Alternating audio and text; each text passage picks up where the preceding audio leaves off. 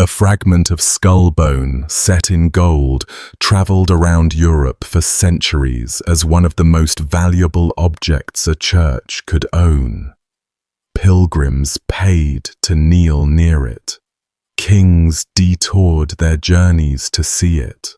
The bone had been cut from the top of a man's head by a sword that swung so hard it snapped against the stone floor underneath, and the man it belonged to had been alive and praying when the blade came down. His name was Thomas Becket, and the reason that piece of him became holy rather than simply discarded is a story that runs through cold cathedral stone, a hair shirt crawling with vermin, and 4 armed men who could not quite decide, even at the last second, whether they meant to do it. We will get to all of that, slowly, because Becket's death deserves the slow version, and he is only the first of 5 today. Quick hello before we go any deeper. Welcome in. Tell me down in the comments where you are listening from. Genuinely, I love seeing how far these videos travel. The little map that builds itself out of usernames and time zones. Settle in. Grab whatever you drink while you listen. This one covers 5 deaths, and I have arranged them not by gore, though there is plenty, but by the strange ways each body kept mattering after the person inside it was gone. Heads sent as gifts, bones gathered up by grieving sisters, a grave with nobody in it. Let's start in Canterbury, in the dark, at the end of December. Thomas Becket was not born to any of this.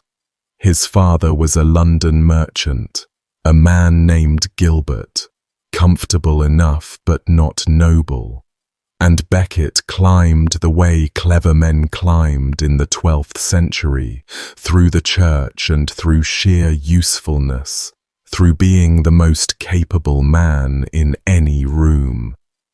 He caught the eye of the Archbishop of Canterbury, was sent to study, was given responsibilities, proved himself, and rose to become Chancellor of England under Henry II, the second most powerful office in the kingdom.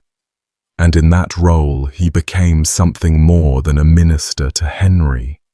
The 2 men were close in a way that went well past politics. They hunted together, they drank together, they argued and joked and rode and feasted together, and Becket as Chancellor lived in a style so lavish it outshone the king's own household, throwing banquets, leading soldiers in the field during Henry's wars, dressing in silks and furs. There is a famous scene where the 2 of them are riding through London in winter, and Henry, seeing a beggar shivering in thin rags, suggests to Becket that it would be a fine charitable act to give the poor man a warm cloak, and then wrestles the expensive fur-lined cloak off Becket's own back, laughing, and hands it to the astonished beggar. That was the texture of the friendship. Rough and intimate and full of play. Henry trusted him without reservation, so when the Archbishopric of Canterbury, the most senior position in the entire English Church, came open in 1162, Henry handed it to his friend, over Becket's own reluctance, fully expecting that he had just installed a loyal ally at the head of the church, a man who would smooth the path for royal power, who would let the king have his way in the long, grinding quarrel between the royal courts and the church courts over who had the right to judge a clergyman accused of a crime. He thought he was placing his own man in the chair. He could not have been more wrong about what would happen next. That expectation died fast. Becket took the Archbishop's office and seemed to become a different man, or perhaps the man he had always meant to be once he had the excuse. He resigned the chancellorship without asking, which already unsettled Henry, who had wanted his man holding both offices at once, the church and the royal administration bundled into one loyal pair of hands. Becket gave the second one back and kept only the one that would let him oppose the king. He started defending the church's privileges with the same stubborn energy he had once spent serving the crown, and the change seems to have felt, to Henry, like a personal betrayal rather than a policy disagreement, because the two things were never really separate between them. The argument hardened around a document called the Constitutions of Clarendon, drawn up in 1164, which tried to pin down royal authority over the clergy in writing. The piece that mattered most concerned what people called criminous clerks, clergymen accused of serious crimes, even murder, who could claim trial in church courts where the worst punishment was usually defrocking rather than death. Henry wanted those men handed over to royal justice, to the rope and the block like anyone else. Becket, after first seeming to bend and accept the constitutions, pulled back and refused them. And the refusal was the thing that turned a quarrel into a war between two stubborn men who had once loved each other. There was a council at Northampton where Becket was hit with crushing financial demands clearly designed to break him, and rather than submit, he fled, crossing in disguise to France and throwing himself on the protection of the French king and the Pope. The exile lasted 6 years, 6 years of letters and threats and failed reconciliations conducted across the Channel, two former friends unable either to make peace or to let each other go. When he finally came back to England in December of 1170, it was not a peace. It was a man returning to a country that no longer had room for him, and he seems to have known it. There had been a meeting in France earlier that year, a supposed reconciliation between him and Henry, but it was a hollow thing that settled none of the real grievances, and both men seemed to have understood it would not hold. Becket crossed the Channel anyway, and the manner of his return reads, in hindsight, like a man walking deliberately towards something he had already accepted. He sent word ahead, settled his affairs, and behaved in several accounts like someone who did not expect to live very long, even speaking openly of his coming death. As he made his way toward Canterbury, crowds of common people came out to line the road and greet him, which can only have sharpened the alarm of his enemies. And almost as soon as his feet touched English soil, before any of the old wounds could begin to close, he confirmed the excommunication of the bishops who had taken part, in his absence, in crowning Henry's eldest son as junior king. That coronation had been Canterbury's ancient and jealously guarded right to perform, and it had been carried out instead by the Archbishop of York and others deliberately as a calculated insult to Becket while he was stuck powerless in France. Excommunication was not a small or symbolic thing. It cut a man off from the sacraments, from the company of other Christians, from any hope of salvation in the eyes of everyone around him, and it could be lifted only by the authority that had imposed it. Becket had just done it and confirmed it against some of the most powerful churchmen in the kingdom, very publicly, within days of landing. The excommunicated bishops did not wait around to plead with him. They sailed straight for Normandy to lay their complaint before the king, and they reached Henry's Christmas court, carrying exactly the sort of grievance most likely to detonate the king's temper, and they delivered it into his ear. The news reached Henry in Normandy during the Christmas court, carried by the excommunicated bishops who had every reason to make it sound as black as possible, and Henry came apart. You have probably heard the version where he cries out, "Who will rid me of this turbulent priest?" And I have to be straight with you about that line, because it is one of the most famous sentences in English history, and Henry almost certainly never said it. The wording we all know is a Polish job, smoothed into that neat shape centuries later in the 1700s.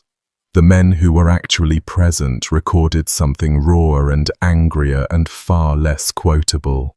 Edward Grimm, the clerk we are going to be leaning on heavily today because he was about to watch the murder happen with his own eyes, set down a version in which Henry rages that he has nourished and promoted in his own household a pack of cowards and traitors, faithless men who would stand by and let their lord be treated with such contempt by a single low-born clerk. There was no clean order in it. No name was spoken, no instruction to kill. It was the venting of a furious, betrayed, exhausted king in front of the armed men who served him, the way powerful men have always vented when they want a thing done, but cannot afford to be heard asking for it. And 4 of the men in that room decided, or chose, to hear a command inside the rage. Whether Henry meant one is a question that has never been settled and never will be. The knights who acted on it would later be able to say truthfully that the king had given no order.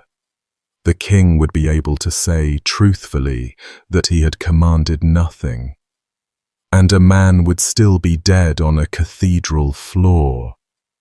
4 of those knights took it as enough. Reginald Fitzurse, Hugh de Morville, William de Tracy, and Richard le Breton. They were not nobodies, not hired thugs, but men of standing, some of them former vassals of Becket himself from his days as Chancellor, which adds a layer of the personal to what they did. They did not ride out together in a dramatic column. They crossed the channel separately, quietly, by different routes, and reconverged at Saltwood Castle in Kent, which belonged to Ranulph de Broc, a man with his own long list of grievances against Becket. There, on the night of the 28th of December, they seem to have planned what they meant to do, or at least what they meant to demand. And from there they rode the short distance to Canterbury the next day, gathering a few more armed men along the way, men of the de Broc household and others, and they arrived in the early afternoon of the 29th. Here is a detail that tells you something about the strange hesitation running underneath the whole day, the sense that even the killers were not quite sure how far they meant to go. They did not storm in with weapons drawn. They left their mail coats and their swords outside, hidden under a mulberry tree in the courtyard, and walked into the Archbishop's hall as men come to talk. Becket was finishing his dinner. They sat down with him on the floor among his clerks and would not return his greeting, and then Fitzurse began to deliver the king's demands, that Becket go to Winchester to answer for himself, that he absolve the excommunicated bishops.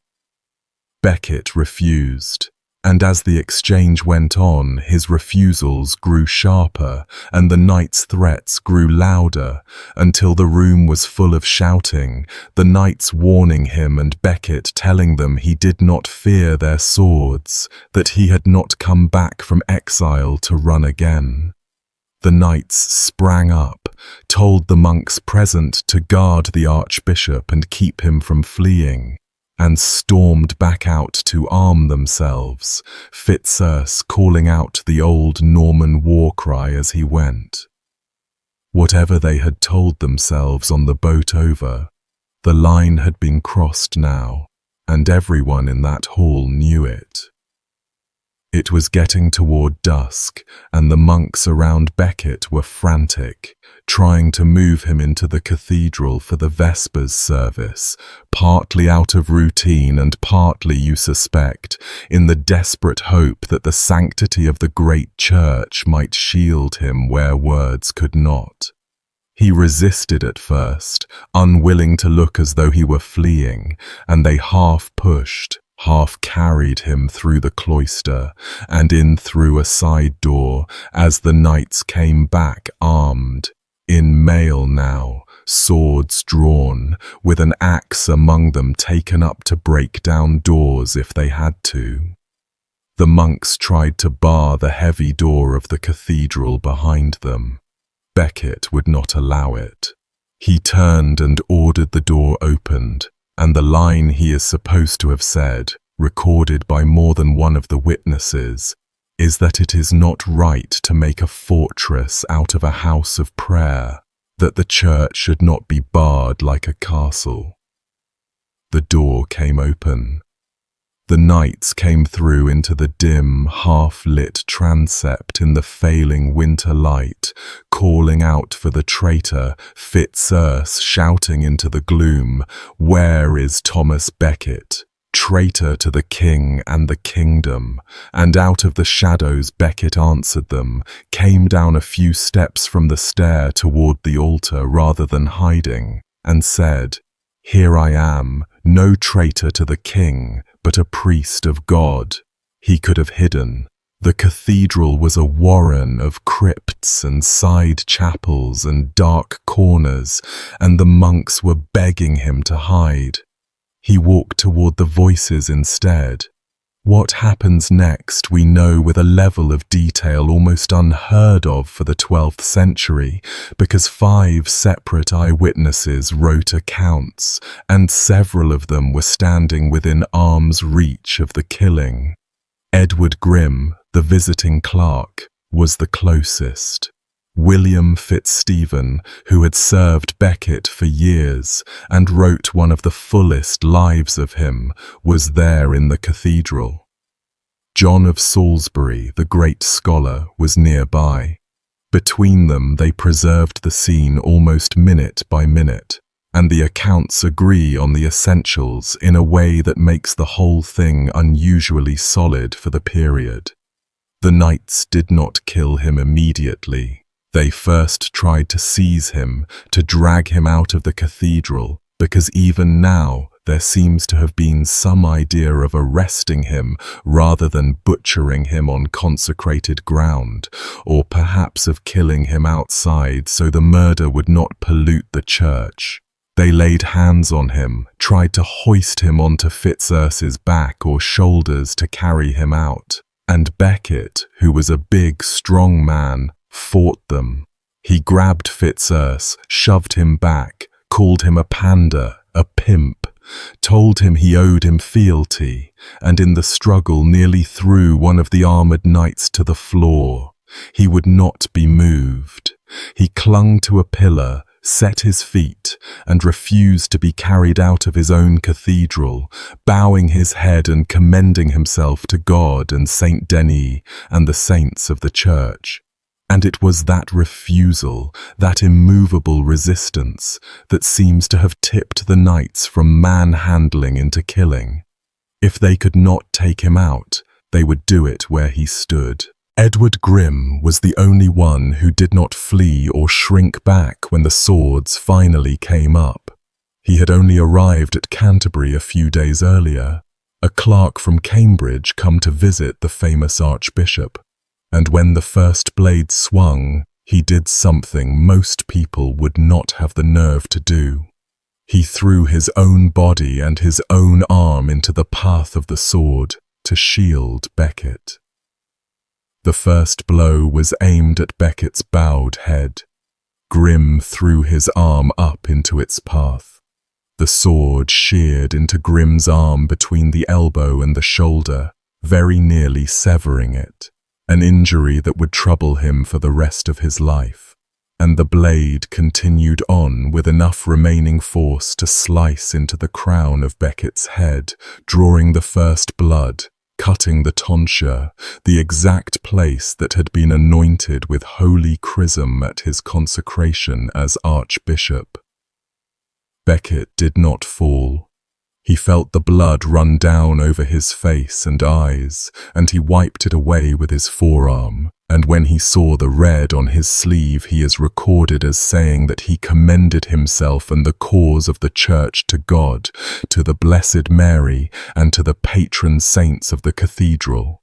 A second blow struck him on the head in the same place, and still he kept his feet, swaying. Then he sank, slowly, deliberately, to his knees and then onto his elbows, folding himself down toward the pavement, composing his body as if for prayer, and as he went down he was heard to murmur that for the name of Jesus and for the protection of the church he was willing to embrace death. He was down now, kneeling and bent forward over the cold stone, no longer resisting, his hands folded, his head bowed and exposed. And the third blow is the one Edward Grimm could not stop describing for the rest of his life, the image that fixed itself behind his eyes.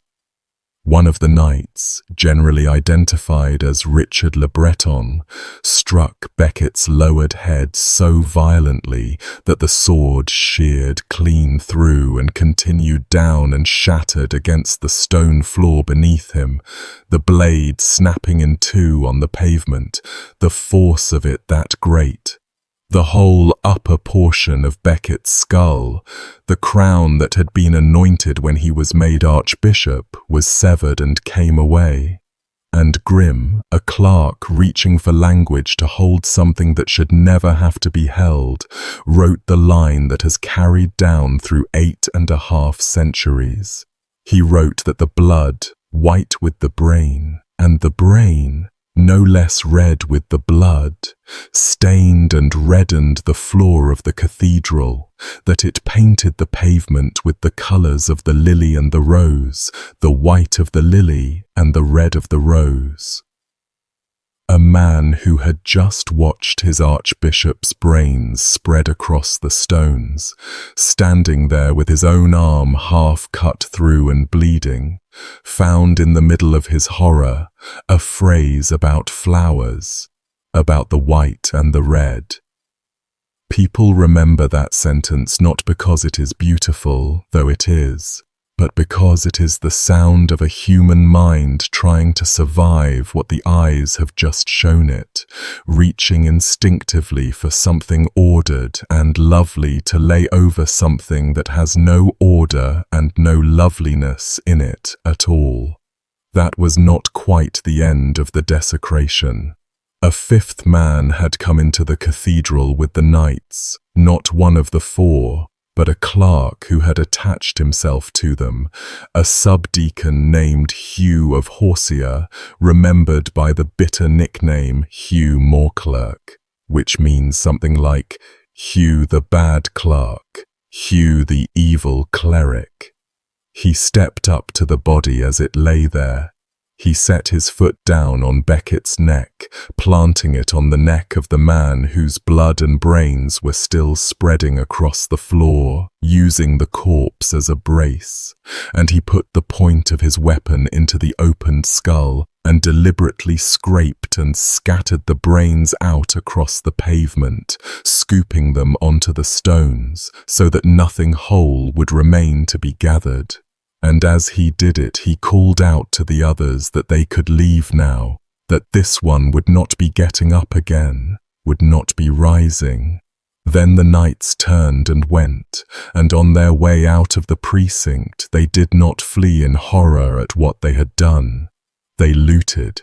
They ransacked the archbishop's palace, seizing horses, gold and silver plate, vestments and Becket's own documents and papers, loading up what they could carry, and then they rode off north into the winter dark, leaving the monks alone in the cathedral with the broken thing on the floor.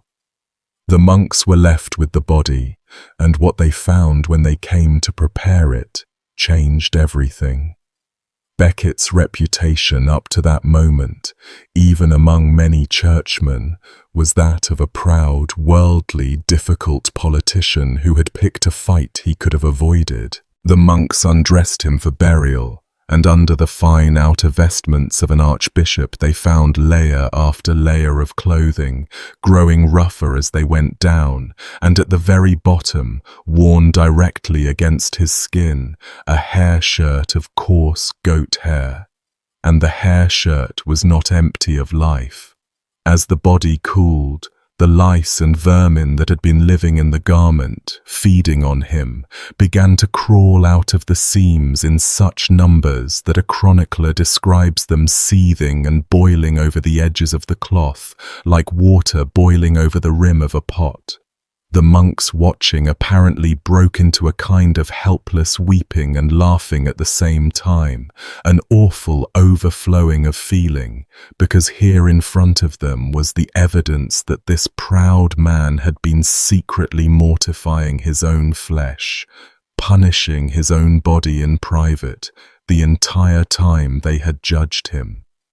One historian put it about as plainly as it can be put, that it was the hair shirt, and not the murder, that truly made the martyr. The blood and brain matter on the floor did not get washed away and forgotten. The faithful soaked it up with cloths. It was gathered into a vessel. Before long it was being diluted with water into something they called the water of St. Thomas, sold to pilgrims as a healing draught, a literal commodity made from a murdered man's blood. The monks buried Becket quickly, the very next day, down in the crypt, partly out of grief and partly out of fear, because there were rumours that the killers might return to drag the body out, to behead it again or hang it on a gibbet or fling it in a bog, the treatment reserved for a traitor's corpse rather than a saint's. The news went out from Canterbury and moved across Europe faster than almost any news of that century, and the reaction was something close to universal horror. An archbishop, the highest churchman in England, cut down inside his own cathedral on the steps near the altar during the days of Christmas by knights of the king's own household.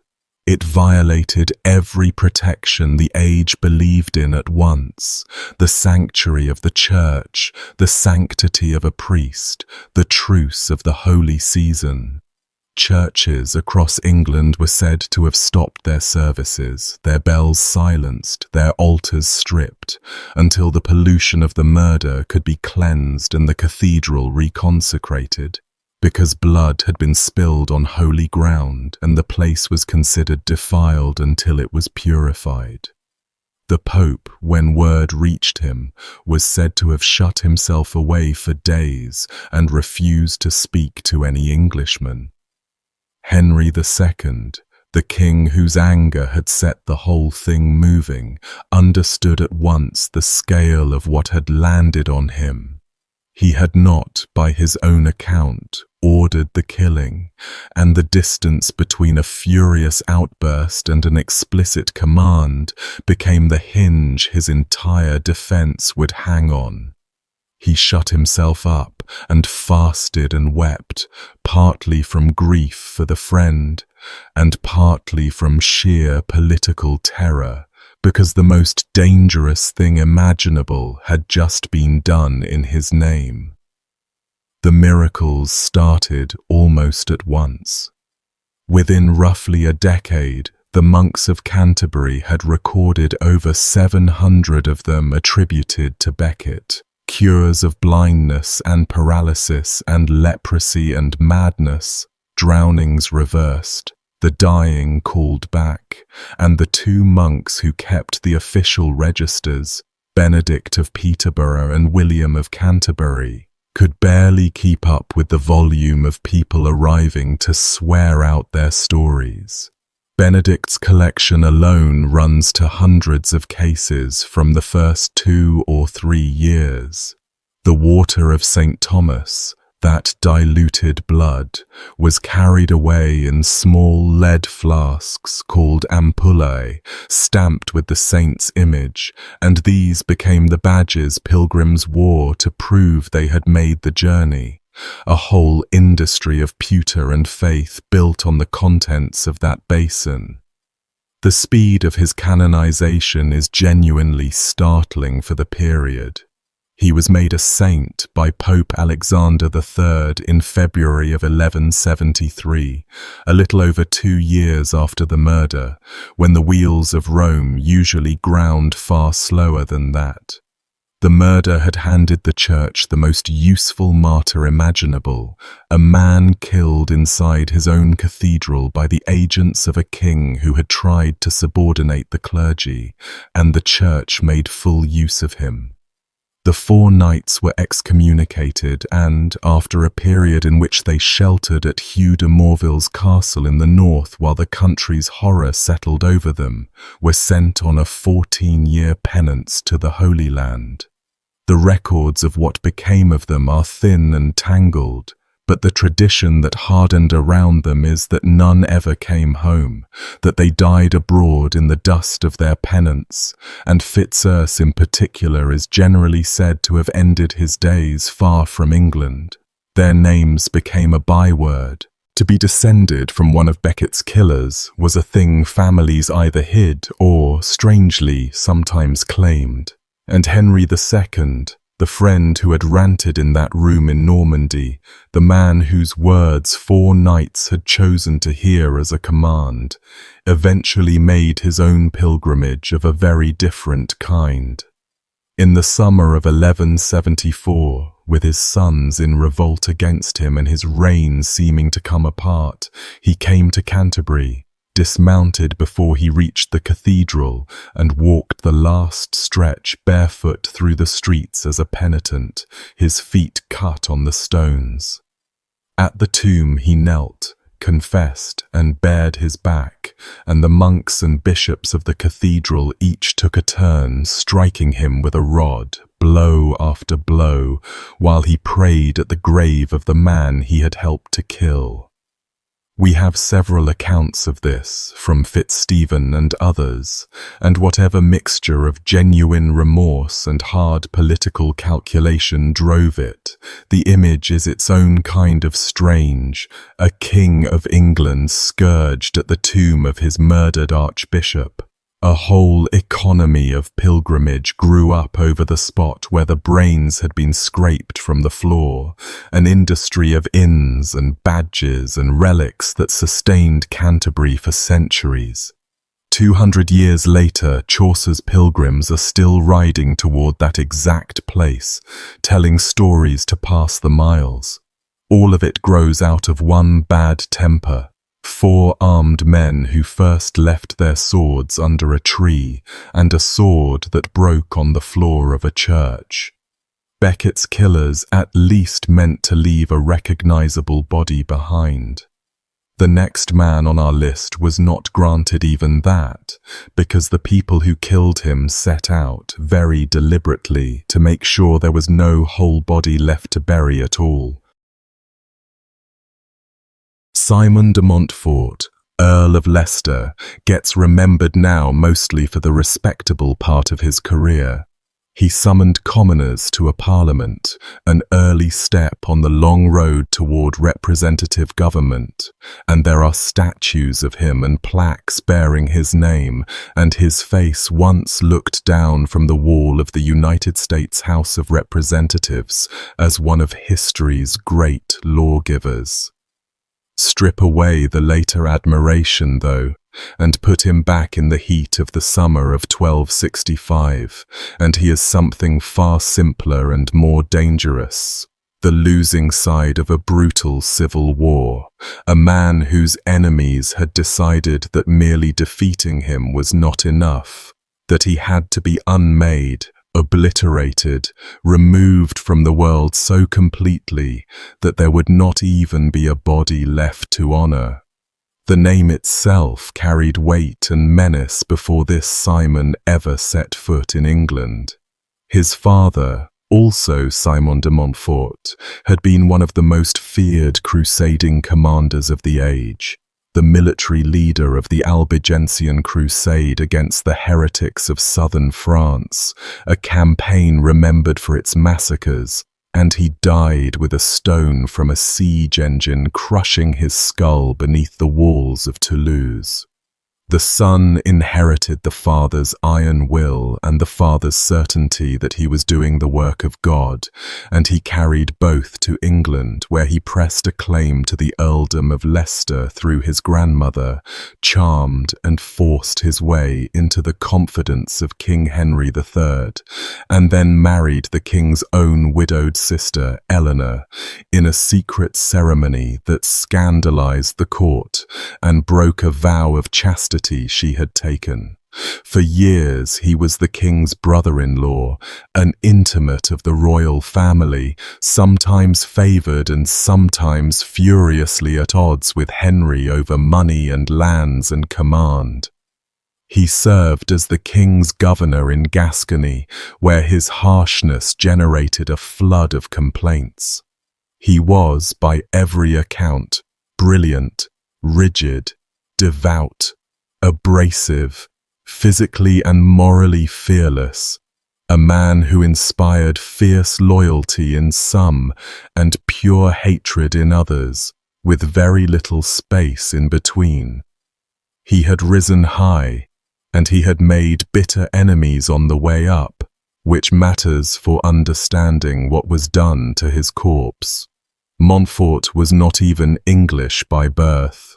He was French, a younger son of a famous and ferocious crusading father, and he had come to England to claim the earldom of Leicester through his grandmother, charming and clawing his way into the inner circle of Henry III, even marrying the king's own sister Eleanor in a match that scandalized the court. For years he was the king's brother-in-law and sometime favorite, and then, as Henry's misrule and favoritism toward foreign relatives curdled the barons against him, Montfort became the hard, uncompromising leader of the opposition, a man with a reputation for rigid principle, fierce temper, and a conviction that he was carrying out God's will. The men who came to hate him, Prince Edward chief among them, did not hate him as a stranger. They hated him as a former intimate who had humiliated the crown, beaten the royal family in battle, and held the king and the heir as prisoners. That kind of hatred, the hatred for someone who was once inside the family, is the kind that does not stop at killing. At the Battle of Lewes in May of 1264, Montfort, outnumbered, won an extraordinary victory through a surprise dawn march and a disciplined attack, breaking the royal army and capturing King Henry III in open battle, along with the king's brother Richard, the king of the Romans, who was famously dragged out of a windmill where he had taken refuge and mocked in a popular song for it. And, most valuable of all, the king's son and heir, Prince Edward, a tall, hard, physically imposing young man who would one day become Edward I, the king they would call the Hammer of the Scots and the Conqueror of Wales. With the king and the heir both held in his custody, Montfort effectively ruled England for more than a year through a governing council, the captured royals serving as his living guarantee against a royalist resurgence, the king reduced to a figurehead signing whatever was put in front of him. It was the high water mark of his life, an English baron holding the crown itself in his hand. But holding a prince hostage is a fragile and temporary kind of power. Princes are clever, dangerous, and surrounded at all hours by men working day and night to free them, and in the spring of 1265 Edward escaped.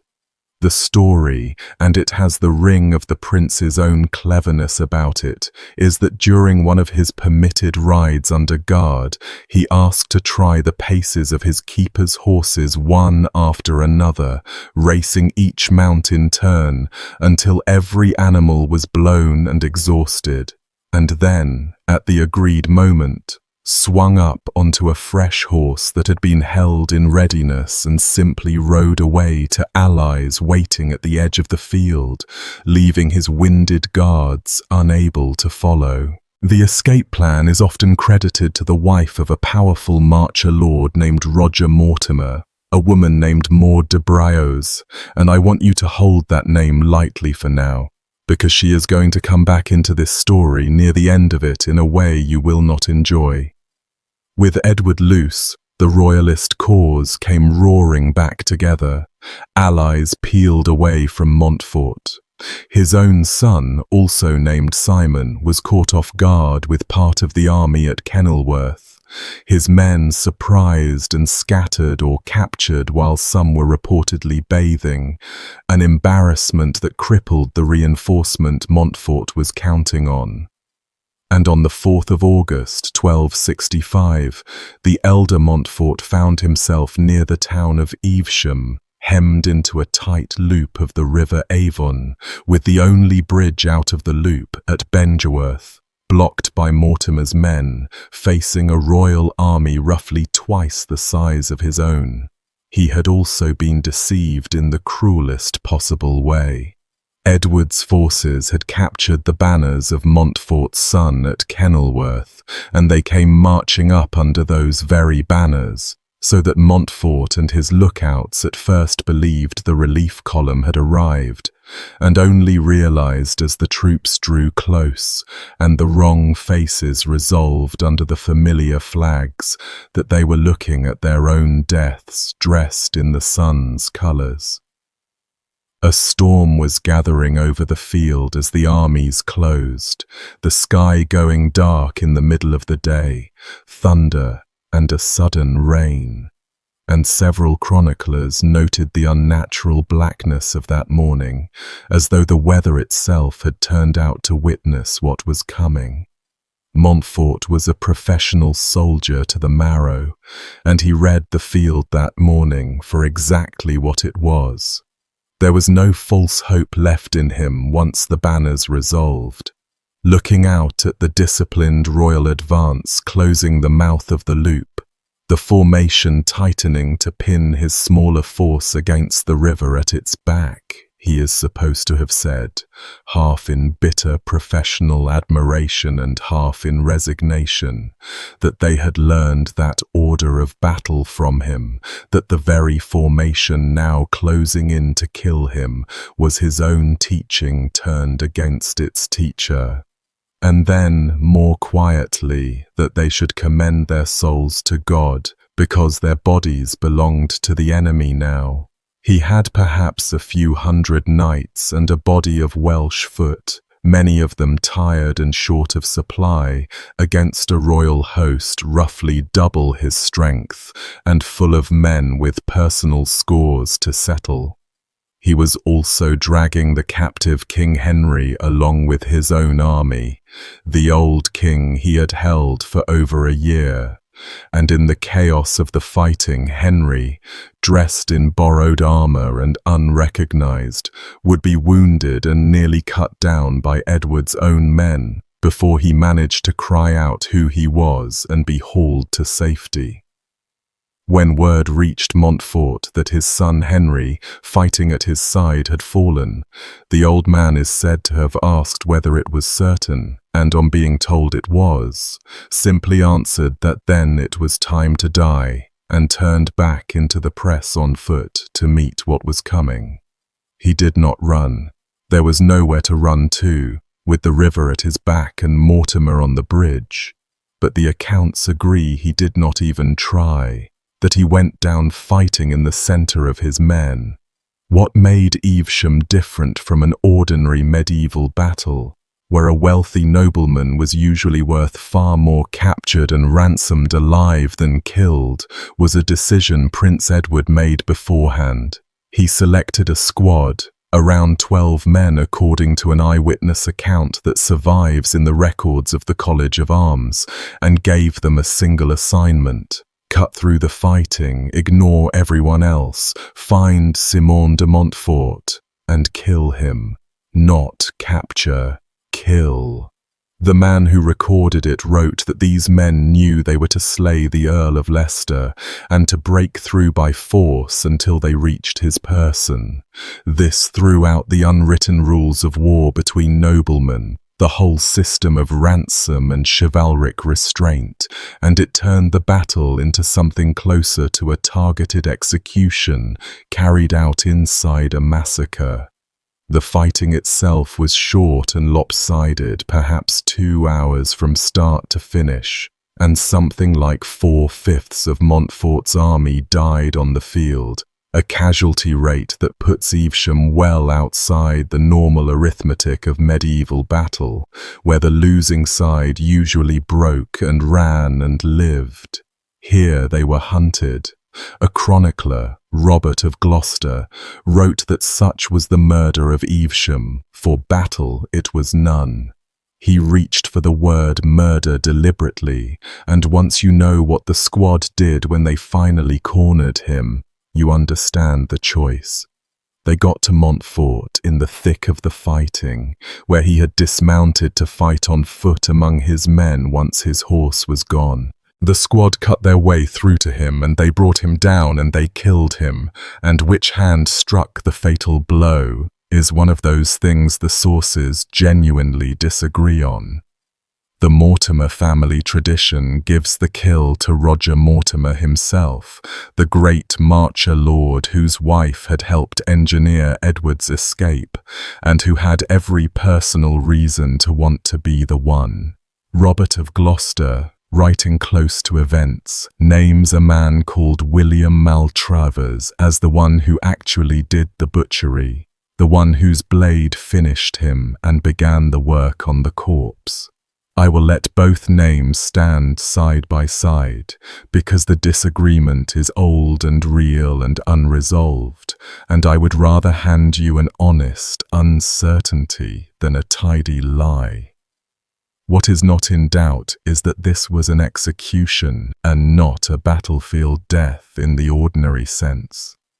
A man of Montfort's rank in normal medieval warfare was supposed to be taken alive, his armor and his person worth an enormous ransom, and a knight who killed a downed and capturable nobleman where he could have been spared was committing something close to a crime against the rules of his own class. Edward had set those rules aside on purpose. The squad knew their orders. There would be no ransom and no mercy and no captivity, only the killing, and then the part that came after, which was the real reason for the whole exercise. And so the squad did the thing they had truly been sent to do, the thing that turned a death into a statement. They went to work on the corpse where it lay. They cut off his head. They cut off both his hands. They cut off both his feet. And they cut off his testicles. And they took those and draped them across his dead face, hanging one on either side of his nose. None of this is a rumor pulled from some lurid later legend invented to blacken his enemies. It sits in the London Civic Chronicle, compiled by a man named Arnold Fitzthedmar within months of the event, reported back to the mayor and the sheriffs of the City of London, set down almost in the dry register of municipal business as a fact that everyone knew. The head severed from the body, the testicles cut away and hung on either side of the nose, and in that condition, the mutilated, castrated head was packed up and sent across the country as a trophy, a gift to a specific person, to Maud, the wife of Roger Mortimer at Wigmore Castle.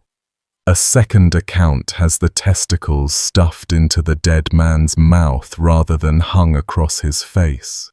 The difference between the two versions hardly matters. The intent behind either is identical, and it is not an intent that requires much explaining. The deliberate unmanning and degradation of a great and feared enemy, the reduction of a man who had ruled England to a piece of obscene wreckage to be laughed over at someone else's table. According to the account attached to Maud Mortimer, when this grim package arrived at Wigmore Castle, she did not recoil from it. She had the head brought into the great hall and set up where everyone gathered could see it, displayed during a feast held that very night to celebrate the victory, the head still mounted on the lance point it had been carried in on. A severed, castrated head presiding over the high table at a victory dinner, the centerpiece of the celebration.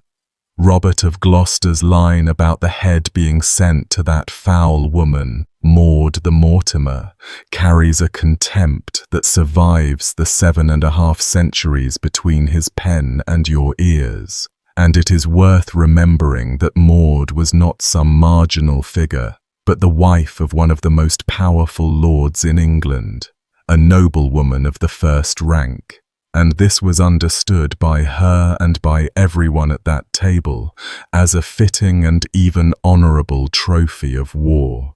That is the distance between their world and ours, that the mutilated head of a defeated enemy could be a centerpiece, a gift between great families, a thing to toast over. The rest of him went out across the country in pieces, scattered like cuttings handed out from a garden. This was a known and deliberate practice along the Welsh marches, the violent borderland between England and Wales, where displaying the dismembered pieces of a defeated enemy functioned as a kind of grim currency between lords, a way of broadcasting victory and binding allies together in shared triumph, what one modern historian has called a culture of dark trophies. One of Montfort's hands was sent from one marcher lord to another. A foot was sent onward to Llywelyn, the Prince of Wales, with whom Montfort had been allied, the gift carrying its own pointed message about what became of the prince's friends. The monks of Evesham kept a hand of their own quietly as a relic. One of Montfort's own surviving followers took a foot away with him and treated it from then on as something holy, an object of veneration. And his son, the younger Simon, who had been racing south to reach the battle, arrived too late to do anything but see his father's head raised on a pike against the dark storm sky. That was the last sight he had of his father, and he carried it into a long, embittered exile in Italy, where years later he and his brother would murder their cousin, Henry of Almaine, in a church in Viterbo, in revenge for Evesham, hacking him down at the altar in front of horrified witnesses. The mutilation at Evesham did not end at Evesham. It went on breeding violence for years, down through the next generation, one severed family answering another. What little remained of the body, the trunk and whatever the squad had not carried off was gathered up by the canons of Evesham Abbey and buried in front of the high altar. Almost immediately, ordinary people began coming to the grave to pray, treating the murdered earl as a saint and the ground itself as holy. This irritated King Henry III enormously, this stubborn popular devotion to the man who had imprisoned him and beaten his armies. He declared that a man who had risen against his anointed king deserved no sacred resting place, and the remains were moved somewhere quieter and more hidden, probably the crypt, specifically to break up the gathering cult before it could harden into something the crown could not control. it did not entirely work. A book of miracles accumulated around Montfort's name, somewhere near 200 entries, cures and visions and rescues credited to the dead Earl, and the cult had a surprisingly long and stubborn reach, drifting up into the north of England and across the Scottish border through the chronicle traditions of certain monasteries, kept alive by men who had reason to remember a baron who had stood against a king. He was never officially made a saint. The Church could not and would not canonize a man whose defining act was armed rebellion against a crowned and anointed king, and the political winds were entirely against it. But the people who had no stake in that calculation made him one anyway, in their own way, at a grave the king kept trying to empty of meaning. A man chopped into pieces and mailed across England as gifts to the wives of his enemies, turned by the poor and the powerless into a figure they knelt down and prayed to. From a body scattered deliberately across a whole country, we moved to a death where the cruelty was gathered up instead and concentrated into a single hill on a single freezing March morning, where the man dying could lift his eyes and look down the slope at the castle he had loved most in all the world, and where the whole point of the thing was not to hide the killing in the chaos of a battle, but to stage it slowly, in public, with an audience. Both men, Montfort and the one we are turning to now, ended as traitors in the eyes of a king. But Montfort died fighting, sword in hand, and learned only afterward what would be done to his body. This next man was given a long, cold, conscious walk toward his own end, with time to feel every step of it. The next two deaths belong together, and I want to take them as a pair, because they happened within a year of each other, under the same king, and the two men involved stood on opposite sides of the very same battle. One of them won that battle, one of them lost it, and both of them ended up executed as traitors anyway by the same king, and that pairing tells you almost everything about the dangers of serving Edward II of England. Edward is one of the great failures to wear the English crown, a man who inherited a strong and feared kingdom from his ferocious father, Edward I, the Hammer of the Scots, the same prince who had ordered Simon de Montfort cut to pieces at Evesham 2 generations before, and who proceeded to lose nearly all of it through favouritism, incompetence in war, and an apparently total inability to manage the great men around him. He raised up favourites and lavished them with titles and wealth past all sense, first Piers Gaveston and then the Despensers, and let those favourites bleed the nobility and the crown alike, and he lost a catastrophic battle to the Scots at Bannockburn that broke English power in the north for a generation. The two men whose deaths we are about to follow, Thomas of Lancaster and Andrew Harclay, were as different from each other as two noblemen could be, one the richest prince of the blood in the realm, and the other a self-made soldier from the border, and the one thing they shared in the end was Edward.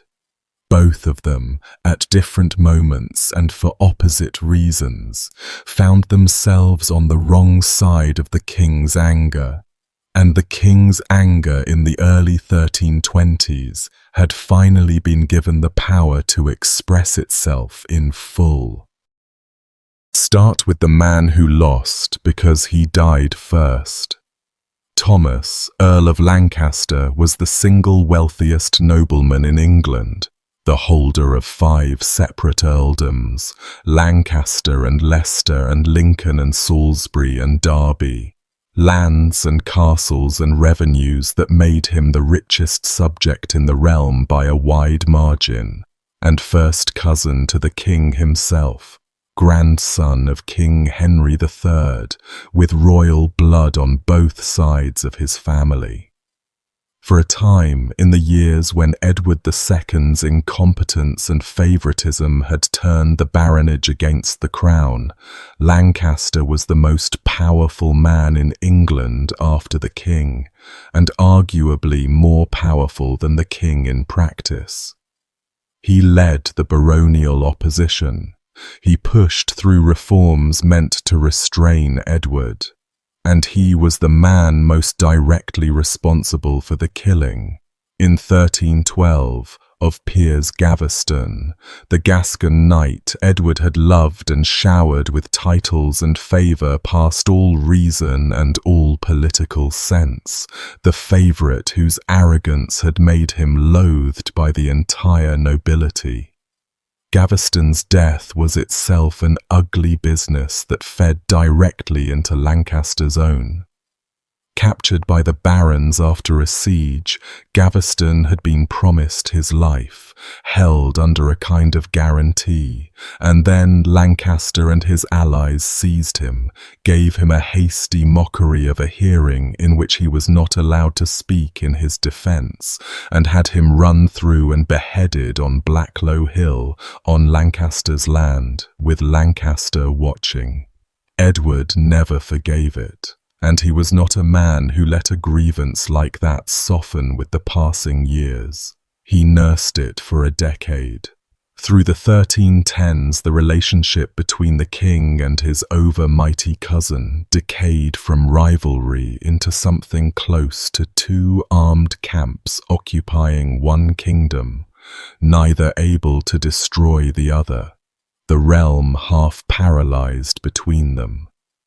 By the early 1320s, the rise of new royal favourites, the Despensers, father and son, grasping and rapacious in the way Gaveston had been but far more dangerous, pushed the kingdom finally into open civil war, and Lancaster, this time, was on the losing end of it.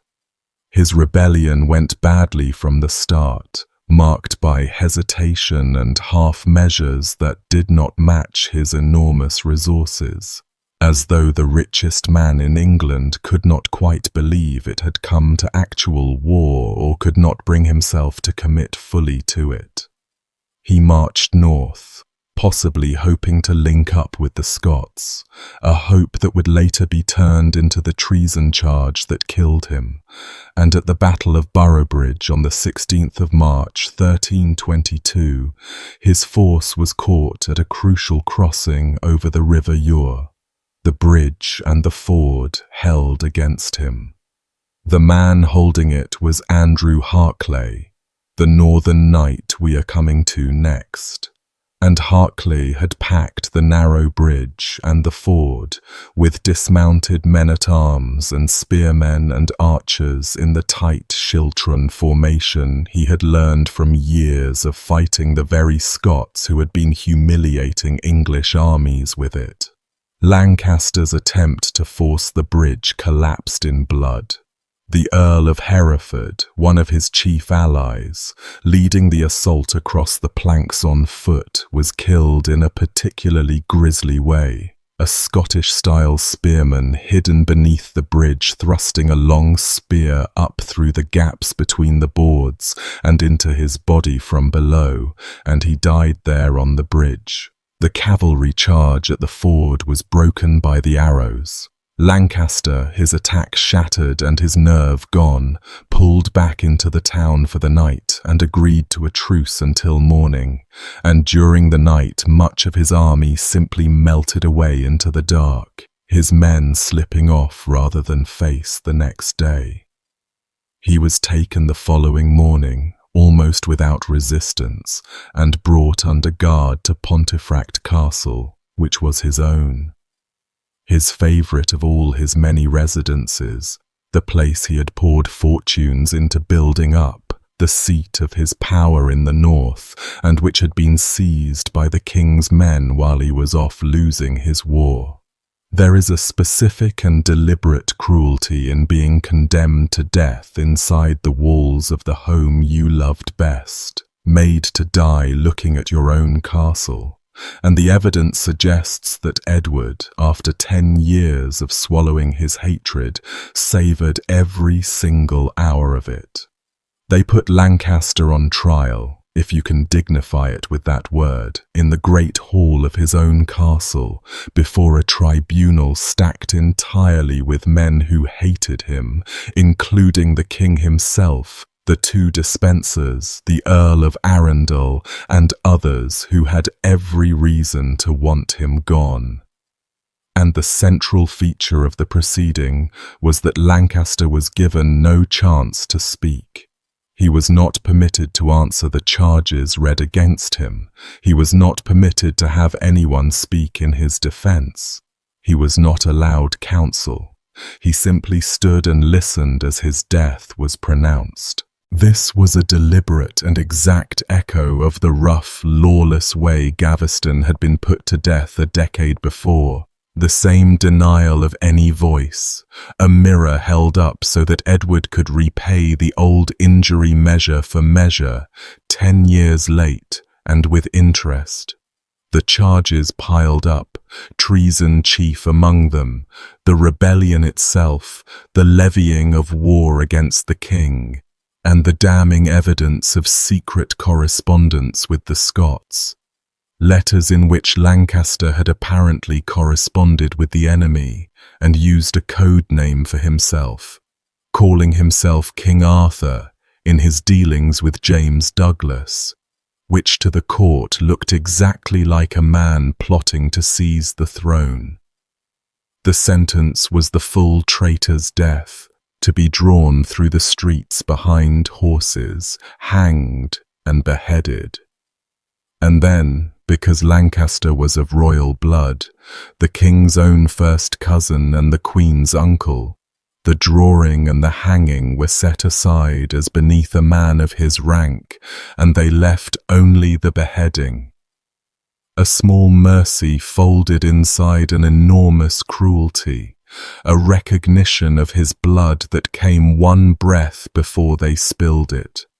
The brute chronicle gives us the day in real, miserable detail, and it is built entirely out of humiliations stacked one on top of another. When Lancaster heard the sentence pronounced in his own hall, he wept and cried out, "Alas, St. Thomas, fair father, shall I die in this way?" The cry of a man who had spent his life as the second most powerful person in the kingdom, suddenly facing the block like a common felon. They set on his head a worn and ragged hood, and the chronicle is precise about this small cruelty, an old torn thing not worth a halfpenny, jammed onto the head of a man who had worn coronets, a deliberate and pointed mockery of a great lord's dignity.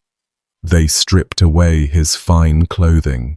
They put him on a thin, sorry grey mount, by some accounts barely more than a mule, with no proper saddle and a worn old bridle, the meanest animal they could find, so that the wealthiest man in England would ride to his death looking like a beggar dragged from a ditch. And as they led him out through the gates of his own castle toward the place of execution, a crowd had gathered along the route, made up partly of people who had suffered under his power and partly of those who simply turned out for the spectacle, and the crowd threw snowballs at him, pelted him with snow and filth and mud as he passed. The richest man in England, the king's own first cousin, jeered and pelted with snow as he was paraded through the cold toward the block. He bore it, and he kept praying aloud as he went, lifting his bound hands toward heaven, saying that the King of Heaven should grant them mercy, because the earthly king had forsaken them. They led him up a small hill just outside the town, a low rise from which, If he lifted his eyes, he could look back and down and see Pontefract Castle itself, his own castle, the home he had loved best of all his many properties, sitting there in the snow while he knelt outside its walls waiting to die, and they made him kneel facing north towards Scotland. This was the final calculated insult, a piece of cold political theatre, forcing his own body to point toward the Scottish enemy he had been condemned for conspiring with, so that even the direction he faced in his last moment would stand as testimony to the charge against him. By some accounts, he asked to be allowed to face east, toward Jerusalem and the holy places, as a Christian was supposed to die, and was refused and turned forcibly back to the north. He stretched out his neck over the makeshift block, and then the execution itself went wrong. The man with the blade, whether from nerves or lack of skill or the simple brute difficulty of the act, swung and did not do the job. The first stroke failed to take the head. By the accounts that survive, it took 2 strokes, and some sources say 3, to sever the head of Thomas of Lancaster. Sit for just a moment with the plain physical reality of that, and then let it go, because it does not improve with familiarity, and it is not there for entertainment. A kneeling man in the snow, already wept out and humiliated and pelted with filth, and an executioner hacking at his neck more than once to finish what a single clean stroke should have ended. That was how the wealthiest nobleman in England, the king's cousin and the queen's uncle, left the world on a cold hill above the castle he loved, facing a country that was not even his own. His body was taken in by the monks of the Cluniac Priory at Pontefract and buried near the altar. And then, against every wish King Edward had, the thing the king most wanted to prevent happened anyway, and happened fast. Ordinary people began treating Thomas of Lancaster as a saint and a martyr almost before the snow on that hill had melted. Miracles were reported at his tomb within weeks. Crowds came to pray, so many that the king tried to post guards to keep pilgrims away from the grave and tried to have the cult suppressed from the pulpit, and none of it held. A painted tablet of Lancaster was set up in St. Paul's in London and became a site of devotion until the king ordered it removed. His hat and his belt were borrowed and passed around as holy relics. The hat laid on the heads of people suffering from headaches and madness, the belt wrapped around women in the agony of childbirth to bring them safely through. And these objects were still being used that way, still treated as instruments of healing, right up until the Reformation tore the whole practice down 2 centuries later. The irony that Edward could not seem to escape was that the more brutally he had erased his cousin, the more powerfully the dead man's legend grew. After Edward II was himself deposed and then killed in 1327, almost certainly murdered, Parliament formally reversed Lancaster's conviction, restored his family's honour, and his brother Henry took up a petition to have him made a saint in earnest, a campaign that drifted on for years without ever quite succeeding.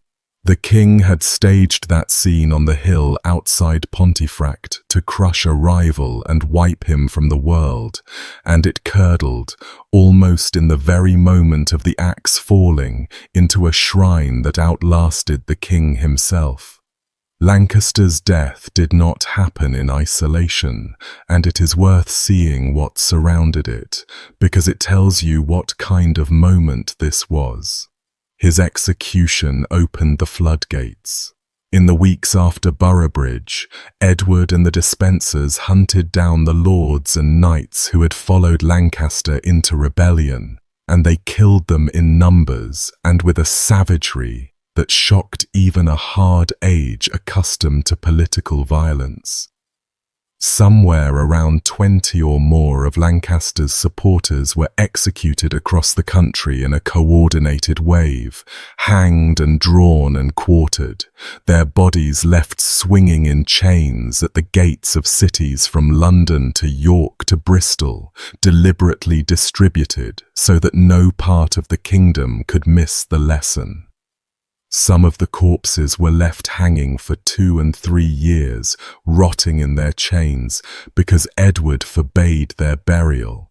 For a king who had spent a decade as the weaker man, humiliated and cornered by his own barons, 1322 was the year he finally had the power to answer all of it at once, and he answered it in bodies. Lancaster was simply the largest and most spectacular of them, the cousin at the top of the pile.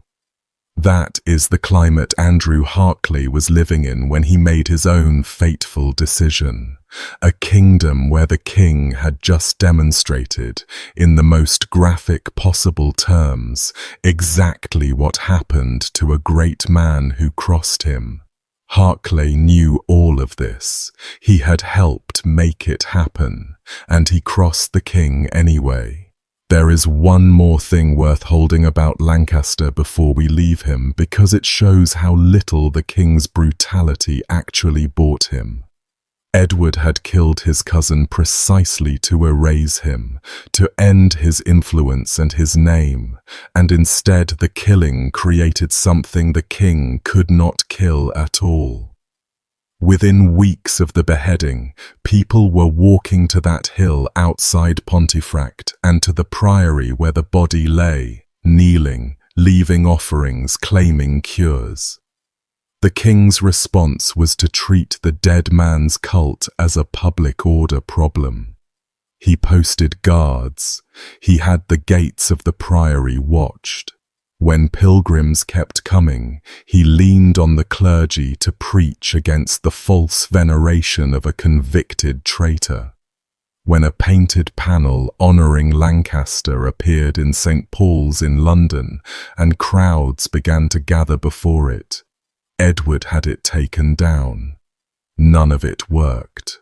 The harder the crown pressed, the more the dead earl looked like a martyr to the very people the dispensers were busy robbing and crushing, and Lancaster, who in life had been a difficult, grasping, often ineffective man, whom plenty of his contemporaries disliked, became in death a symbol of resistance to a hated regime, his memory polished into sainthood by the simple contrast with the men who had killed him. The crown got its execution. It did not get the silence it wanted, and within 5 years the regime that staged the killing was itself swept away, and the dead man's conviction wiped from the record.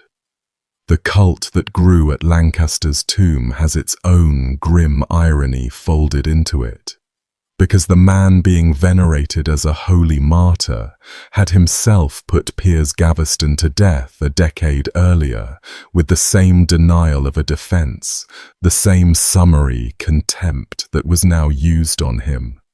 The people praying at Pontefract were not weighing that. To them, he was simply the great lord who had stood against a hated king and the grasping dispensers, and who had been humiliated and hacked apart on a hill for it, and that was enough to make him a saint in the popular imagination. The miracles kept being reported, the pilgrims kept coming. The relics kept passing from hand to hand, and the harder Edward pressed down on the memory of the cousin he had killed, the more that memory swelled and spread, until Lancaster's tomb was one of the busiest unofficial shrines in England.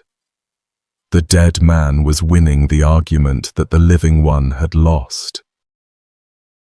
The man who had actually beaten Lancaster at Boroughbridge, the winner of that battle, was a hard, capable knight from the far north of England named Andrew Harclay. And the reward he received for that victory, less than a single year later, was a death so much worse than the one Lancaster suffered that it almost reads as the universe trying to balance some terrible ledger. Harclay was not born into the high nobility. He was a Cumberland man, a knight of the violent Anglo-Scottish border, the son of a local landholder, and he had made his name doing the brutal, unglamorous, unending work of holding England's northern frontier against the raids of Robert the Bruce. For years he defended the city of Carlisle, holding it through a major Scottish siege in 1315, when Bruce himself brought up siege engines and assault towers, and Harclay's garrison threw them back through rain and mud, holding the line while the kings and earls of the comfortable south barely seemed to register that the entire north of England was being burned and bled and carried off into Scotland year after year. He knew the border the way only a man who had fought across it his whole life could know it. He had been captured by the Scots once and had to be ransomed. He understood the war in his body. Boroughbridge was the peak of his career, the day all that hard frontier experience paid off. He had stopped Lancaster's rebellion almost single-handedly, deploying his men in the Shiltron formation he had learned from years of fighting the Scots, packing the bridge over the Ure with spears so that Lancaster's cavalry could not force it. And King Edward, delighted to have his great enemy delivered to him, raised Harclay on the spot, creating him Earl of Carlisle and girding him with the sword of the earldom with the king's own hands, lifting a border knight into the highest rank of the nobility in a single ceremony. So understand exactly what Harclay was at the start of 1322. A self-made soldier the king had personally honoured, decorated and elevated, a man trusted with the defence of the entire northern march, raised higher than his birth had any right to carry him, all of it given by Edward's own hand. The making of him had come years earlier and at real cost. When Robert the Bruce brought the full weight of a Scottish army against Carlisle in the summer of 1315, fresh from his triumph at Bannockburn the year before, it was Harclay who held the city. For more than a week, the Scots threw everything they had at the walls, scaling ladders, a great wooden belfry tower rolled toward the defences, sows and engines to undermine the gates, and a constant rain of stones from siege machines, all of it through foul, wet weather that turned the ground to a mire and bogged the heavy engines down. Harclay's garrison met every assault and threw the attackers back off the walls until Bruce gave it up and withdrew, and the defence of Carlisle made Harclay's name across England as one of the few men who could actually beat the Scots at something. He had also tasted the other side of the border war. Some years before, he had been captured by the Scots in a raid and held until a heavy ransom could be raised to free him, so he knew in his own body what it was to be on the losing end of this conflict, knew the fear and the cost and the helplessness of it. He had spent his adult life inside the war that the Southern Court treated as a distant nuisance.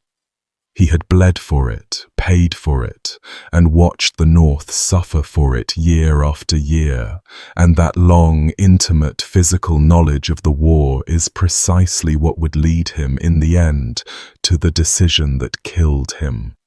But Harclay had spent his whole life fighting the Scots up close enough to understand something the king in the soft and distant south did not want to hear and would not accept. The war could not be won.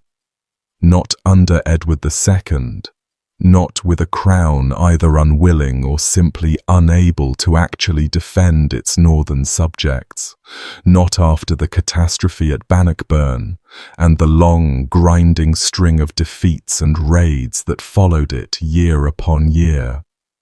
The people of the north were being destroyed, their fields and villages burned, their cattle driven off into Scotland, their families killed or carried away to be ransomed, whole districts paying protection money, what they called tribute, to the Scots simply to be left unburned for a single season, and the king in the south did nothing that helped.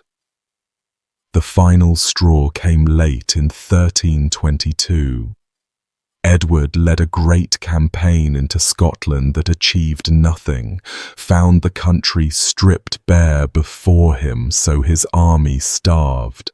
And then on the retreat, the king was very nearly captured at Old Byland in Yorkshire, the Scots falling on his position so suddenly that Edward had to abandon his own baggage and treasure and flee in undignified haste, leaving the north more exposed and more humiliated than ever. For Harclay, watching all of this as the man responsible for the border, something seems finally to have broken.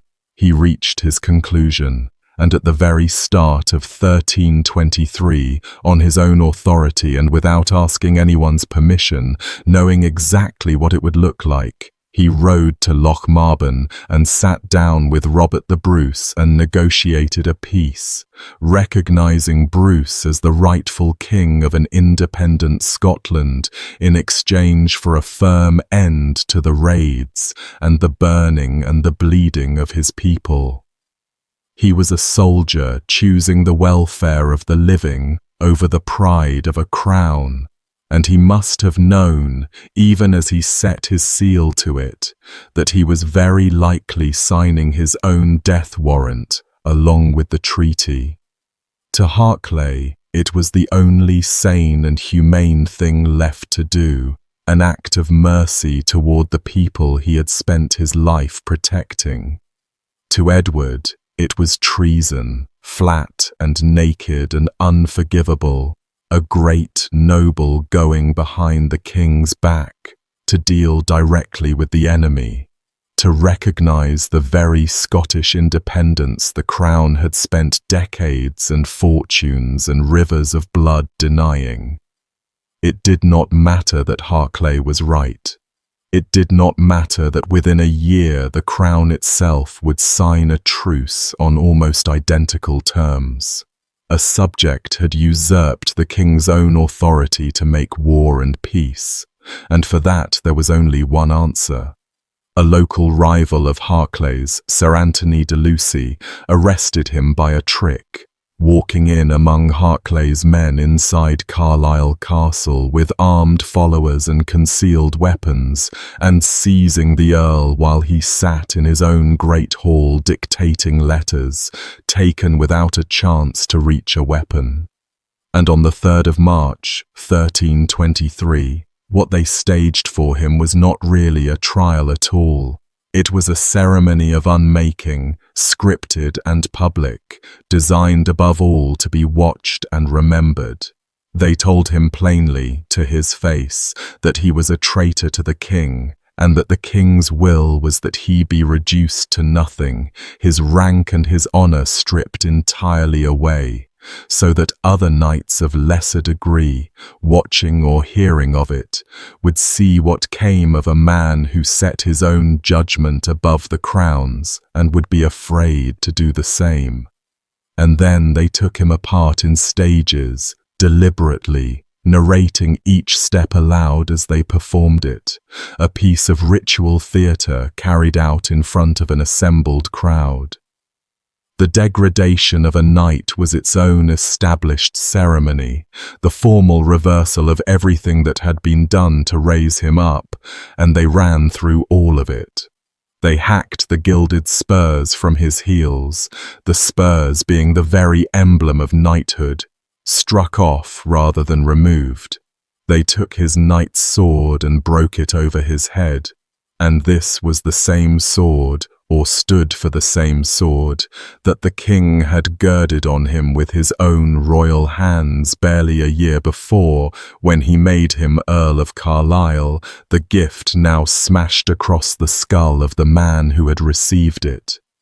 They stripped him of his furred mantle, his hood, his furred coats, his fine belt, pulling away the garments of his rank layer by layer until he stood there as nothing. And as the last of it came off, one of them spoke the line that formally ended his standing as a man of any rank at all, that now he was no knight, but a knave, a nobody, a common criminal. They unmade the earldom on his living body, undid the king's own act of creation piece by piece, before they ever began on the body itself. He stood through all of it, by the chronicle accounts, without breaking.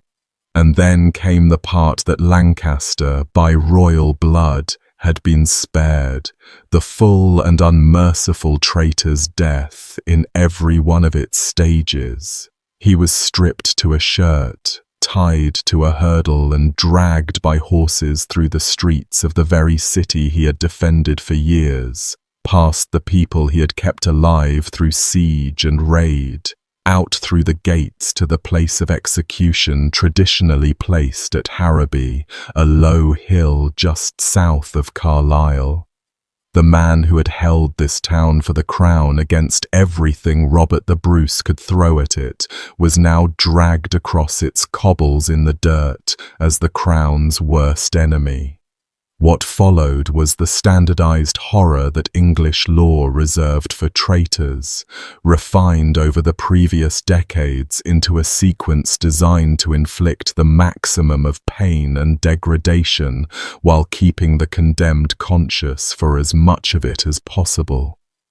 The Lanercost Chronicle, written not far from where these events happened and broadly sympathetic to the northern man, dwells on his composure at the sentence, and it is genuinely hard to take in.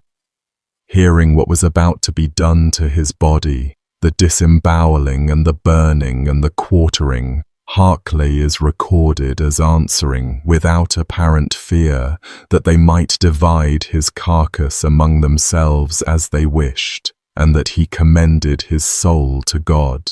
He lifted his eyes upward and clasped his hands, the chronicle says, as a man at prayer rather than a man about to be torn apart. There is no record of him begging, no record of him recanting or pleading the rightness of his treaty, though he must have believed in it to the end. He was hanged by the neck, and then, while the life was still in him and before the rope could finish the work, he was cut down. He was stretched out and his belly opened and his bowels and entrails drawn out of his living body, the guts regarded in the gruesome theology of the punishment as the seat of the treasonous thoughts that had betrayed his king, the same logic that had been applied to William Wallace not 20 years before. And those entrails were burned to ash in a fire kindled in front of him, while he could still, for whatever few moments remained, see and feel it being done.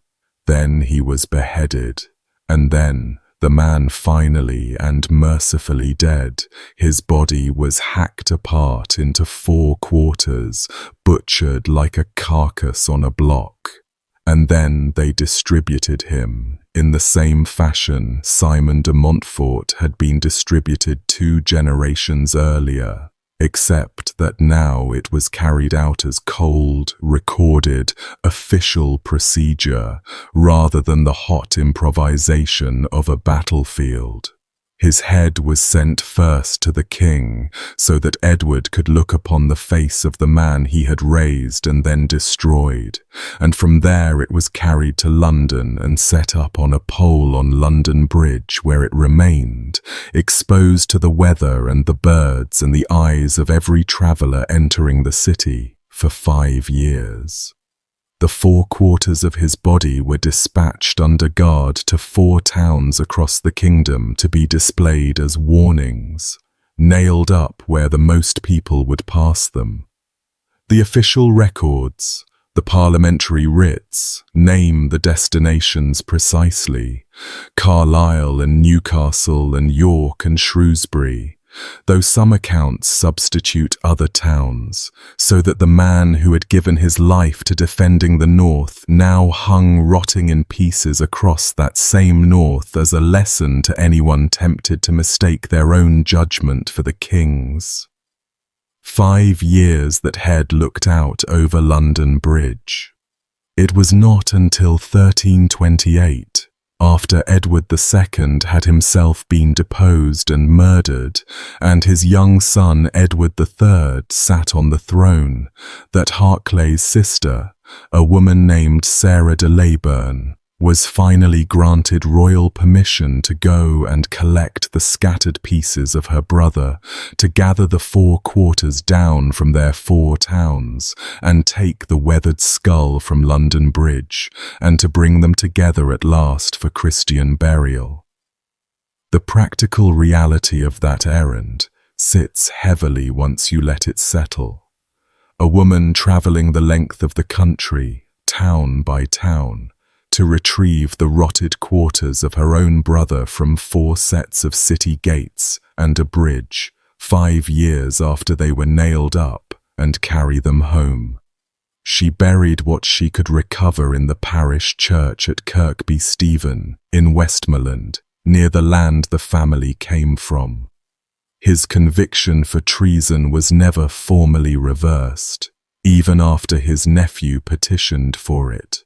He had been right about the war, as the next few years would prove beyond any argument when the Crown made its own peace with the Scots, and being right saved him from absolutely none of it.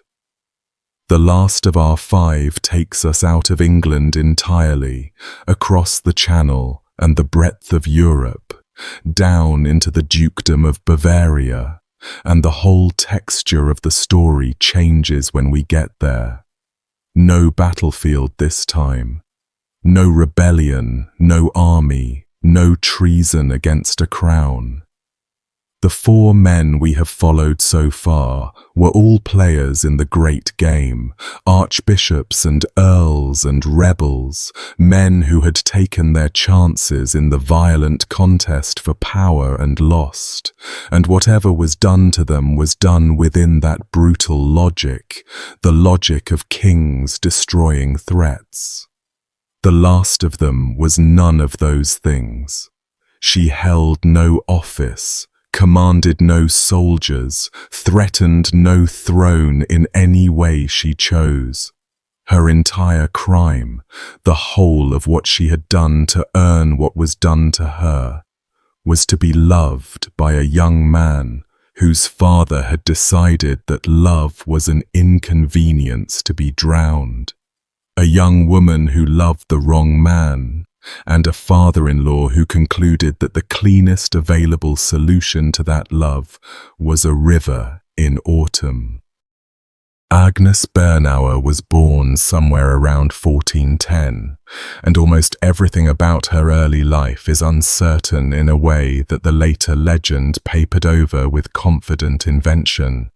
The tradition makes her the daughter of an Augsburg barber surgeon named Caspar Bernauer, though even his existence cannot really be confirmed, and later storytellers turned her into a bathhouse attendant, a profession that carried a whiff of disrepute in the medieval imagination and made the scandal juicier in the retelling. What can be said with reasonable confidence is that she was a commoner. She came from Augsburg, a wealthy free city of merchants and craftsmen, and around 1428 she crossed paths with a young man named Albert, almost certainly at a tournament. A tournament was a glittering public event where the sons of dukes came to be seen and to show off, and where a beautiful woman from the merchant town below might catch a prince's eye across the lists. By every account that survives, Agnes was strikingly beautiful. and that beauty is most of what history bothered to record about her before it recorded her death. She enters the story as a face and leaves it as a body in a river, and the years in between belong almost entirely to the men around her. The young man was no ordinary admirer. Albert was the son and sole heir of Duke Ernest of Bavaria Munich, one of the most powerful princes in the German lands, a Wittelsbach, member of a dynasty that had ruled in Bavaria for generations and would go on ruling it into the 20th century. His marriage was not his own to give. A duke's heir was a piece of dynastic property, his eventual wife chosen to seal an alliance with another princely house, to bring a dowry and lands, to braid two noble bloodlines together for the benefit of the family. Bavaria in this period was fractured, split among rival branches of the same Wittelsbach family who eyed each other's territories and watched each other's marriages and inheritances like hawks, and the legitimacy of an heir, the unimpeachable nobility of his blood on both sides, was a weapon and a shield in those rivalries. A duchess pulled up out of an Augsburg barber's household gave every rival branch an opening, a reason to question whether Albert's future children were fit to inherit, a crack to drive a wedge into. Duke Ernest understood that the moment he heard of it. Albert knew all of it too, and he took Agnes anyway. He brought her first toward Munich, and then settled her at Straubing on the Danube, in territory he governed, and he lived with her openly as if she were his wife, gave her a household, treated her as his lady. There is real reason to think the two of them may have actually married in secret, somewhere around 1432, which would change everything, transforming Agnes from an embarrassing mistress, the sort of thing a noble family could tolerate and outlast, into something far more dangerous, a commoner with a genuine, sacramentally valid claim to one day be a duchess, and any children of the union with a claim to the duchy itself. A mistress dies or is set aside and is forgotten. A wife is a permanent fact, and her sons are heirs. That distinction is most likely what killed her. To Duke Ernest, all of this was a slow-motion catastrophe aimed straight at the heart of the Wittelsbach line. His only son, his sole heir, the single point on which the whole future of his branch of the family depended, was bound body and soul to a barber's daughter, threatening to carry common blood into the succession of one of the great princely houses of the empire, and to hand his rivals a permanent weapon against the legitimacy of everything that came after. Ernest tried the ordinary pressures first. He pressed his son repeatedly to put the woman aside, to set her up comfortably somewhere out of sight if he must. But to marry a princess as a duke's heir was bound to do his duty to the family and the duchy. And Albert, who seems to have loved her past the point of calculation, refused. Worse than refused. He declared openly that Agnes was already his lawful wedded wife, that there was nothing to set aside, that the thing was done and sealed before God.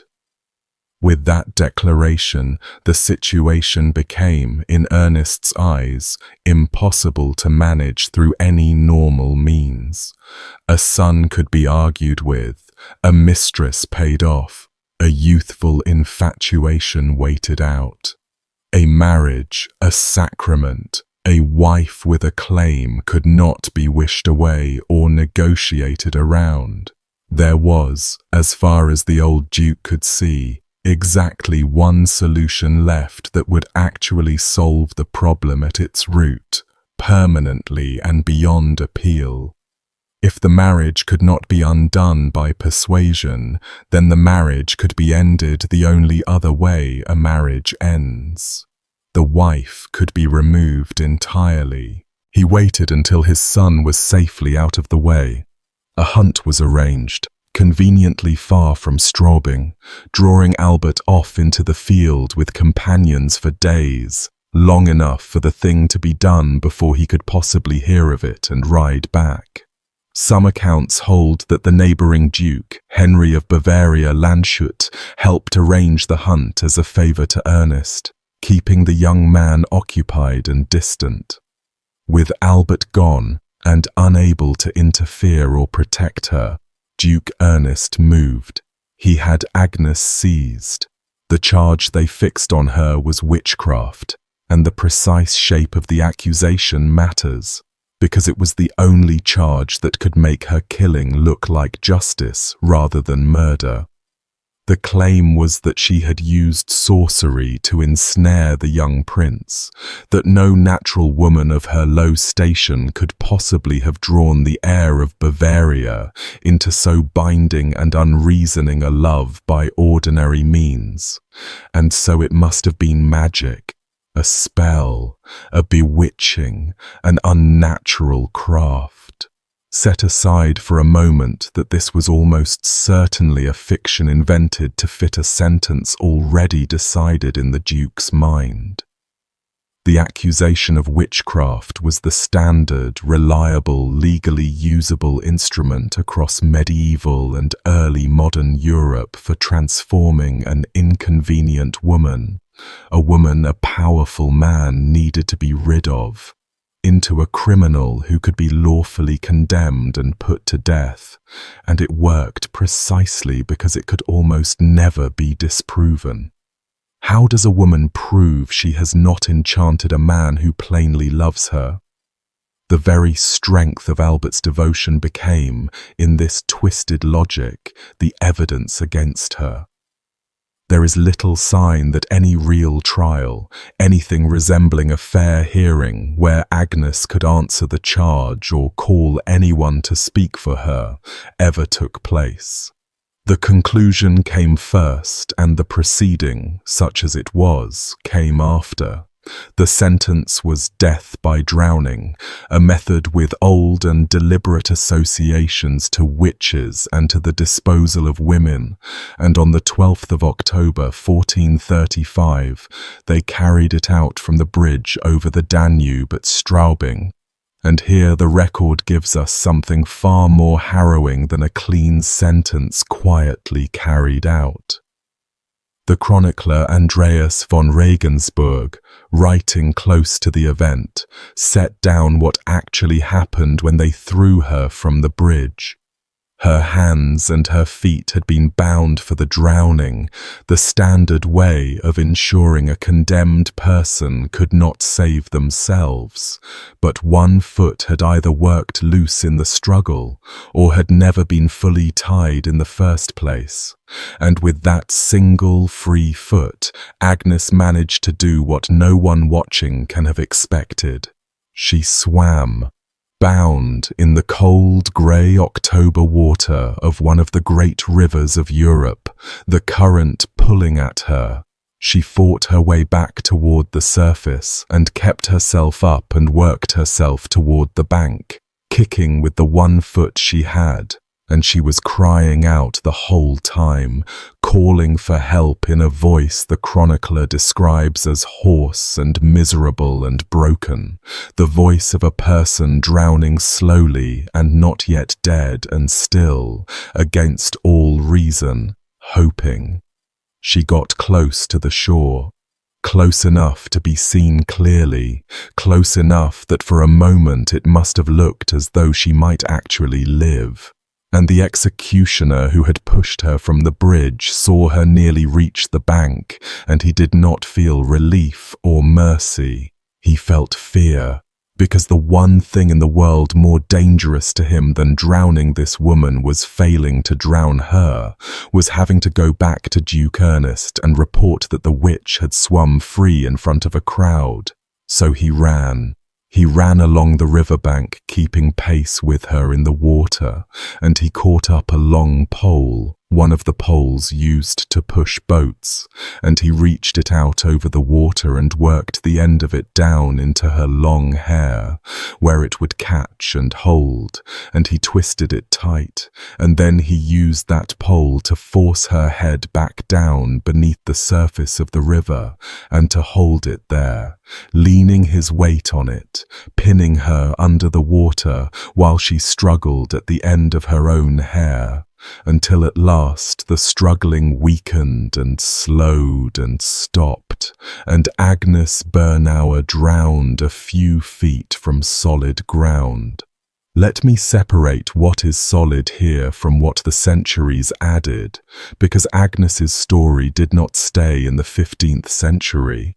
It became a national legend in Bavaria, retold and reshaped for 400 years, fuel for a famous 19th century tragedy by Friedrich Hebel, and later a folk opera by Karl Orff. And a great deal of the version most people half know is romantic invention layered on by later hands.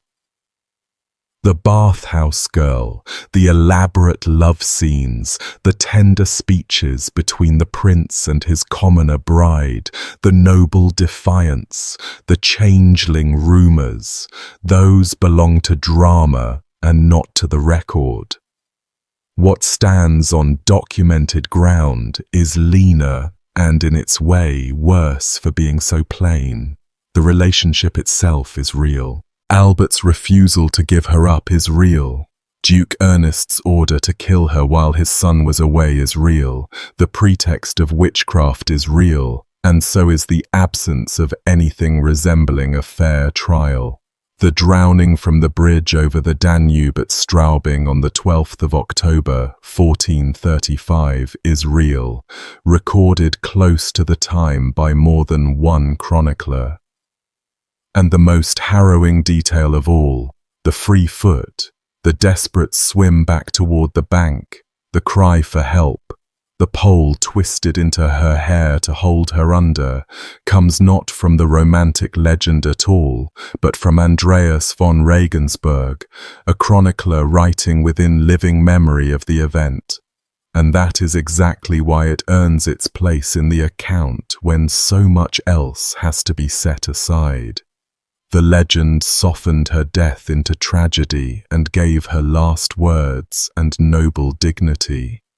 The chronicle gives her something more disturbing and more human, a woman fighting to live in cold water, and a frightened man with a pole making sure she could not. When Albert returned from the hunt and learned what his father had done in his absence, he came close to tearing Bavaria apart over it. He renounced his father openly, refused his obedience, and allied himself with one of Duke Ernest's bitter political rivals, Duke Louis of Bavaria-Ingolstadt. And for a stretch of months, it genuinely looked as though father and son would go to open war over the body of a drowned woman, the duchy splitting along the line of a grief Ernest had caused with his own order. The Emperor, Sigismund, may have intervened to keep the peace, leaning on both men to step back from the brink. In the end, they were reconciled within a matter of months, father and son sitting back down together, and there is something cold in how quickly the dynastic machinery absorbed even this, smoothed it over, moved on. Within a year, Albert had made exactly the respectable, advantageous marriage his father had wanted from the beginning, taking Anna of Brunswick to wife in 1436, and going on to a long and successful reign as Duke, remembered by history as Albert the Pious. He had children, an inheritance, a dynasty preserved, all the things his father had killed to protect. But Albert did not simply forget her, whatever else he did. He endowed a perpetual mass for Agnes, an annual memorial in a Straubing cloister, paid for in money and obligation so that her soul would be prayed for in perpetuity, year after year, long after everyone who remembered her face was gone.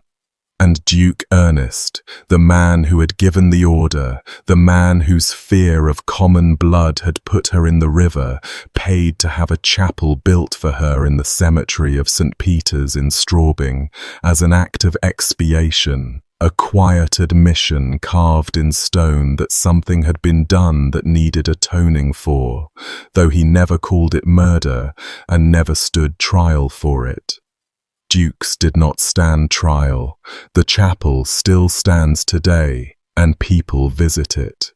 Inside is a red marble tomb effigy of Agnes, carved with a rosary in her hands and two small dogs at her feet, the conventional medieval symbols of piety and faithfulness, given in death to a woman her own killers had condemned in law as a witch.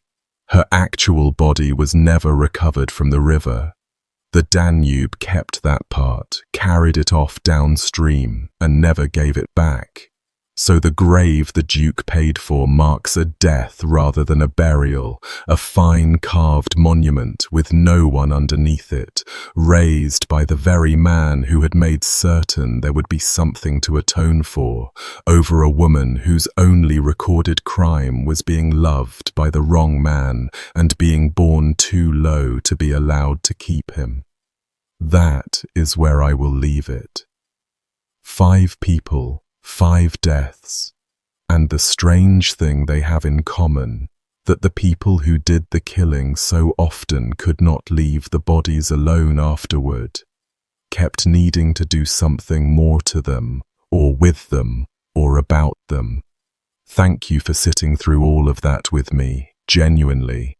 Tell me in the comments which of these stayed with you, and if there is a death from the medieval world you think I have been avoiding, name it. I probably have been, but I will look at it.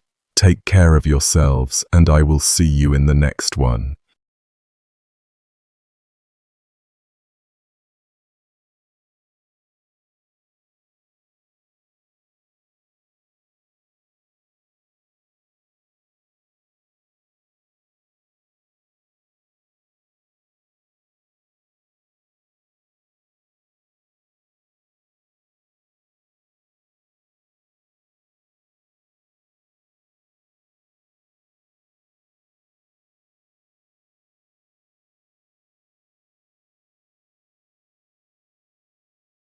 "16 barrels of wine a year went through Llywelyn ap Gruffydd Fichan's household. 16 tons, the big shipping casks, each one holding the better part of 1,000 bottles by modern reckoning. A Welsh priest named Adam of Usk wrote that detail down in his chronicle, almost in passing, the way you'd note that a man kept a good stable or a generous table. And it's a strange thing to know about someone, because we know almost nothing else about his daily life. We don't know what he looked like. We don't know how he spoke, what he believed beyond the obvious, how he treated the people who worked his land in the hills of Carmarthenshire. What survives is his name, his politics, and the fact that he drank and entertained on a scale that made an impression on a chronicler who'd watched plenty of lords come and go. The wine is the warm part of the story. It's the part where you can almost see the man, a hall full of firelight and noise and the smell of roasting meat, a host pouring out cup after cup for whoever happened to be under his roof. 16 tons is hospitality on a level that says something about how he saw himself, a great man of his district, open-handed, a lord people came to when they needed shelter or a meal or a word in the right ear. Everything that comes after the wine is not warm at all. Welcome in, settle in, get comfortable, maybe dim the lights a little if that's your thing. And do me a small favor while you're here. Drop a comment and tell me where in the world you're listening from, because I genuinely love scrolling through and seeing how far these stories travel. Some of you are up at strange hours for this, on the other side of the planet, headphones in, lights off, and I always appreciate the company. A like helps the channel more than you'd think, and if you stick around to the end, there's a proper send-off waiting. Right, back to Wales, and to a man who chose loyalty over his own body, and paid for that choice with about as much suffering as the medieval state knew how to inflict on a human being. Llywelyn ap Gruffydd Ffychan came from old stock. His family held land at Caio and Siliquum, up in the rough uplands of what had once been the kingdom of Deheubarth in the southwest of Wales. They traced their bloodline back through the lords of those valleys to Selif, an early king of Dyfed, the sort of pedigree that mattered enormously in a Welsh world where descent was not a vanity but a kind of legal and social currency.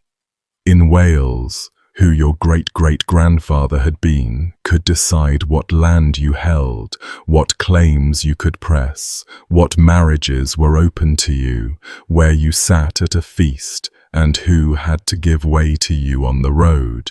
A man with Llywelyn's ancestry was not minor. His father, Gruffydd Ffychan, had held the constableship of Caio, drawing a salary of £8 a year for it back in 1359, so the family was clearly trusted with local authority and paid by the powers that be to keep order in their corner of the country. So this was a household woven into the fabric of the countryside, neither royalty nor peasantry, but the solid landed gentry who actually ran rural Wales on a day-to-day level.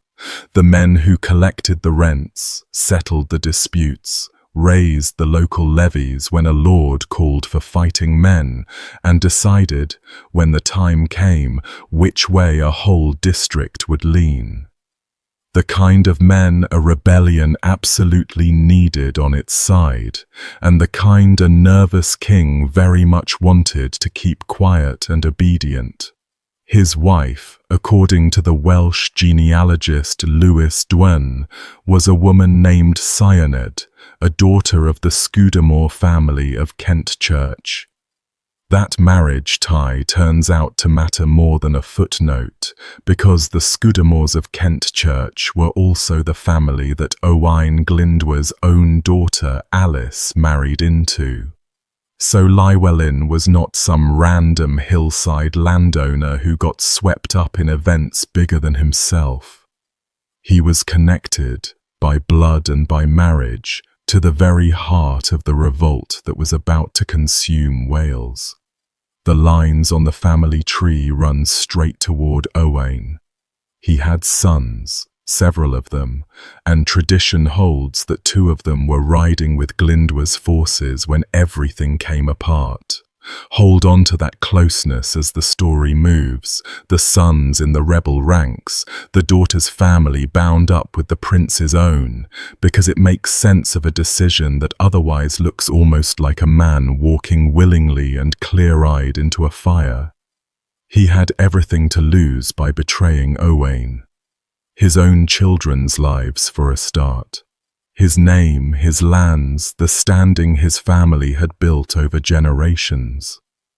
When you understand how much was tied up in that loyalty, the choice he made stops looking like recklessness and starts looking like exactly what Adam of Usk said it was. The revolt itself began in September of 1400, when Owain Glyndwr was proclaimed Prince of Wales by a small band of his followers at his estate, and the whole of the Welsh political world cracked down the middle. Owain was a man of some standing himself, educated, well-connected, a landowner with grievances against an English neighbour that had curdled, through the failure of the English courts to give him justice, into something far larger than a property dispute.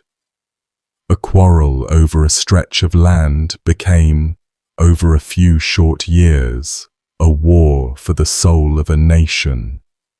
Through 1401, the fighting spread north and into the center of the country, gathering momentum the way these risings do once the first blood is shed and the first castles change hands, and ordinary people start to believe the impossible might actually be possible. In the spring of that year, Glyndwr's cousins, the brothers Rhys and Gwilym ap Tudor, pulled off a daring raid and seized Conwy Castle on Good Friday, slipping inside while most of the garrison was at worship and taking one of the great fortresses of North Wales almost without a fight. In June, Owain won his first real pitched victory at a place called Mynyd Hydgen, up on the bare slopes of Pumlummon. The numbers we have for that fight come from a single later source and should be held loosely, but they describe a wildly lopsided clash. A tiny Welsh force, possibly as few as 120 men, somehow shattered a much larger body of English settlers and Flemish mercenaries, numbering well over 1,000, maybe 1,500. 200 of the enemy reportedly died on that mountainside. The rest broke and ran for their lives. Whether the figures are exact hardly matters. Word of that kind of upset travels fast through a country primed and aching to rise, and it travels in a way that frightens kings down to their boots. Henry IV was that frightened king, though he'd have sooner died than admit to the fear. He was a man who had taken the English throne by force only 2 years earlier, deposing and almost certainly murdering his cousin Richard II, and he could not afford to look weak in any corner of his realm, least of all one that was now openly defying him and beating his armies in the open field. A usurper has to look strong, always, relentlessly. The whole brittle logic of his kingship depended on it, because a man who took a crown by force invites everyone else to wonder whether they might do the same. His answer to Hydgen and to the spreading rebellion was a punitive march through central Wales in the autumn of 1401. The royal army pushing out from Shrewsbury and Hereford and grinding its way through the countryside, meaning to burn the rebellion out of the land itself. Adam of Usk, who lived through all of this and whose sympathies were Welsh even as he made his career in the wider church and the law, wrote that the English ravaged mid-Wales with fire and famine and the sword, sparing neither children nor churches. They billeted themselves in the great Cistercian Abbey of Strata, Florida, one of the most important and revered religious houses in all of Wales, fouled it, partly wrecked it, stabled their war horses in the holy buildings among the tombs of Welsh princes, and reportedly executed monks they suspected of leaning toward Owain. This was not a campaign with any rules to speak of. It was a campaign designed from the start to terrorize, to make the population so frightened of the cost of supporting the revolt that they would abandon it out of sheer self-preservation. And cruelty on that scale does work sometimes. It just also has a way of making martyrs, and martyrs tend to outlast the men who made them by a very long time. Glyndwr's people did the only sensible thing available to them against a larger, better supplied royal army. They refused to stand and fight on the king's terms. They melted into the mountains and the wooded valleys, struck at supply lines and stragglers and isolated detachments, and let the brutal country do half of their work for them. The Welsh uplands in autumn are no place for a heavy army on the march. all bog and low cloud and hidden ravines, the rain coming sideways off the high ground, the tracks turning to sucking mud underfoot, the local people invisible until the exact moment they wanted to be seen. Henry's column went deeper and deeper into terrain it didn't know and couldn't control, chasing a prince who seemed to evaporate every time they got close to him, leaving them grasping at fog. The frustration in that army must have been a physical thing by the time they reached the town of Landovery, soaked through and short of food and made to look ridiculous by an enemy who wouldn't even give them a battle to lose. Hungry, cold, far from home, beaten not by swords, but by weather and distance, and an opponent who refused to be found. And it was into exactly this mood, this cold, wet, humiliated, dangerous mood, that Llywelyn ap Gruffydd Feican walked and offered to help. Local tradition, and it has to be flagged as tradition because the contemporary record around this specific episode is thin, holds that when Henry's army reached Landovery, Llywelyn presented himself as a guide. He told the king he could lead them to Glyndwr. He knew the hills, knew the hidden paths and the high passes, knew the folds of his own country where a hunted man might be sheltering. And the army believed him, because why on earth wouldn't they believe a wealthy, well-born local lord who came forward of his own accord, offering exactly the help they so desperately needed? A man of his standing, with his lands and his lineage, had every appearance of someone with too much to lose to risk lying to a king.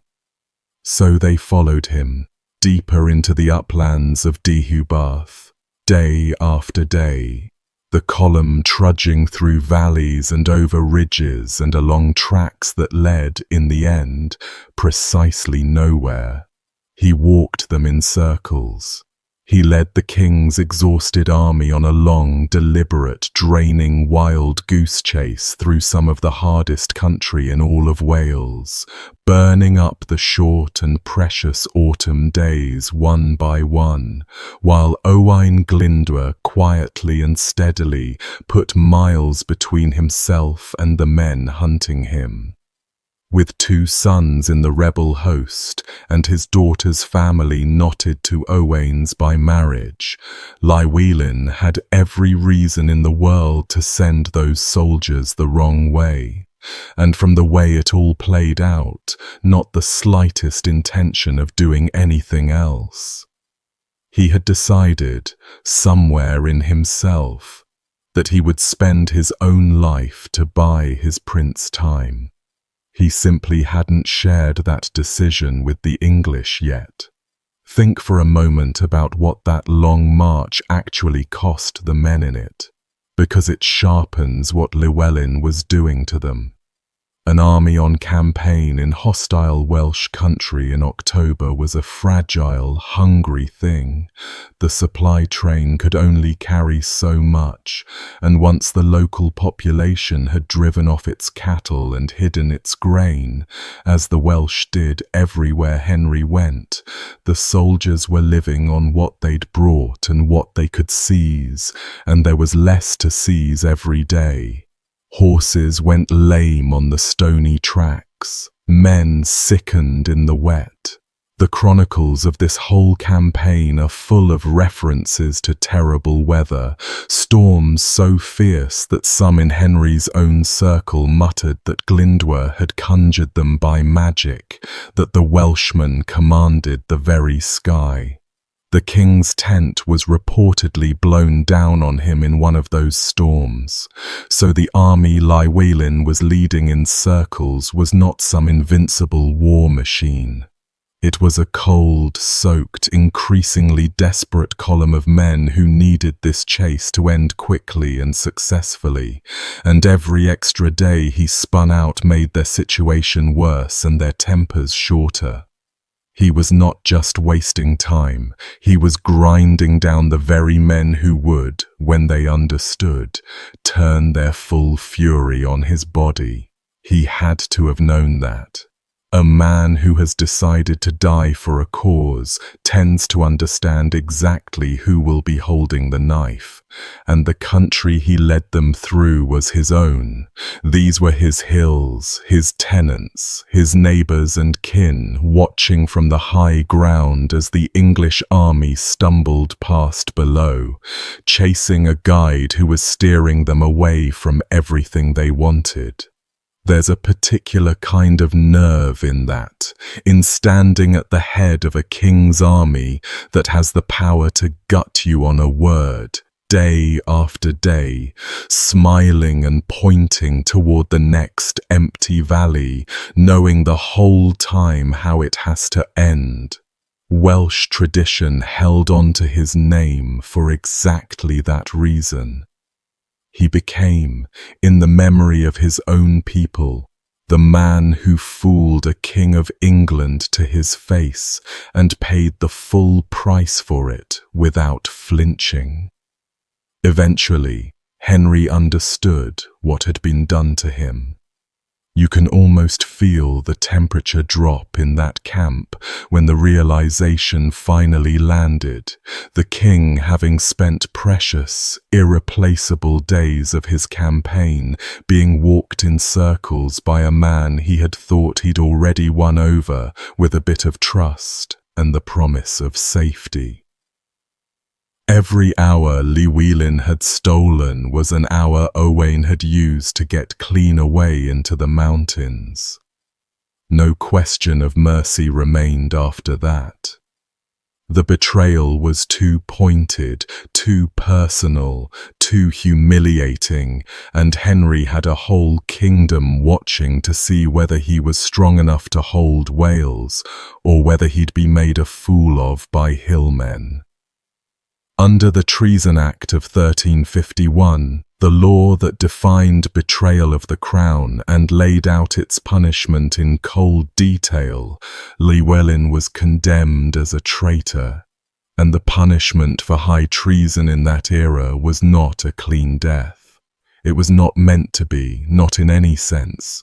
It was a sequence, an engineered ordeal, designed to take a man apart by stages while keeping him alive and conscious for as long as the executioner's grim skill could possibly manage it. The whole point was the spectacle of suffering, the message hammered home to everyone watching that this, precisely this, is what the crown does to those who cross it. The body of the traitor became a kind of public document, written in pain, read by every onlooker, and meant to be remembered and described and feared long after the man himself was gone. A word about why the medieval state went to such elaborate lengths, because it bears directly on what Llywelyn endured outside that gate. The full penalty for treason had been carefully refined over the previous century or so into a sequence that punished the traitor's body in stages that each carried their own meaning. The drawing on the hurdle marked him as no longer worthy to walk on the earth like other men. The hanging was the common death of a thief and a felon, deliberately shameful for a man of rank. The cutting down while alive and the disemboweling were aimed at the seat of the offence, the bowels where medieval thinking located treachery and corruption, the parts of him that had supposedly conceived the betrayal. The burning of the entrails sent them, and the treason with them, into the fire. The beheading removed the head that had planned the crime, and the quartering scattered what was left so that the traitor could have no whole grave, no single resting place, no shrine for sympathizers to gather at. Every step said something. to a crowd raised on this grammar of punishment, the execution of Llewellyn ap Gruffydd Feision read like a sentence spoken in a language everyone understood. And the sentence was that this man had betrayed his rightful king and would be unmade for it piece by piece in front of witnesses who would carry the lesson home. On the 9th of October 1401, the feast of St. Denis, they carried out that sentence in front of the gate of Llandovery Castle. Adam of Usk records that it happened in the presence of the king himself and his eldest son, and by the king's express command. That eldest son was the boy who would one day be Henry V, the future victor of Agincourt. The King Shakespeare would turn into a national legend, and in October of 1401 he was about 15 years old, standing in the cold outside a Welsh castle to watch a man be slowly and methodically destroyed. Whatever that did to a 15-year-old, the record doesn't say. Maybe it hardened something in him. He went on to order his own share of hard and bloody things in his reign, executions and sieges, and the slow starvation of a French town, so perhaps a part of that began here, watching what a king's justice looked like up close. Or maybe it was simply one more horror folded into a childhood that already had more than its share. The full traitor's death followed the established form, and the established form was deliberate and cruel in every single step of it. Llywelyn was drawn first, which in the language of these executions meant dragged to the place of death behind a horse, hauled across the rough and stony ground either on a wooden hurdle or simply by the heels. A beating and a humiliation before the real business had even begun. The crowd lining the route to watch a great lord pulled through the mud like a carcass. Then he was hanged. But he was not hanged to death. The hanging in this particular ritual was never meant to kill, and that was the entire dreadful point of it. The executioner let him swing from the rope, let him strangle and kick and gasp. Let the gathered crowd watch the body fight desperately for air, the face darkening, and then cut him down while he was still alive and still aware, still able to feel and to understand exactly what was being done to him and what was still to come.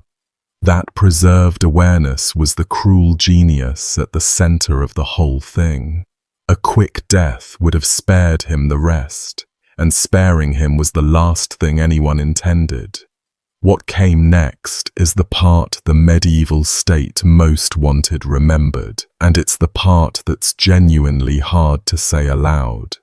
The body was opened, the belly cut, and the entrails drawn out of a living, breathing man, the genitals cut away, all of it performed while he could feel every motion and every pull of the blade and the executioner's hands inside him. The standard form of the punishment called for the entrails to be burned in a fire built right in front of the condemned, so that a man could watch parts of his own body go into the flames while his heart was somehow still beating in his chest.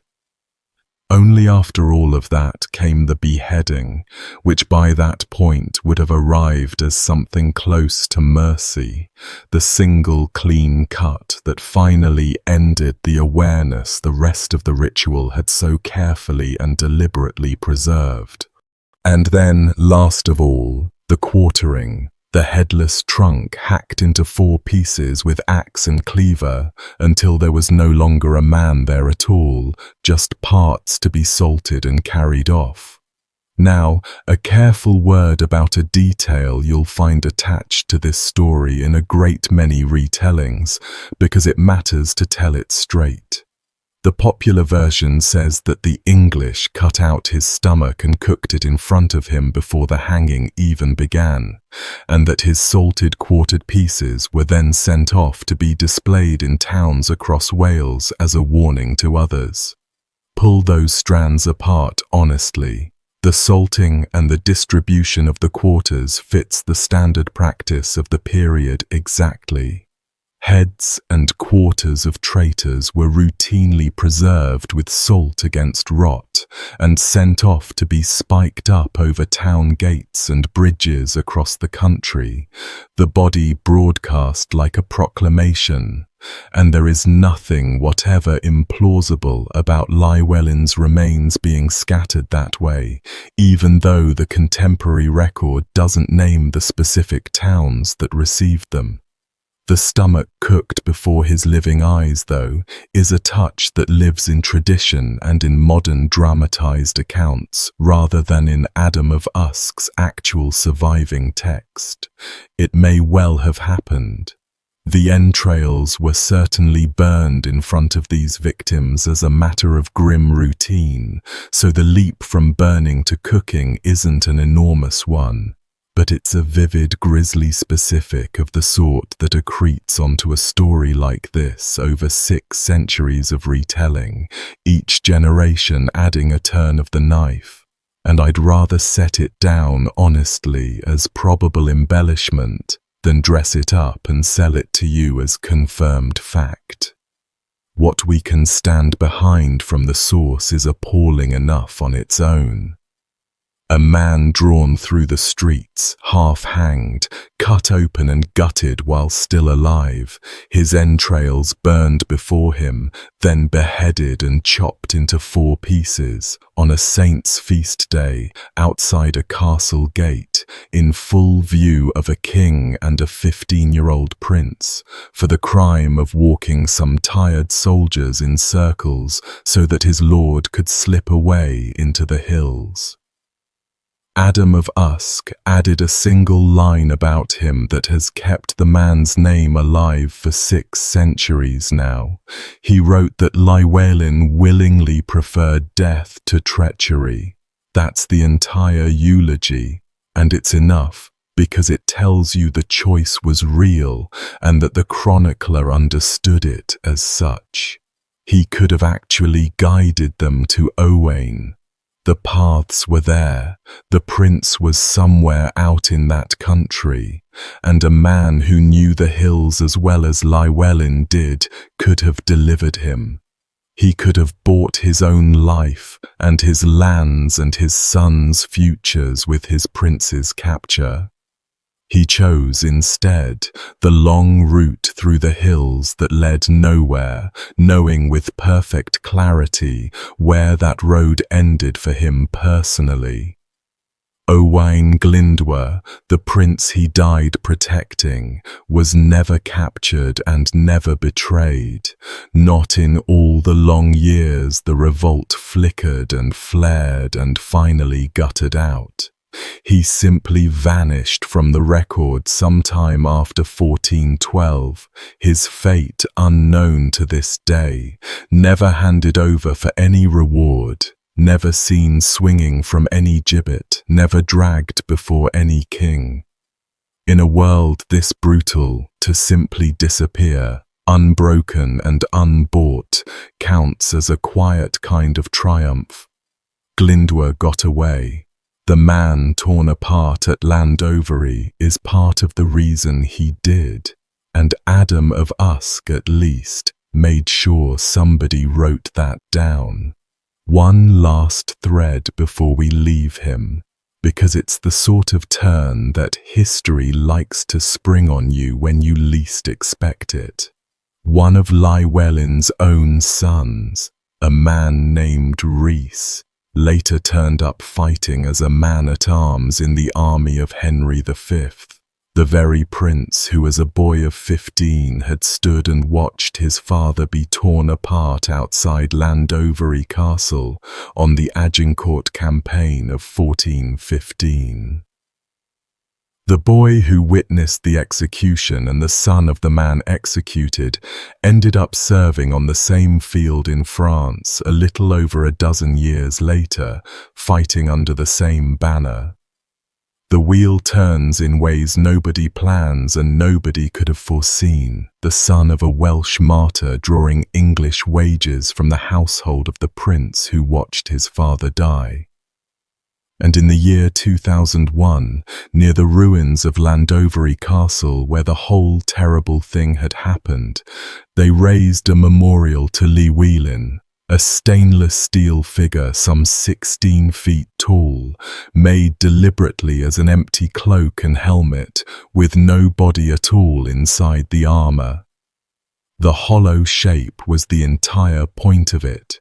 It stands for a brave man whose actual face has been completely lost to time, and for the precise manner of his death, the body that was opened and gutted and scattered until there was nothing whole left of him to bury or to remember by sight. It rests on a great stone hauled down from Caio, his own country, his own land, finally brought back to the man some 600 years too late to do him any good. From the cold Welsh hills we travel south and east now, across the sea and down into the mountains of northern Italy, where a very different kind of condemned man met an end that makes even Llywelyn's long, drawn-out death look almost merciful by comparison. His name was Dolcino, and the Catholic Church spent years, 4 separate crusades, and the lives of a great many people trying to scrape him and his followers off the face of the earth entirely. They got him in the end, after a fashion, and what they did to him once they finally had him in their hands goes about as far as human cruelty has ever been recorded going. Fra Dolcino came out of the country around Novara in Piedmont in the late 13th century. The sources squabble over his origins, the way they always do with men who become important without being born to importance. Some contemporaries called him the son of a priest named Julius from the Ossola Valley, a child of the clergy, which carried its own faint stain in a church that demanded celibacy and rarely got it. More recent scholarship has floated the idea that he actually came from a family of some wealth, with Ghibelline political ties, which would mean he gave up a comfortable and secure life to chase a burning vision rather than rising up out of poverty into rebellion. A chronicler named Benvenuto da Imola, writing within a century of his death, left a portrait that's worth keeping firmly in mind, because it bears almost no resemblance at all to the monster the church needed him to be. Benvenuto said Dolcino was born at Romagnano Sesia, that he was schooled at Vercelli, that he was intelligent and articulate and persuasive, short in stature, always smiling, and gentle in his temperament. A small, cheerful, clever, mild-mannered man. Sit with that description for just a second, and then set it beside what the full weight of a papal crusade and an executioner's heated pincers eventually did to him, because the enormous gap between the two is a real part of what makes this story land the way it does. They did not destroy a beast. They destroyed a smiling little man who could read scripture and hold a crowd, and they took a very long time over it. He inherited the leadership of a movement called the Apostolic Brethren, sometimes the Apostolici, in the year 1300, after the previous leader, a man named Gerardo Segarelli, was burned at the stake at Parma. So Dolcino stepped into a role that already had a fire attached to it as the standard going rate for holding it. He knew, taking up the work, roughly how the church preferred these careers to end. The movement preached radical apostolic poverty, the absolute conviction that the true Church of Christ should own nothing whatsoever, that property should be held in common among the faithful as the apostles had done, and that the enormous accumulated wealth and worldly political power of the established clergy were a flat and shameless betrayal of everything Jesus had actually asked of his followers.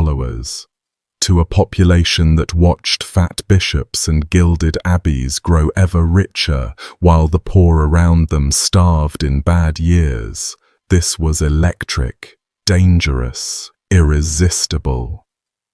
Layered over the poverty preaching was a fierce, apocalyptic vision, drawn in part from the writings of the mystic abbot Joachim of Fiore, that history itself was about to turn over into a third and final age, the age of the Holy Spirit, in which the corrupt institutional church would be swept entirely away, and a purified community of the Spirit would inherit the world.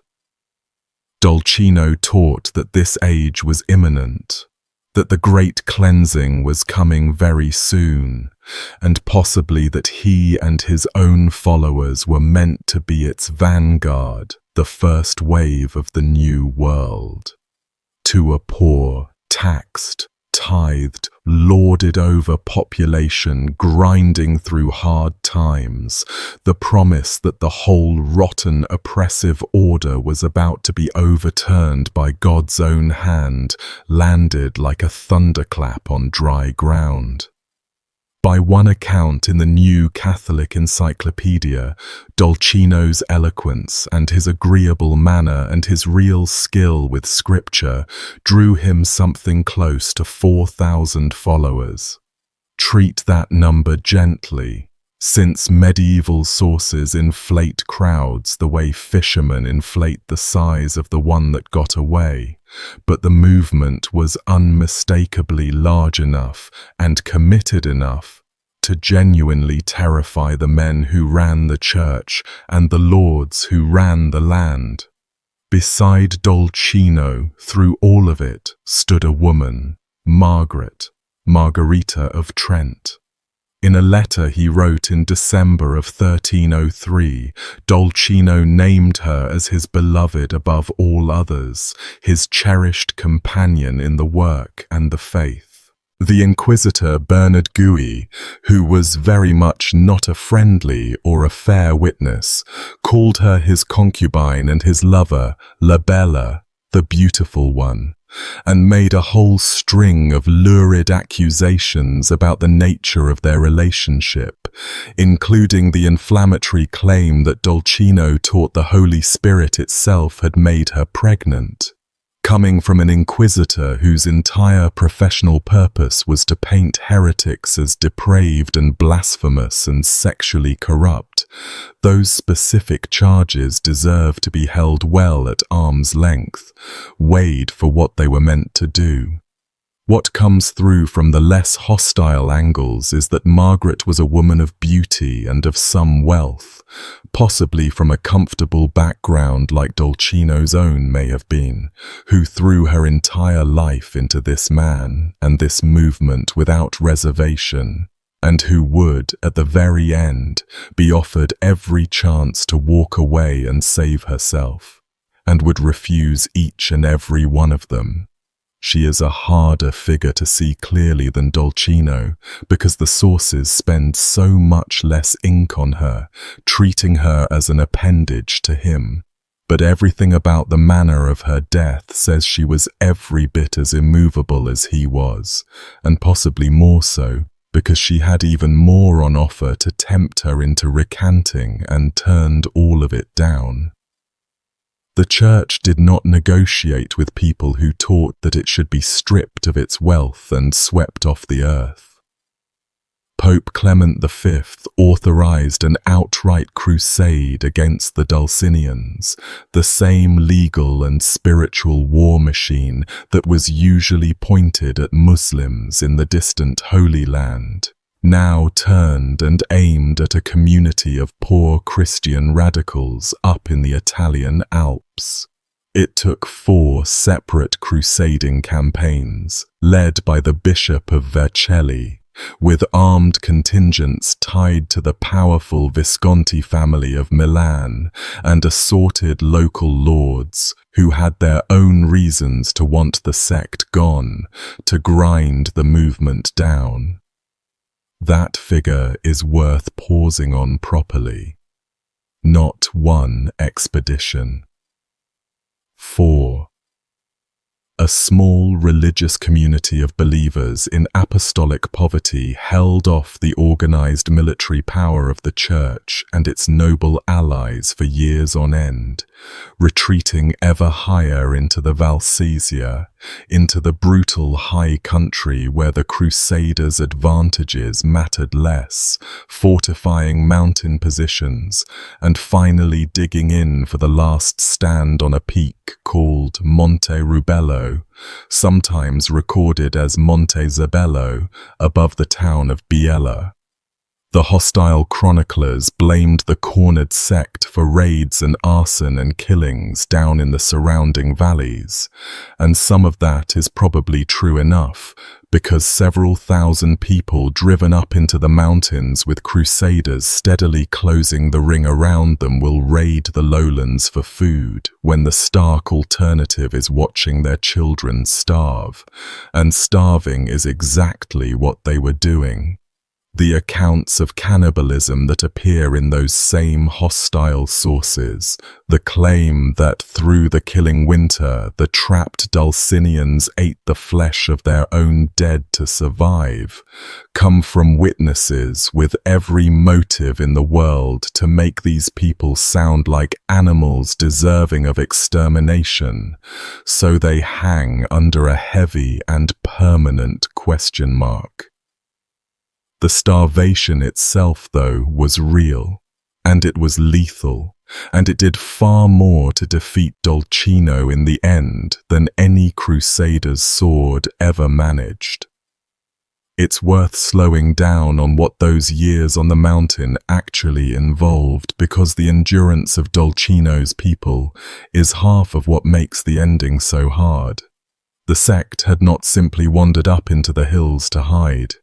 They had moved first to one peak, the Parete Calva, the bald wall, and held it, and when that position became untenable through the winter cold and the pressure of the Crusaders, Dolcino led the survivors in a brutal midwinter march across the mountains to the Monte Rubello. People died on that crossing in the snow, moving at night through high passes to escape an encircling army.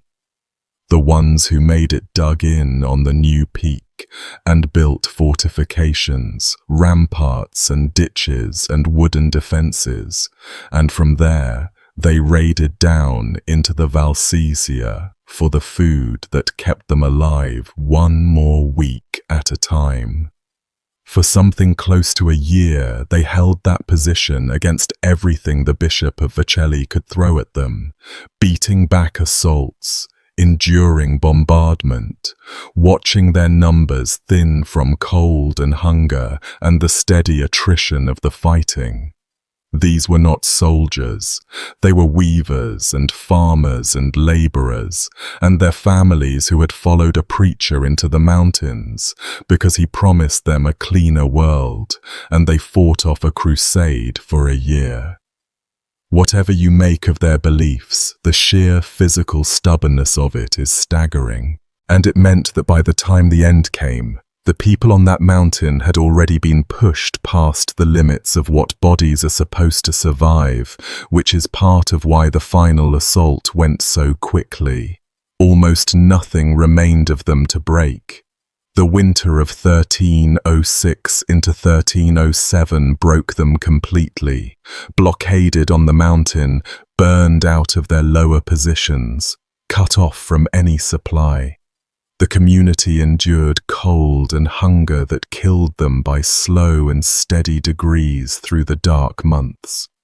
They ate herbs pulled from under the snow with frozen fingers, whatever animals they could trap or catch, whatever the iron-hard frozen slopes would yield up to them, and it was nowhere remotely near enough to keep several thousand people alive through a full alpine winter at that altitude with no resupply. Here is a detail that genuinely unsettles me every time I come back to it.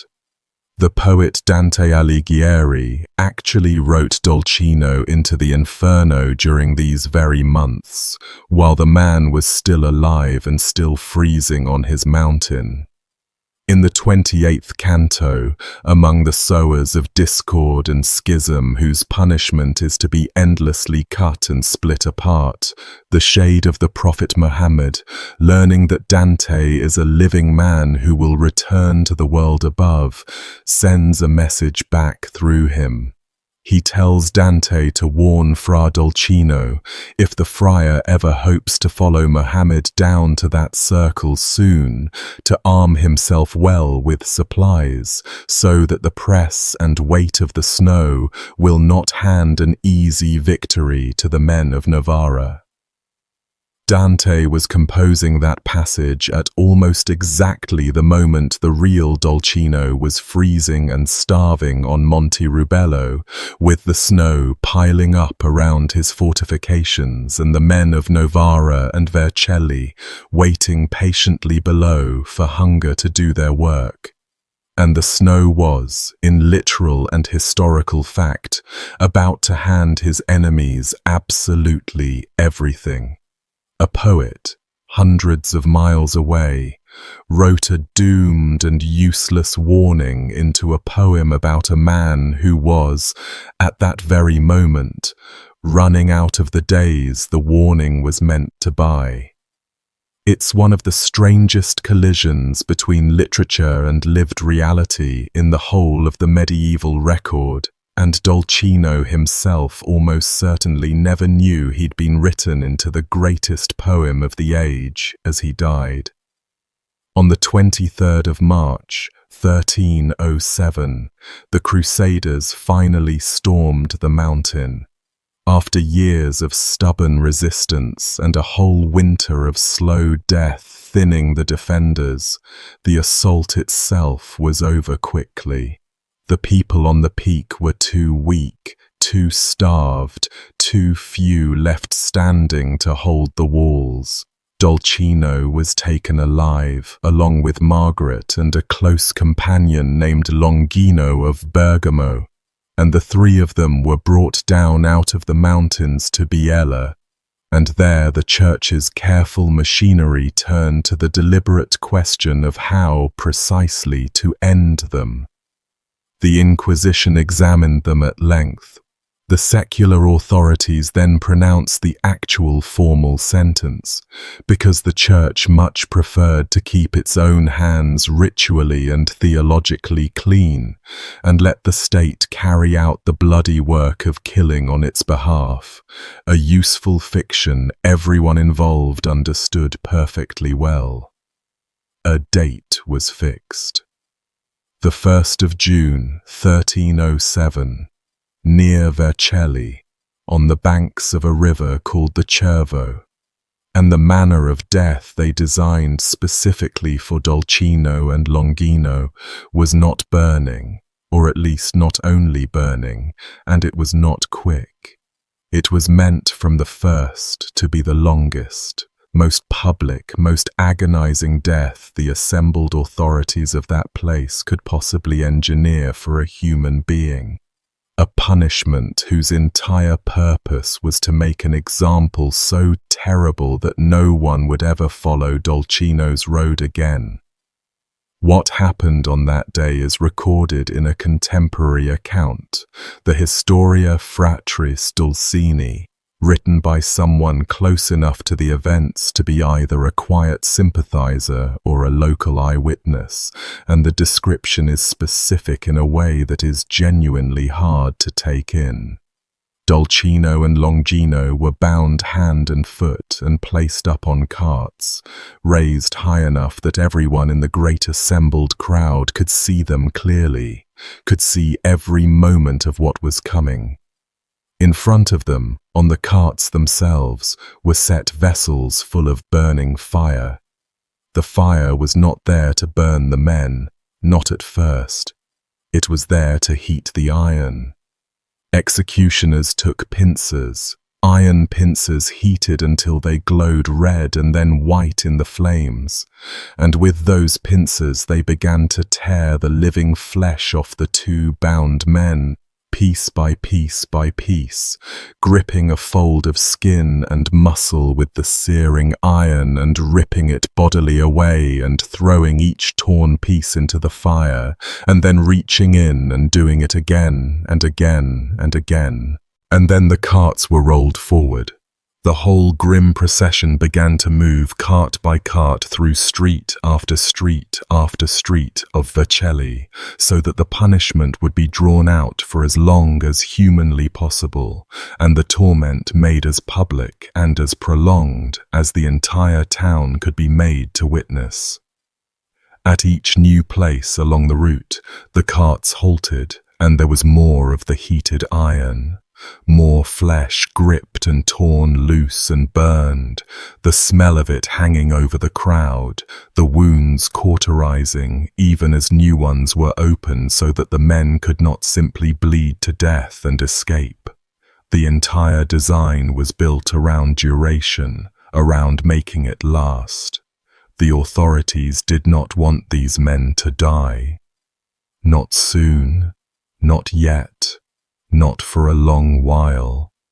They wanted them kept alive and conscious and aware through as much slow, methodical mutilation as a human body could possibly be forced to survive, paraded the whole agonizing time so that the maximum number of people could stand and watch it happen and carry the memory home. A 19th century writer who told this story in close detail, working carefully from the surviving old sources, described Dolcino seated high on an ox-drawn cart and paraded street to street across the entire town. The white-hot pincers applied to him again and again and again, until, by his account, all the flesh was torn piecemeal from the man's limbs, and only then, when what remained of Dolcino was barely recognizable as a body at all, was he, still somehow apparently alive and aware, finally given over to the flames. The most extreme specifics that circulate widely about his death, the claim that they tore off his nose and then his genitals at particular planned stops along the route, trace to later and considerably shakier retellings, rather than to the earliest contemporary text. So I'll set those down as the embellishments they almost certainly are, even though the reality was terrible enough not to need them. What the earliest source actually gives us is the pincers, the high carts, the slow, deliberate procession through the streets, the flesh torn off and burned away by degrees over the course of a long and public journey through a whole town. Reportedly, through the entire ordeal, Dolcino made no sound at all. He did not cry out, did not beg, did not give them the scream they were working so hard for. Whether that detail is literally true or something admirers attach to a man they were determined to remember as a martyr, no one can say with certainty at this distance of 700 years, but it became part of how those Italian valleys remembered him. The small, smiling man from Novara, who would not so much as cry out even as they pulled him to pieces with red iron through the streets of Vercelli. Margaret died alongside them, and the sources disagree on exactly how she was killed and in precisely what order. The Historia Fratris Dulcini says she was burned first, before Dolcino's own eyes. The man deliberately made to watch the woman he had called his beloved above all others go into the flames before his own ordeal had even properly finished, one final cruelty stacked on top of all the rest. Bernard Guy's competing version has her torn to pieces in front of him instead. The accounts don't line up cleanly, and we simply can't resolve which is true from this distance. But the shape of it is consistent across both. She was offered her life. She was offered marriage, wealth, position, a clean and comfortable walk away from all of it. If she would only recant, only deny in words what she had spent her entire life believing in her bones.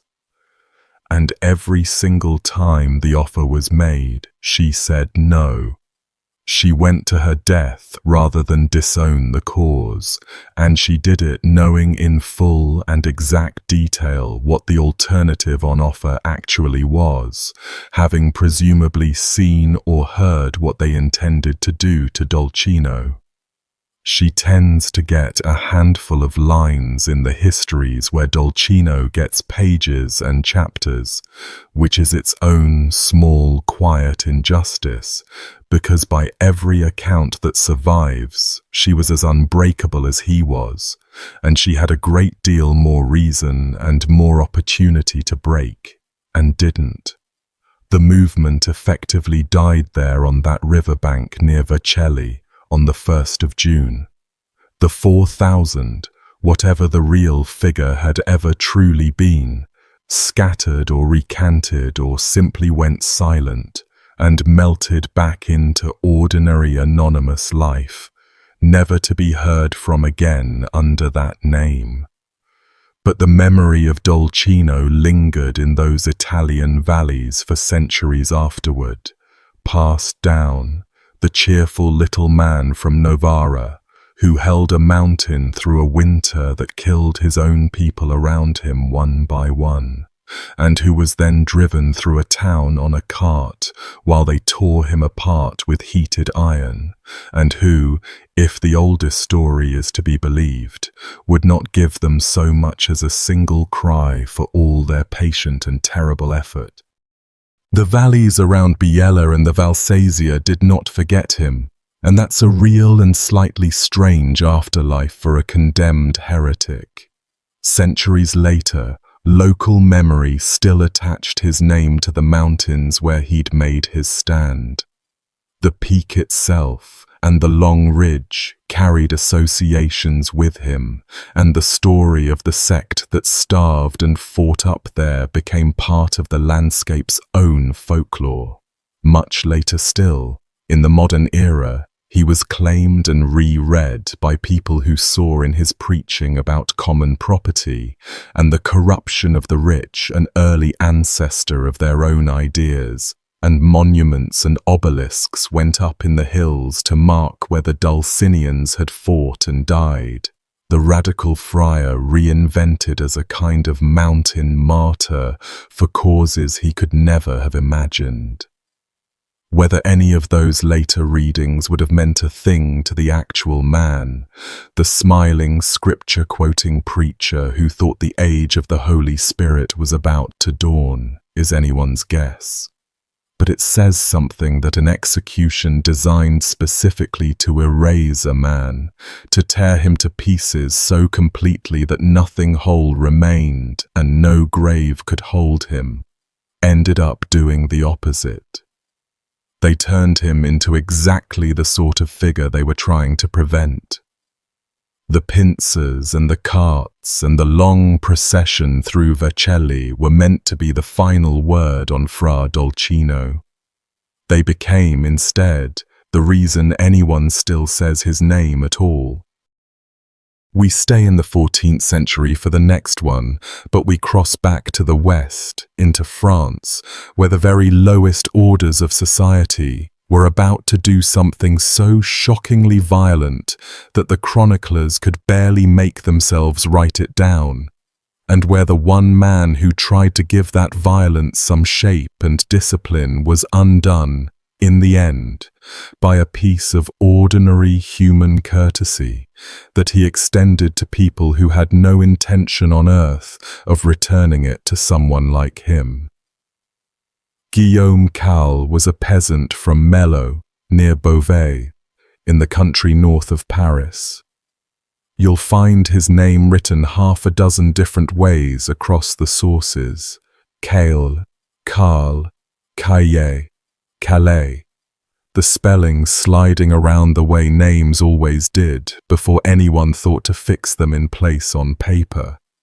The chronicler Froissart hung the mocking nickname Jacques Bonhomme on him, Jack Goodfellow, the generic and faintly contemptuous name the French nobility used for the peasant in general, the simple, plodding country fellow who was supposed to know his place and stay quietly in it and be grateful. And it was from that very sneer, that throwaway aristocratic insult, that the whole uprising got the name it carries to this day, the Jacquerie. We know frustratingly little about Cale as an actual living person.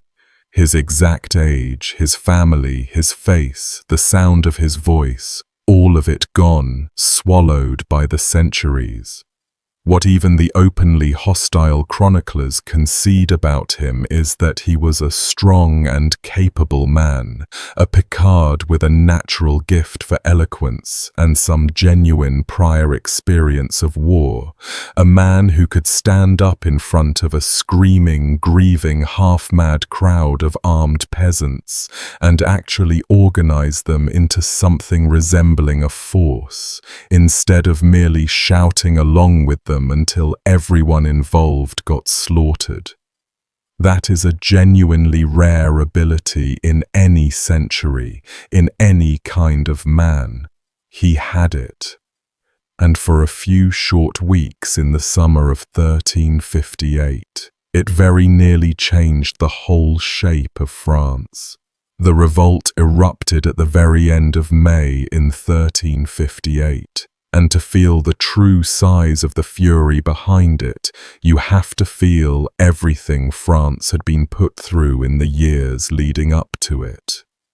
2 years earlier, at the Battle of Poitiers, the English had not merely beaten the French army in the field, they had captured the French king himself, John II, taken him prisoner and carried him off to England to be ransomed for a sum so staggeringly enormous, it threatened to bankrupt the entire kingdom for a generation.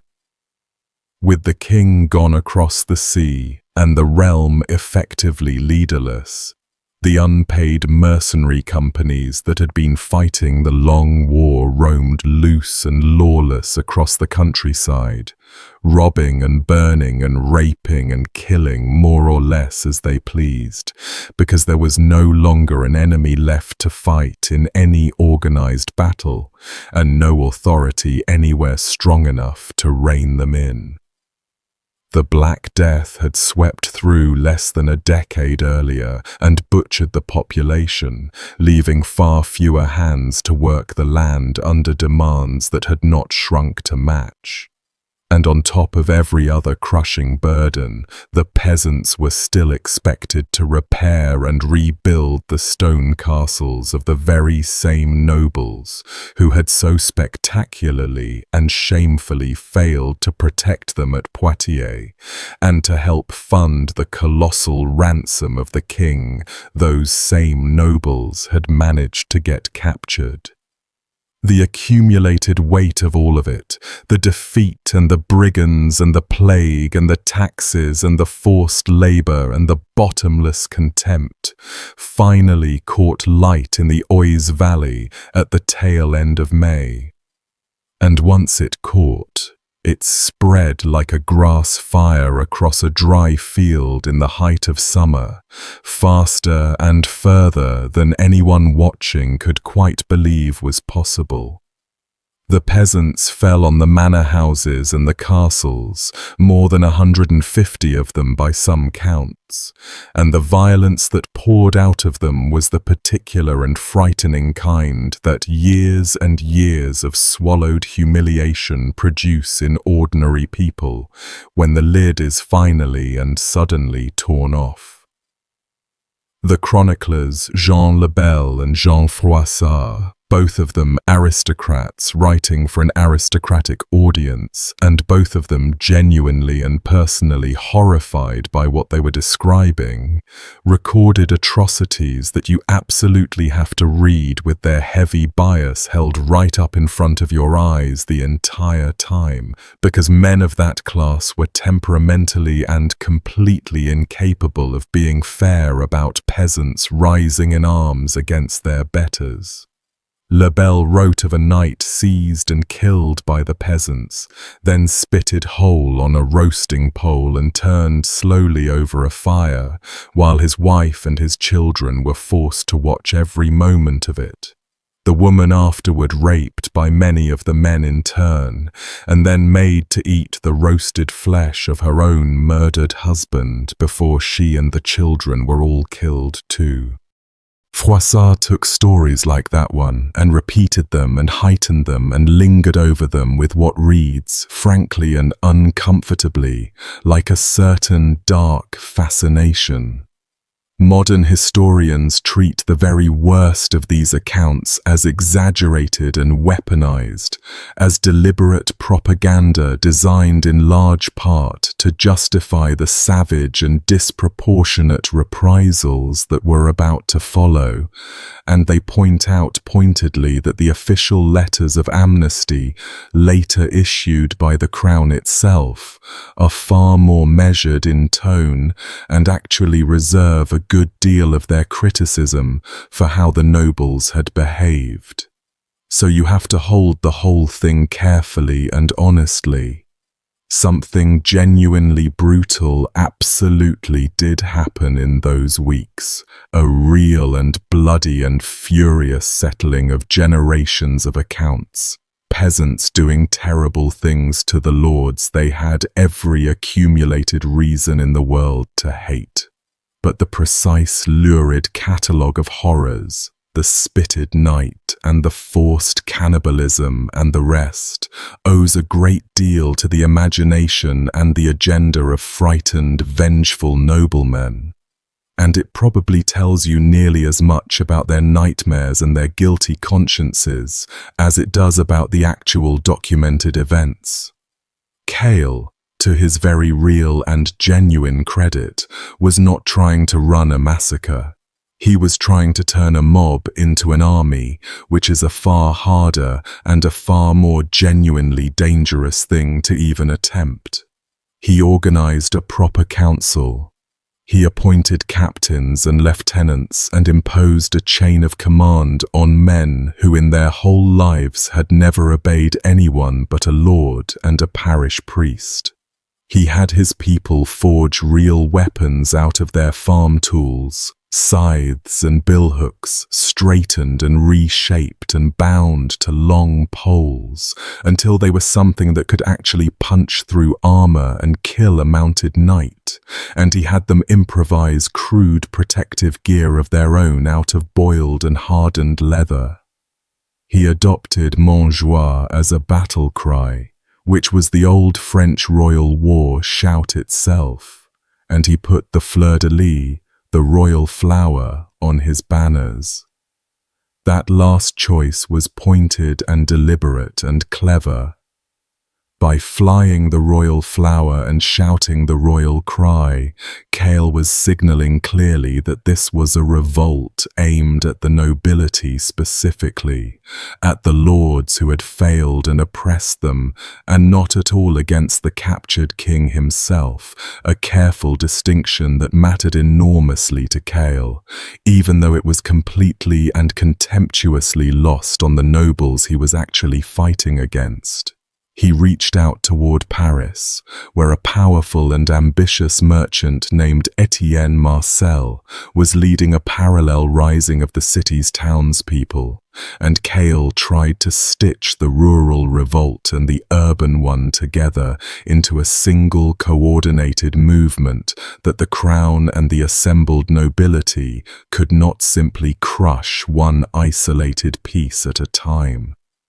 For a few genuinely astonishing weeks in the summer of 1358, it really did look as though the very bottom of French society might reach all the way up and rearrange the top of it.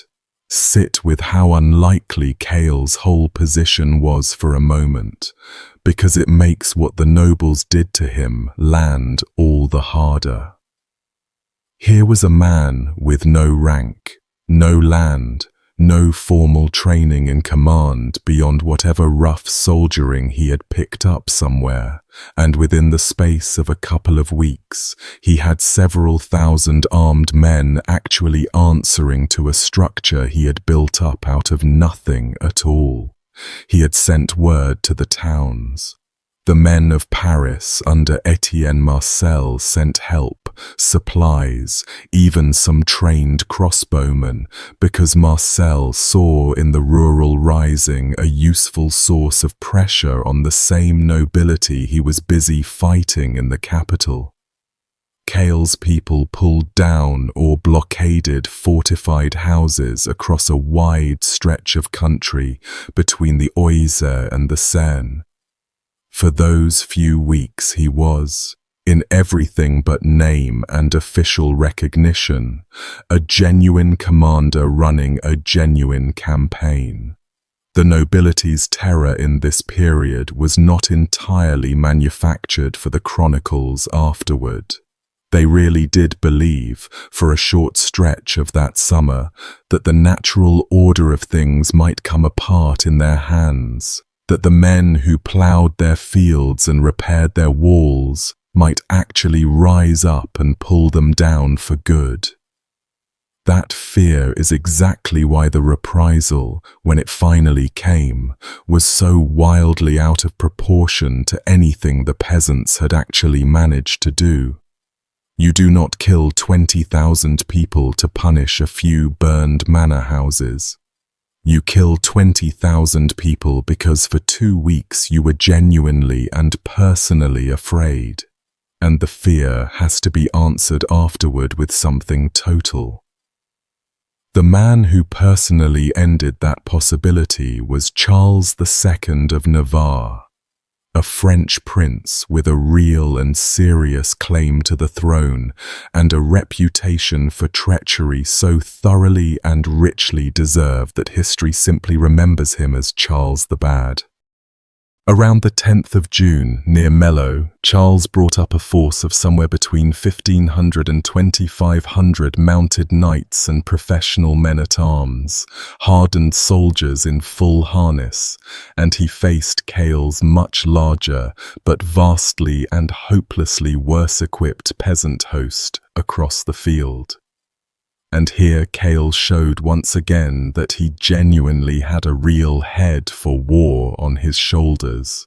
He had positioned his people on good defensive ground, with a line of carts and baggage drawn up to break and blunt a cavalry charge, archers and crossbowmen set out in good order to do damage at range before the enemy could close, and a reserve held back in hand for the decisive moment of the fight.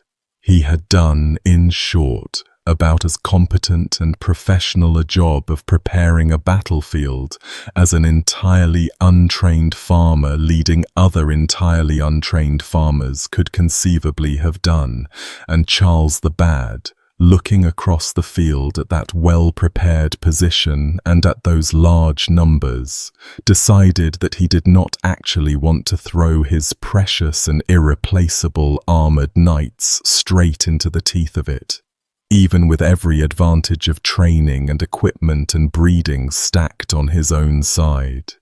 A frontal assault on a well-set defensive line manned by desperate men was a reliable way to lose a great many expensive horses and a great many expensive noblemen.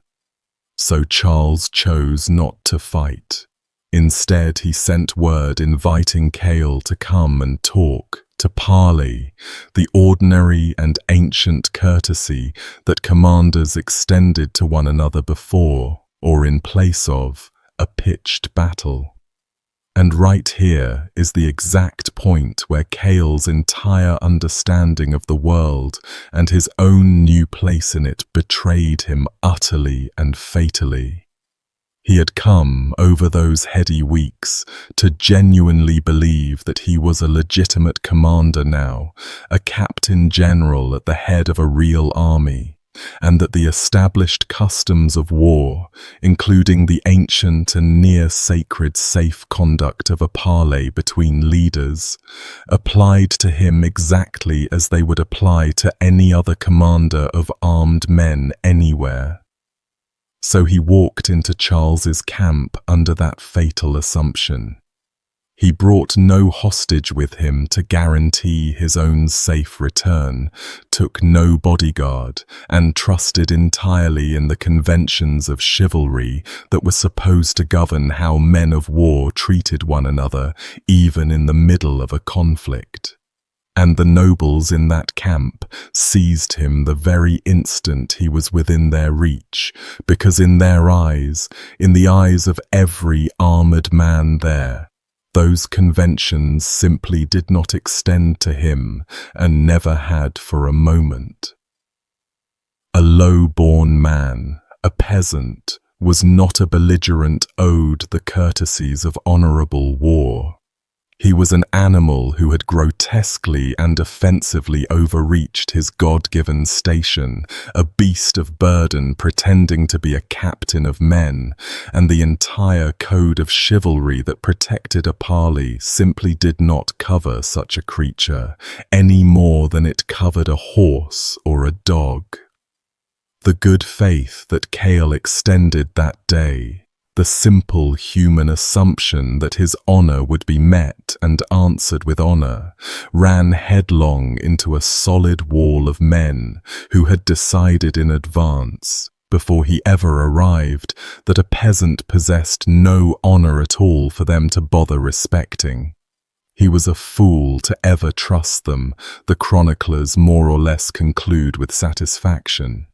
But the foolishness, when you look at it clearly, was really nothing more than his belief that he was a person, a man among men, and that single belief turned out to be the one thing his enemies absolutely refused to grant him. With their leader taken by that treachery, the peasant army at Mello came apart almost at once and was ridden down and slaughtered where it stood. Charles's mounted knights cut through the now leaderless and demoralized mass of farmers, and the killing fanned out across the whole surrounding region in the days that immediately followed. Thousands died in the battle itself and in the merciless hunting that came after it, including, by one account, some 300 peasants burned alive inside a monastery where they had fled and taken shelter, the building deliberately set alight around them while they were trapped within. A terror swept the entire country around Beauvais, the nobility taking a revenge so wildly disproportionate to the original offence that, by the grim and careful arithmetic some historians have since worked out, perhaps 20,000 peasants died in the reprisals all told, set against the few hundred named noble victims that the chronicles dwell on so lovingly and at such length. The lords carefully wrote down the name and lineage of every single knight the peasants had killed.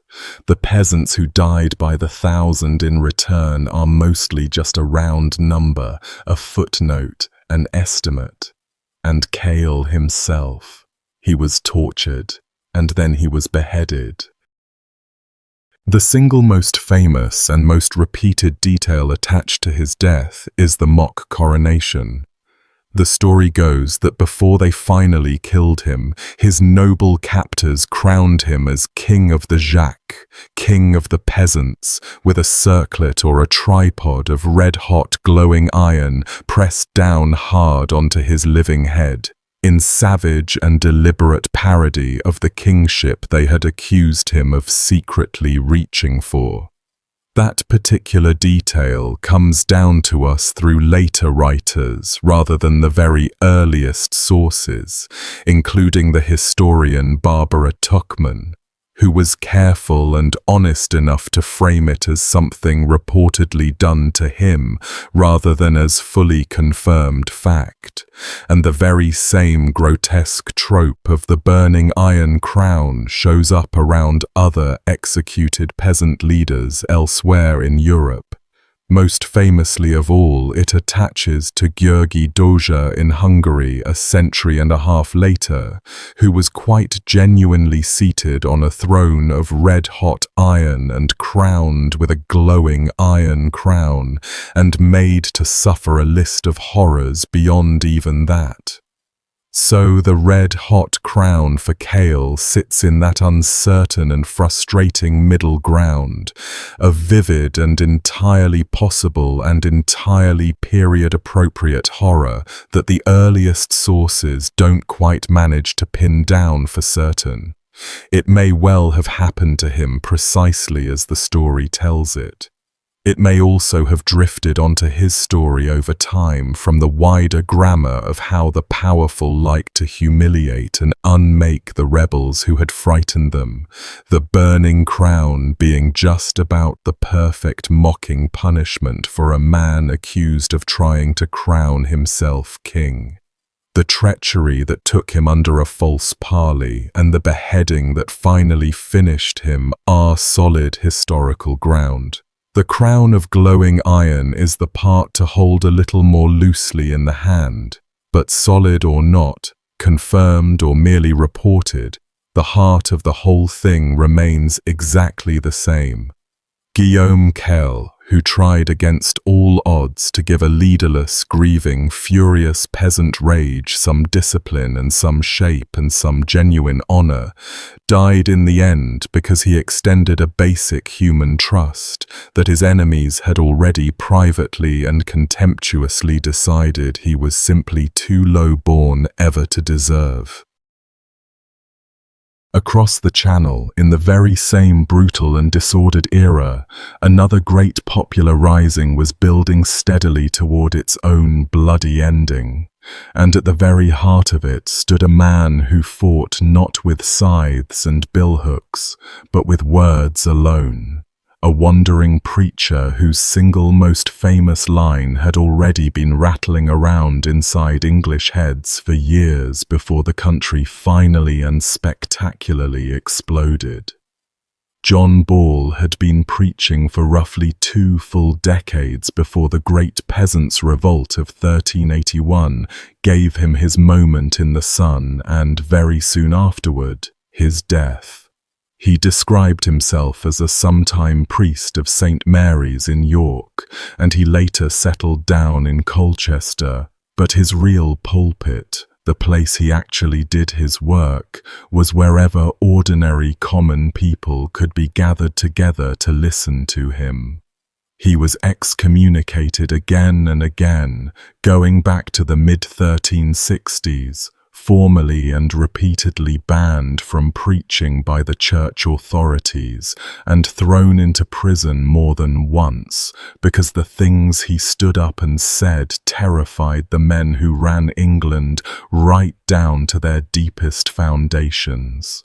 He stood in churchyards and in crowded marketplaces and on village greens, out in the open air where the church could not so easily silence or stop him, and he told plain, ordinary, downtrodden people that they were not, by God's original design, the property of their lords. His most famous formulation has come down through the centuries almost completely untouched, still sharp. When Adam delved and Eve span, who was then the gentleman? Turn it over slowly in your mind for a moment. He is saying that back at the very beginning of everything, in the Garden of Eden itself, when the first man dug the earth with his hands and the first woman spun the thread, there were no lords and no serfs at all, no gentlemen and no bondsmen, no one born to own other people and no one born to be owned. That entire vast division of humanity into masters and slaves was not made or ordained by God. It was made later by men, by what John Ball flatly called the unjust oppression of wicked men. And the obvious, dangerous electric conclusion that follows directly and inescapably from that is that what men had made, other men could unmake. Hostile chroniclers tried very hard to tie him firmly to John Wycliffe and the Lollard heresy, to bundle two separate threats to the established order neatly into a single convenient package they could condemn together. But Ball had been preaching his egalitarian fire for years before Wycliffe ever rose to real prominence, so that particular connection is mostly a deliberate smear rather than any real intellectual debt. Consider what 20 years of that preaching actually meant in practice, because it tells you why the authorities feared one wandering priest out of all proportion to his apparent power. Ball had no parish, no settled living, no institutional protection of any kind. He moved from town to town, talking to people out in the open, and the church kept catching him and silencing him and locking him up, and he kept getting out and doing it all over again. By 1381, he had been at it long enough that his ideas were no longer his alone. They had been heard, repeated, chewed over in alehouses and at market stalls across the whole southeast of England for the better part of a generation, when the Archbishop of Canterbury formally condemned him years before the revolt ever began. The very condemnation spread his name further still. He was exactly the sort of figure the medieval church found almost impossible to deal with, because every fresh attempt to shut him up only seemed to prove his point about the power and the reach of the men sitting at the top. Chroniclers later claimed he had run a kind of coded correspondence network in the run-up to the Rising, sending out strange short letters under invented names like John Shep and Jack Truman, full of rhyming proverbs urging the common people to stand together and beware of deceit. Whether those letters were genuinely his work or were pinned on him afterward to make the Rising look better organized and more sinister than it was, they capture the one thing the authorities could not stand about John Ball. He spoke to ordinary people in plain language that ordinary people actually remembered and passed along, and you cannot hang a rhyme, and you cannot quarter an idea that is already loose and running in 10,000 heads. When the revolt finally broke out in June of 1381, sparked directly by a hated and clumsily, brutally collected poll tax landing on top of years and years of grinding accumulated resentment, rebels from Kent broke open the Archbishop's prison at Maidstone, where Ball happened to be held at the time, and set him free into the Rising. He went straight to Blackheath, just outside London, where the great rebel host had gathered in its tens of thousands, and he preached to them all on that same beloved text.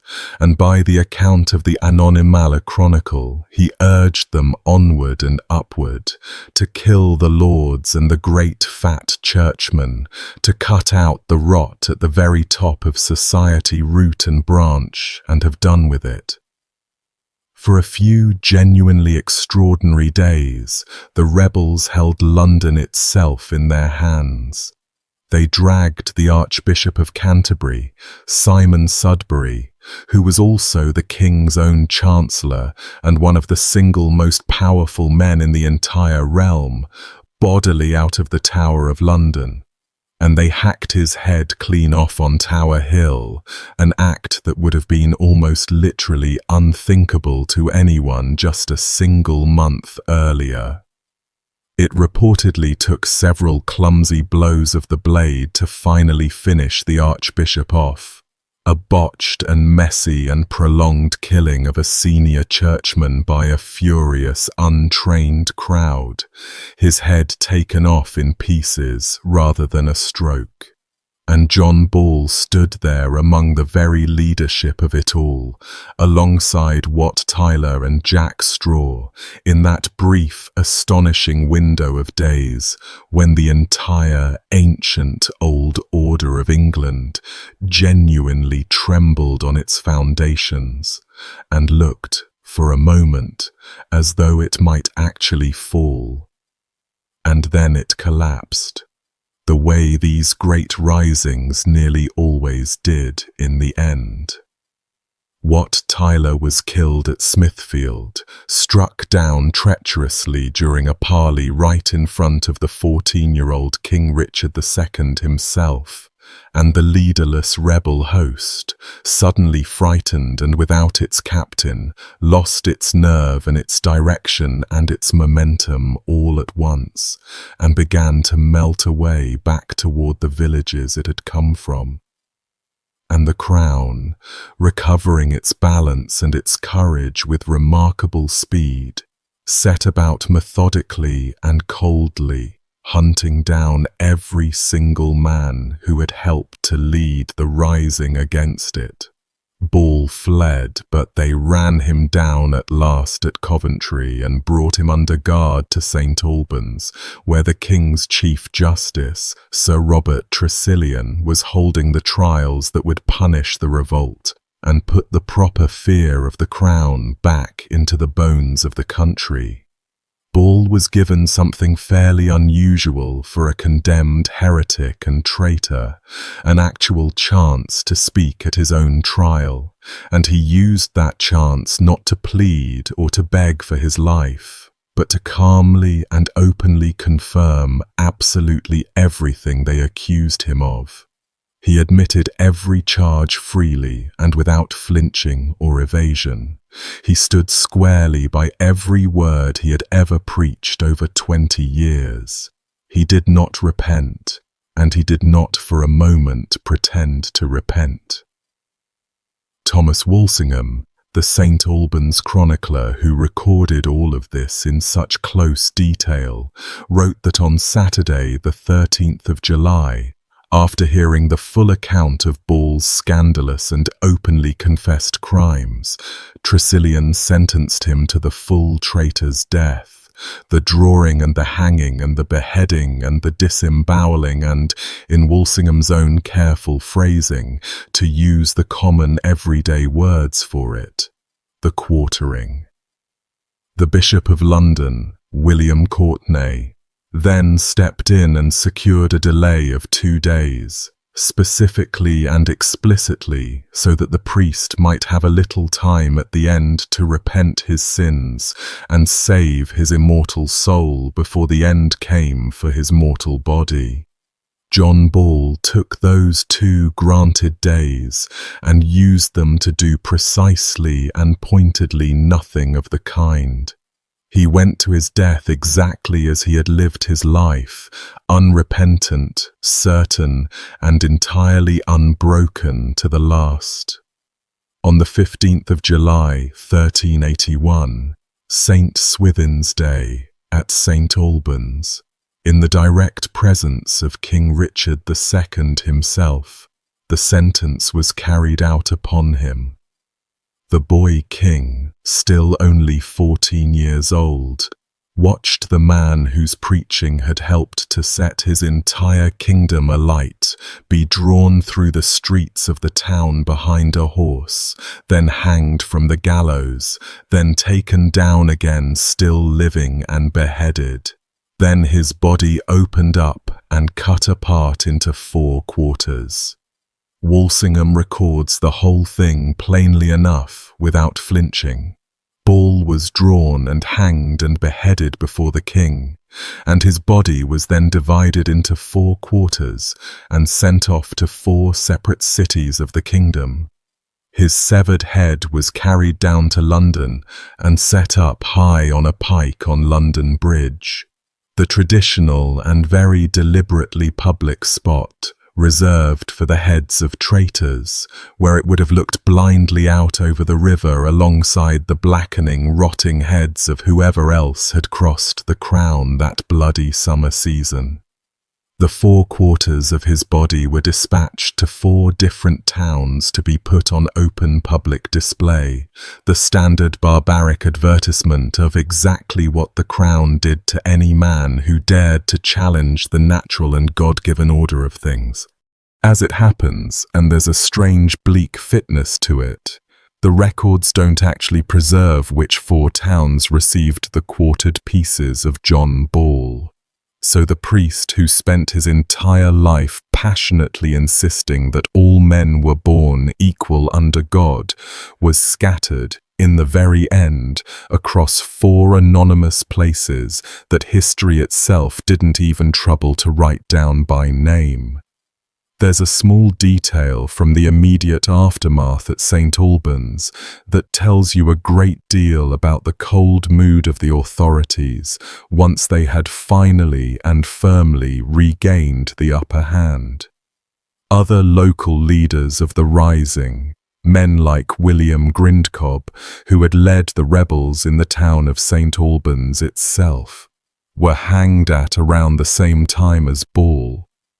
And when their grieving families came forward afterward and tried to take the bodies down from the gallows to give them a quiet and decent and Christian burial, King Richard personally ordered the corpses hung straight back up again to keep swinging in the open air as a continuing warning to everyone who passed beneath them. The dead were not to be permitted any privacy or any peace at all. Even the simple raw grief of the families, even the most basic and ancient human wish to bury your own dead in the ground, was deliberately overruled in the interest of making the public example as complete and as lasting and as visible as it could possibly be made. The bodies no longer belonged to the people who had loved them. They belonged now to the Crown's message. And yet John Ball's plain sermon outlived his quartered, scattered, nameless town body by a very long way indeed.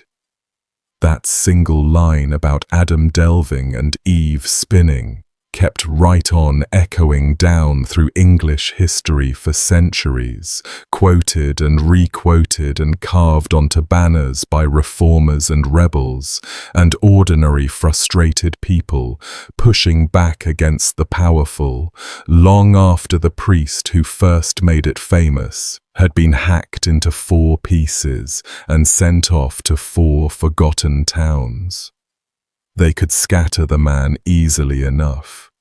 The one sentence proved a great deal harder to kill than the body that spoke it.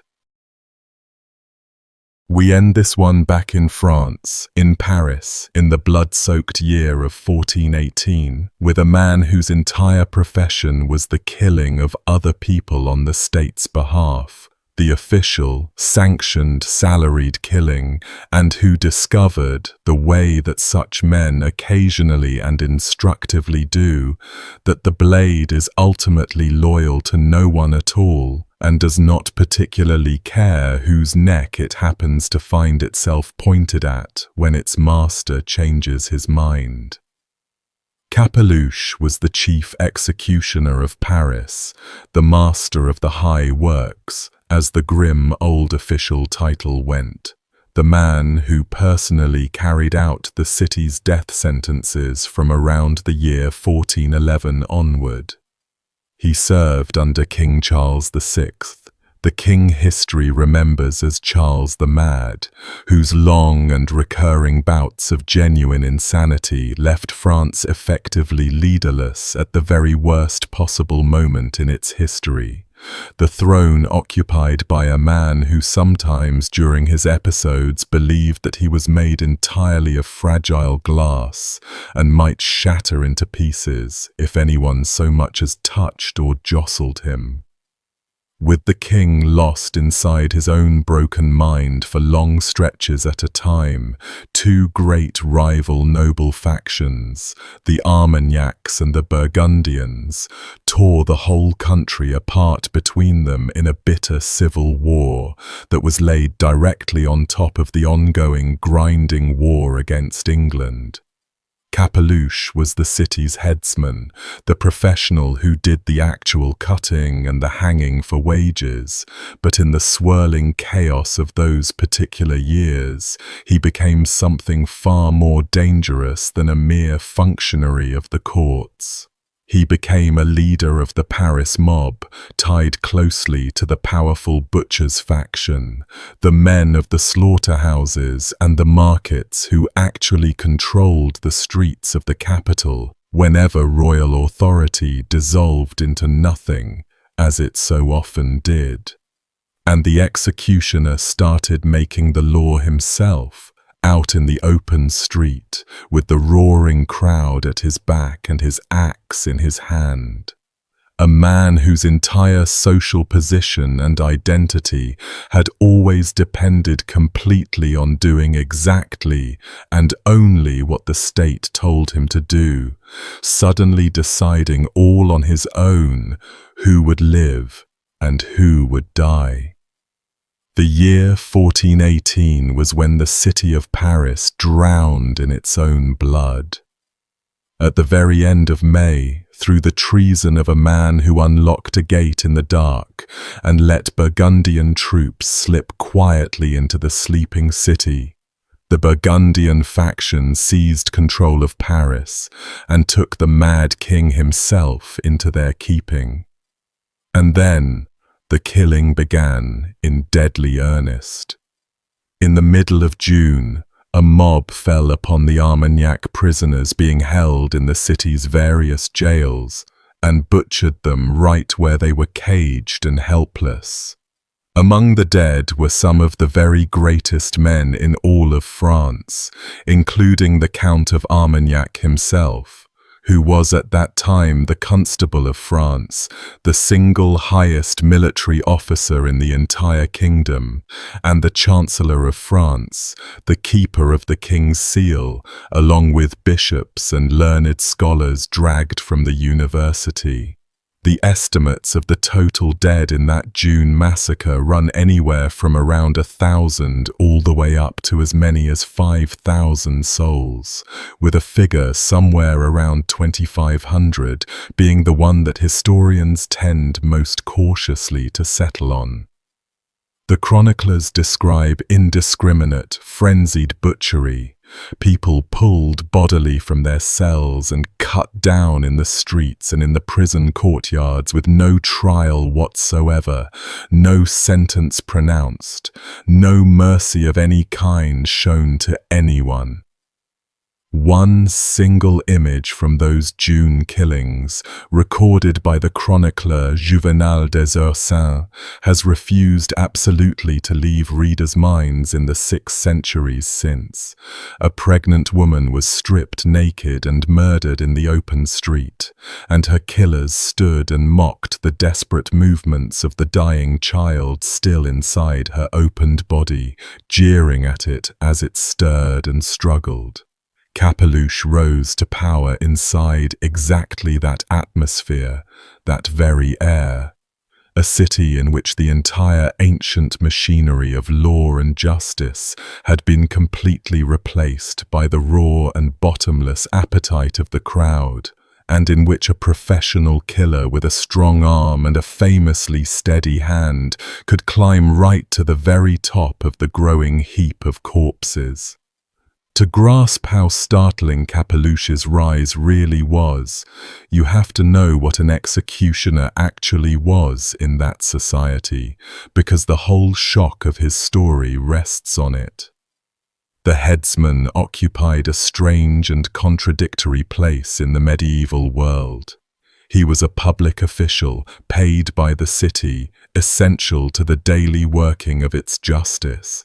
And at the very same time he was a profound outcast, a man that other people would not eat with, would not touch, would not let their daughters go anywhere near. His house was often deliberately set apart from the rest. In some towns he was made to live outside the walls entirely, or out by the gallows, or down among the slaughterhouses in the blood and the offal where he belonged in the public mind. He was granted certain unusual rights as a kind of compensation for all the contempt. The right to take a portion of goods from the market stalls, to claim livestock that strayed, to keep the clothes of the very men he put to death. People crossed the street to avoid passing close to him. The taint of the work was believed to cling to him physically, to make his bare touch a defilement. And this was the man who, in the swirling chaos of 1418, found the old rules suddenly suspended and the roaring crowd at his back, and discovered that the same hands everyone had always shrunk from could be used to take a whole city by the throat. For a few weeks, the single most despised man in Paris was also one of the most powerful. And from everything the chronicles say, he enjoyed every moment of it, which is precisely the sort of thing that gets a man both remembered and killed. His own great hour, if you can stomach calling it anything of the sort, finally came in August. At around 4 o'clock in the morning on the 21st of August, 1418, some 3,000 or 4,000 Parisians of the lowest and roughest trades rose up in arms yet again, and this time they rose with the executioner Capeluche riding mounted at their very head, up on horseback, leading them through the dark pre-dawn streets like a captain personally leading his troops into a battle. They stormed the great fortress prison of the Châtelet, dragged out all the prisoners held inside its walls, around 200 souls in total, and killed every one of them. Then they turned their attention and their weapons on the wealthy townsfolk, the haute bourgeoisie, the respectable rich of the city, looting their fine houses and adding still more fresh bodies to the day's mounting count. When the Duke of Burgundy himself, John the Fearless, the single most powerful man in all of France at that exact moment in time, came in person to the Bastille to confront the mob face to face and order them to disperse and go home, something happened that scandalized every last chronicler who set it down on paper afterward. Capeluche, a common executioner, a man whose very touch was widely considered to be polluting and defiling, whose lowly, bloody trade marked him out as one of the very lowest and most despised creatures in the whole rigid social order, walked up and addressed the great Duke as his own brother.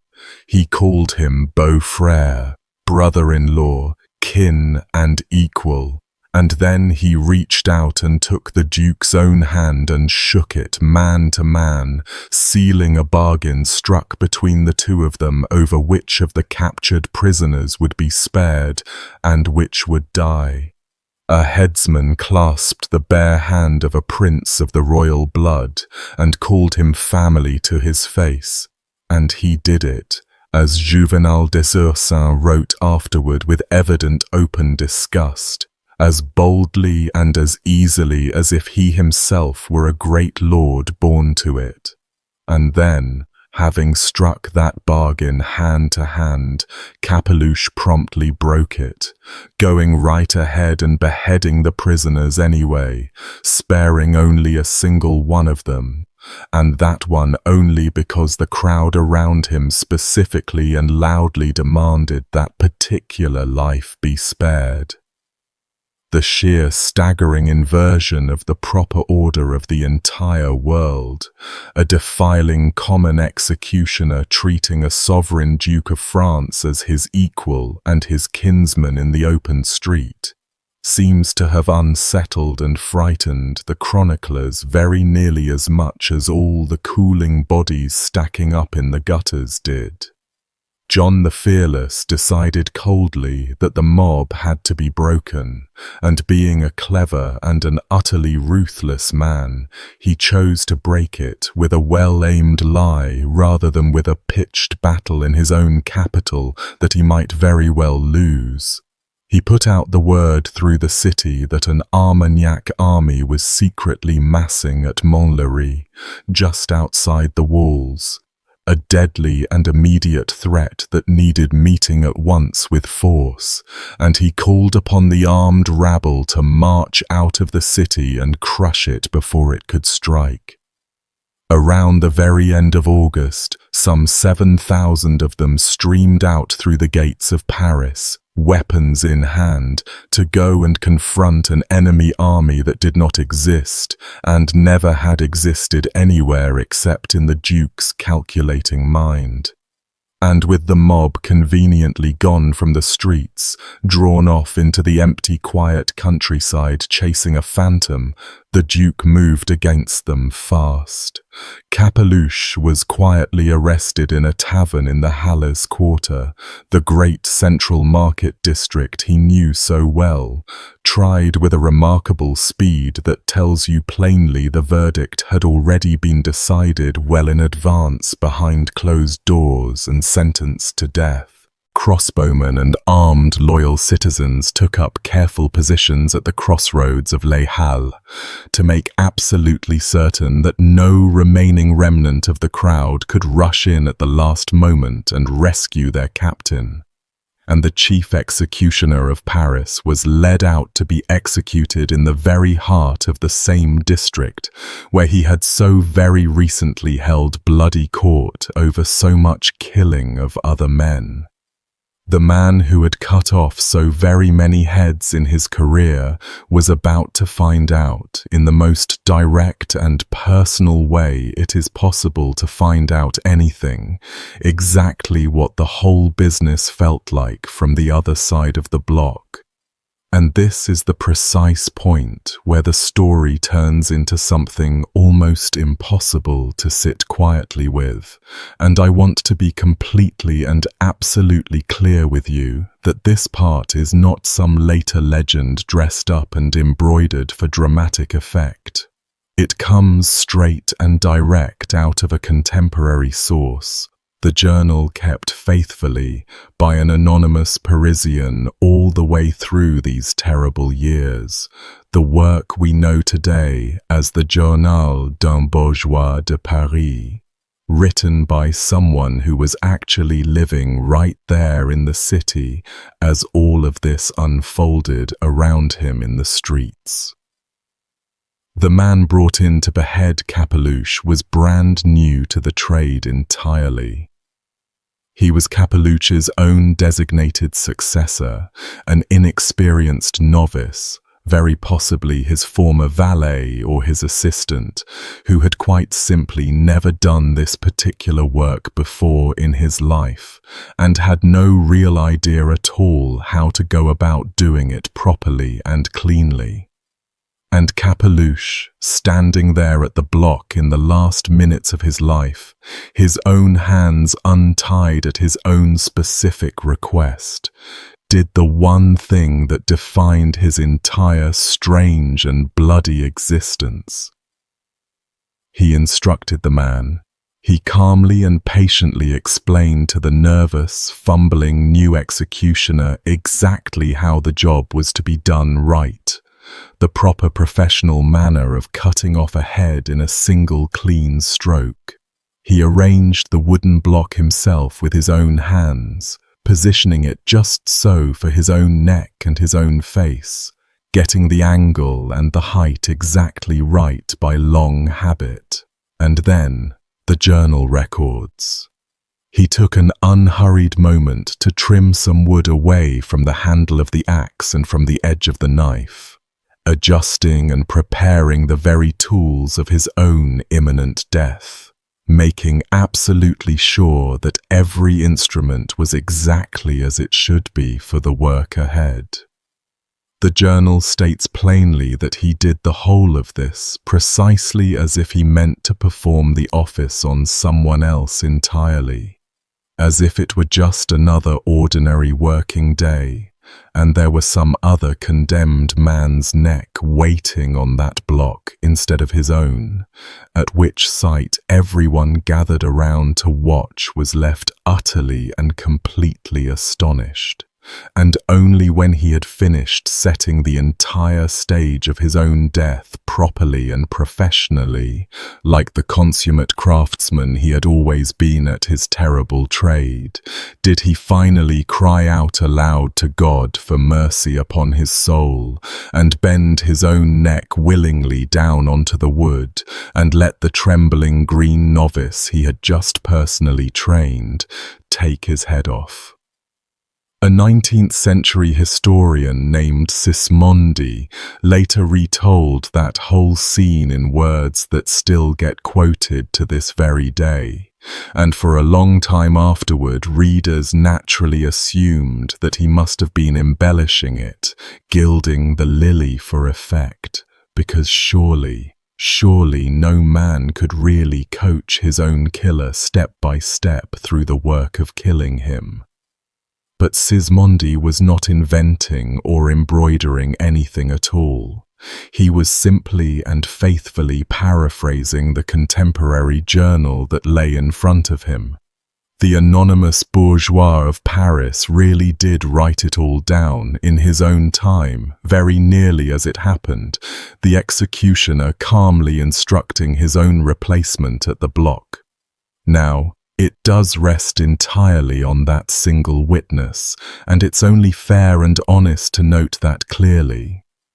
The other major chroniclers of the same period, Pintoin and Monstrelet and Juvenal des Ursins and the rest of them, all describe Capeluche's fall from power and his execution without including this particular self-instruction scene at all, so it is one source rather than a confirming chorus of many. But it is a genuinely contemporary source, written by a Parisian who was demonstrably present in the city throughout the whole terror, and who recorded so very much else of it with real accuracy. And there is no good reason at all to doubt the essential heart of what he set down. A professional killer, faced at the very last with a rank amateur about to bungle the most important cut of all, could not, even standing at his own execution with death a breath away, quite stop himself from teaching the man how to do the thing properly. A couple of the more dramatic flourishes that have attached themselves to his death over the intervening centuries stand on noticeably shakier ground than that blockside lesson does.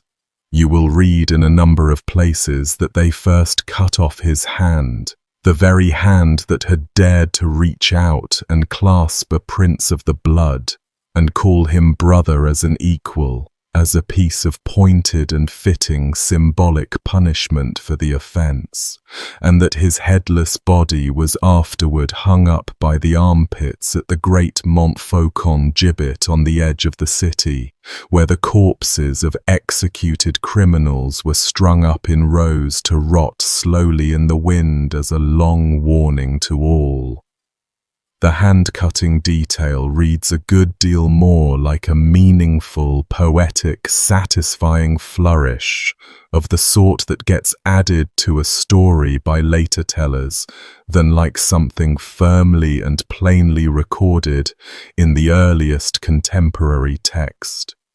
And while Montfaucon was absolutely the usual and expected final destination for a body like his, that specific gruesome ending seems to be attached to Capeluche, mainly in the later and the more popular and dramatic retellings, rather than in the oldest and most reliable account. What that earliest source actually gives us, and gives it to us with that astonishing, almost unbearable, matter-of-fact specificity that no later writer could have invented, is the chief executioner of Paris, in the final minutes of his own life, patiently and professionally, teaching a frightened green beginner the correct way to cut off a living human head, arranging the block and trimming the blade with a craftsman's lifelong care and habit, and then calmly laying his own neck down on the very wood he had just adjusted, so that the lesson he had only that moment finished giving could be put immediately and personally to its intended use. That'll do it for this one. 5 people, 5 very different roads to the wrong end of a blade or a heated iron, and not one single clean or merciful death among the whole lot of them. If you manage to make it all the way through that with me, you have got a far stronger stomach than most, and I'm honestly grateful you chose to spend the time here in the dark.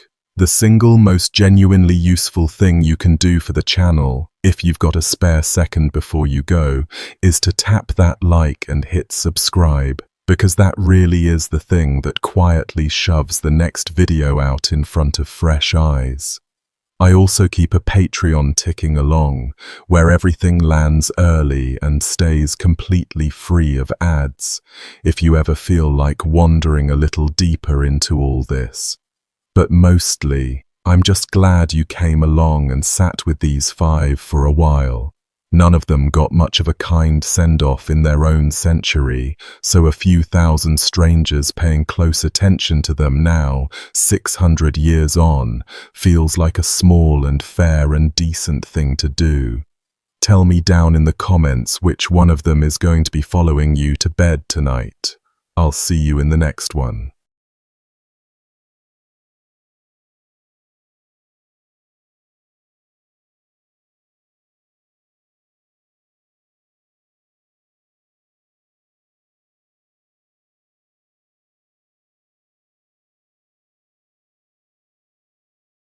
A teenage girl is standing on a wooden platform inside the Tower of London, and she has just tied a cloth over her own eyes, and now she cannot find the block. She reaches out with both hands into the dark, patting the straw, feeling for the thing she is supposed to lay her neck across, and she says, out loud, "Where is it? What shall I do?" Nobody moves for a second. The men around her are frozen, because this is not in the script. The condemned are supposed to know where the block is, and she doesn't, because they blindfolded her and now she's lost on a platform 6 feet wide with an axe waiting a few steps away. Eventually, somebody steps forward and takes her hands and guides them down to the wood. That girl was Lady Jane Grey. And we'll get to her properly in a moment, because her story is one of 5 today, and they all end about that badly, and a couple of them end worse. Hey, welcome in. Good to have you here, whether you've been around the channel a while or you just wandered in off the algorithm looking for something grim to listen to. If you get something out of these, the supporters are the reason I get to spend a frankly unreasonable number of hours buried in old chronicles, so thank you sincerely. And before we properly start, I'm always curious about this, so do me a favor and drop a comment letting me know where you're listening from. I get people on these from absolutely everywhere, and I genuinely like seeing the spread of it. Right. Settle in, get comfortable, because we have 5 deaths to walk through and not one of them is gentle. Back to Jane then, because the blindfold is the very end of it. And the road that takes her there is its own slow kind of horror, and you can't really feel the platform without the road. She was born around 1536 or 1537 into a family that was, by the standards of Tudor England, dangerously well connected. Her great-grandfather was Henry VII, the first Tudor king. That made her a cousin to Edward VI, to Mary, to Elizabeth, the whole poisoned little cluster of Tudor heirs who spent the middle of that century circling each other like cats. And royal blood in that period was not really a gift. It was a target painted on your back, because the second you have a claim to the throne, you become useful to people. And the people you become useful to would, a fair number of them, happily see you dead if it advanced them an inch. Jane spent her entire short childhood being useful to people like that, and a lot of them were her own relatives. By every account that survives, she was frighteningly clever. She read Greek and Latin. She wrote letters to scholars on the continent. She had the sort of education you'd normally lavish on a son you were grooming to be somebody. A story comes down to us from Roger Ascham, who was a real and serious scholar and who actually met her, where he turns up at the family house and finds the teenage Jane indoors reading Plato in the original Greek for fun, while the rest of the household is out hunting in the park. He asks her why she isn't out with them, enjoying the day. And her answer is one of those things that just sits in the record and refuses to be softened. She tells him, more or less, that the pleasures the others find in hunting are only a shadow of the pleasure she finds in Plato, and then she goes further and says that her parents are so severe with her, so exacting, that whatever she does, she must do it perfectly or be sharply punished, pinched and nipped and taunted and treated in ways she won't fully name, and that her books are the one place she's left alone and at peace. You take that for what it is. It's one girl's account of her own home, filtered through a scholar with his own agenda about gentle teaching. But there it is, in the source, and it does not flatter the people raising her. There's a flavor of her conviction that survives in an account of a debate she had, near the end, with the priest sent to convert her, where she was pressed on the question of the church and its authority, and she came back with a line that more or less sums up her entire stubborn theology in one breath. She said she grounded her faith on God's word, and not on the church, because if the church were a good church, then the faith of that church had to be tested against God's word, and not the other way around, not God's word measured against the church. That is a 16-year-old, days from execution, calmly out-arguing a trained theologian on the deepest question of the age, and not flinching. That was the mind they were about to put under an axe. She was a committed Protestant, and not in a quiet, accommodating way. Sharp, certain, a faith that does not bend and does not negotiate. That mattered enormously, because England in 1553 was a religious tinderbox soaked in oil, and the young king Edward VI was dying, and dying without a child of his own. And here you have to understand the cold dynastic machinery that surrounded a girl like Jane, because she was never really treated as a person by the people maneuvering around her. She was treated as a vessel for a claim. Henry VIII had 3 living children, Edward, Mary, and Elizabeth, and beyond them, the law and his will reached down into the descendants of his younger sister, the line that produced Jane. So she sat there in the succession, close enough to matter, far enough to be expendable, the perfect raw material for ambitious men who needed a Protestant body to put a crown on. The next person in line by the law and the will of Henry VIII was Edward's older half-sister Mary, who was devoutly, immovably Catholic. For the Protestant men who had been running the country during Edward's minority, especially John Dudley, the Duke of Northumberland, a Catholic queen was a catastrophe, the undoing of everything they'd built and, not incidentally, very possibly the end of their own heads on their own necks. So they came up with another plan.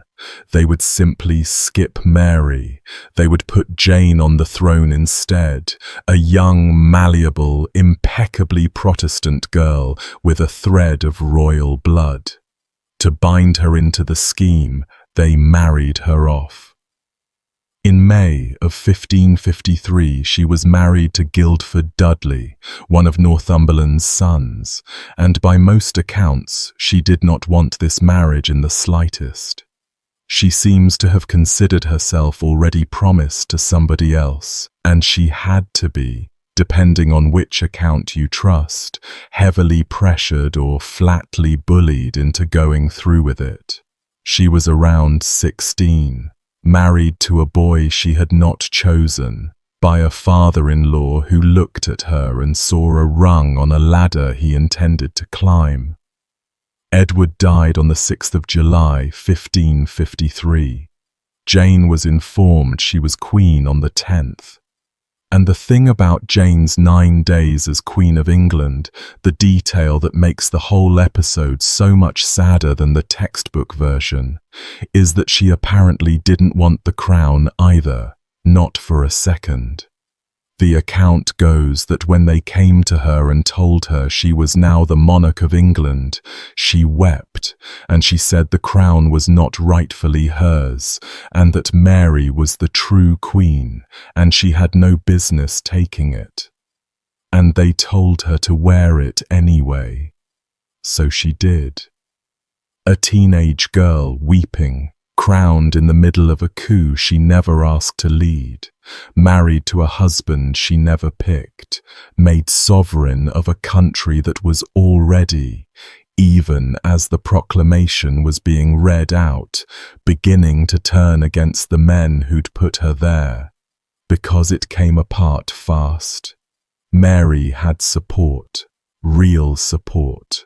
Not in the council chambers, but out in the country among ordinary people who regarded her as the rightful heir, the daughter of Henry VIII, and she gathered an army and moved. Jane, meanwhile, sat in the royal apartments in the Tower, being addressed as Your Grace by people who were already, quietly, calculating how to abandon her. There's a small awful detail in the accounts that when they tried to also crown her husband Guildford king alongside her, Jane refused, said she could make him a duke but not a king, that the crown was not hers to share out, and that this set off a furious scene with the Dudleys. Even in her 9 borrowed days, she was at war with the family that had installed her. And the Privy Council in London, the very men who had sworn for Jane and proclaimed her, simply read the wind and changed sides, and announced for Mary instead. 9 days. That is how long it lasted. Jane went from queen to prisoner without ever once leaving the Tower of London. because the same walls that had housed her as a brand new sovereign in royal lodgings now held her as a captive in considerably less royal ones. She was given over to the keeping of a man named Partridge, an officer of the Tower, lodged in his house, and there she stayed through the autumn and into the winter, reading, writing, waiting, while the men who had used her were tried and, in Northumberland's case, killed. And here is where it gets, for a while, genuinely uncertain, because for a stretch it looked like she might actually live.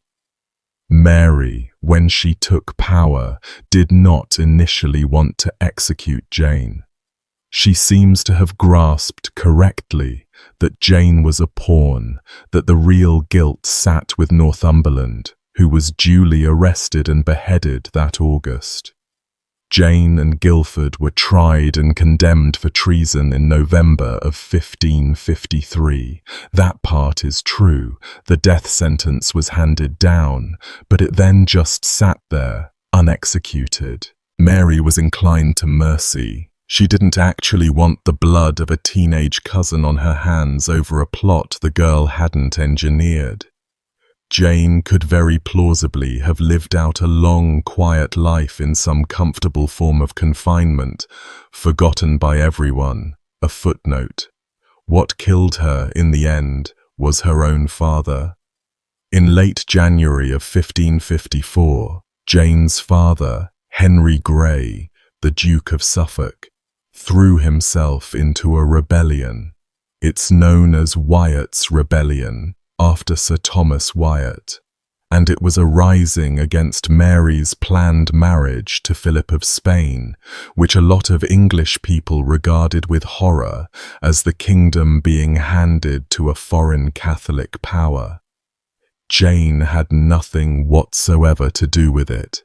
She was locked inside the Tower the entire time it was being planned and carried out.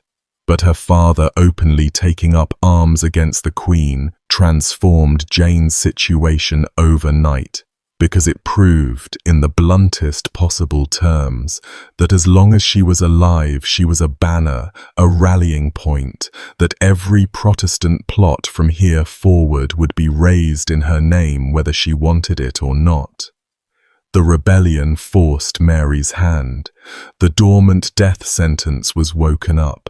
The execution was first set for the 9th of February and then pushed back 3 days to the 12th, and the reason for the delay is, in its way, one of the more humane notes in the whole grim business. Mary sent a Catholic priest named John Feckenham to Jane to try to convert her before she died, to bring her back to the old faith and, in Mary's sincere understanding of it, save her soul from an eternity of damnation, because to Mary a heretic's death meant hell, and she did not want that for her young cousin. Feckenham went, expecting, perhaps, a frightened girl he could comfort and persuade in a day or two. What he found was a 16-year-old who out-argued him on scripture and the sacraments point by point, and would not yield an inch. And he went back to Mary and got the execution delayed by 3 days specifically so he could keep trying to save her. And the genuinely remarkable thing is that the two of them, the condemned Protestant girl and the Catholic priest sent to turn her, apparently came to like and respect each other.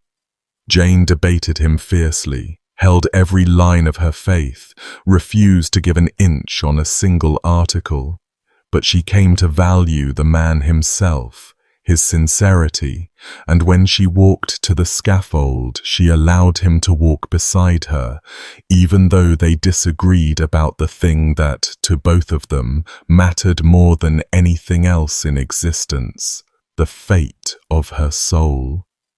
She is even reported to have said, half wryly, that during those days she'd been more wearied by his arguments than frightened by the shadow of her own death. a fairly extraordinary thing for a 16-year-old to be able to joke about with the axe 3 days off. On the morning of the 12th, they killed Guilford first. He was a young man himself, barely older than Jane, and the two of them had asked to see each other one final time, to say goodbye before they died. Jane refused the meeting. Her reasoning, as it comes down to us, is hard and clear-eyed and a little heartbreaking, that seeing him would only weaken them both, disturb the peace they'd each made, and that they would meet again soon enough in a better place. So they did not say goodbye.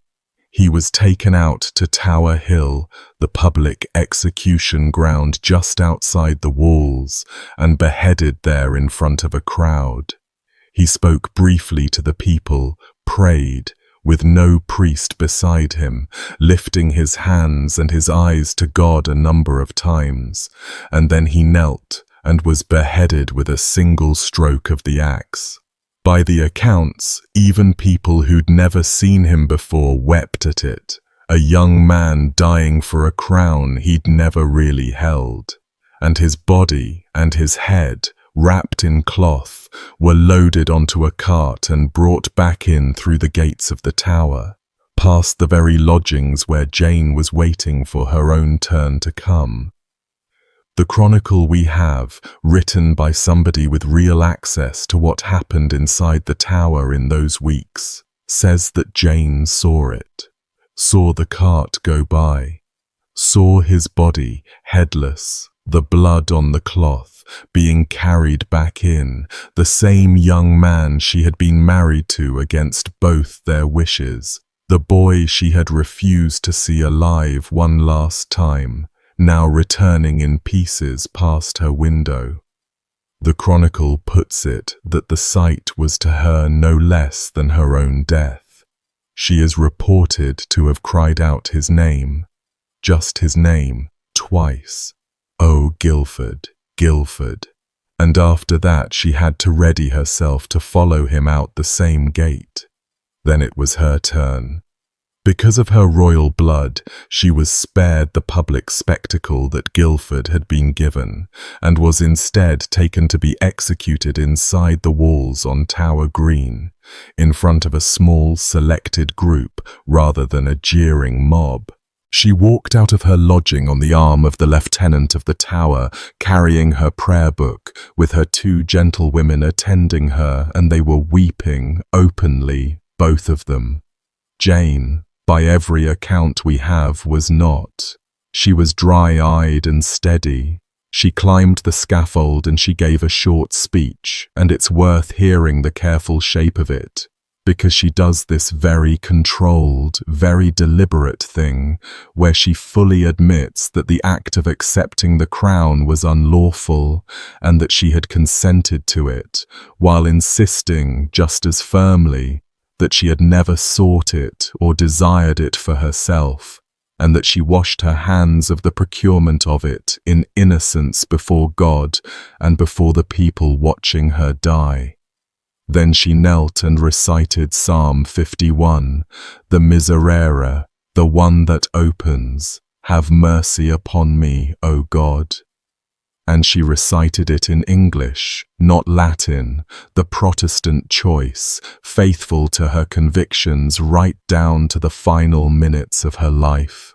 She gave away her gloves and her handkerchief to her weeping maid. She handed her prayer book to the deputy lieutenant standing nearest her.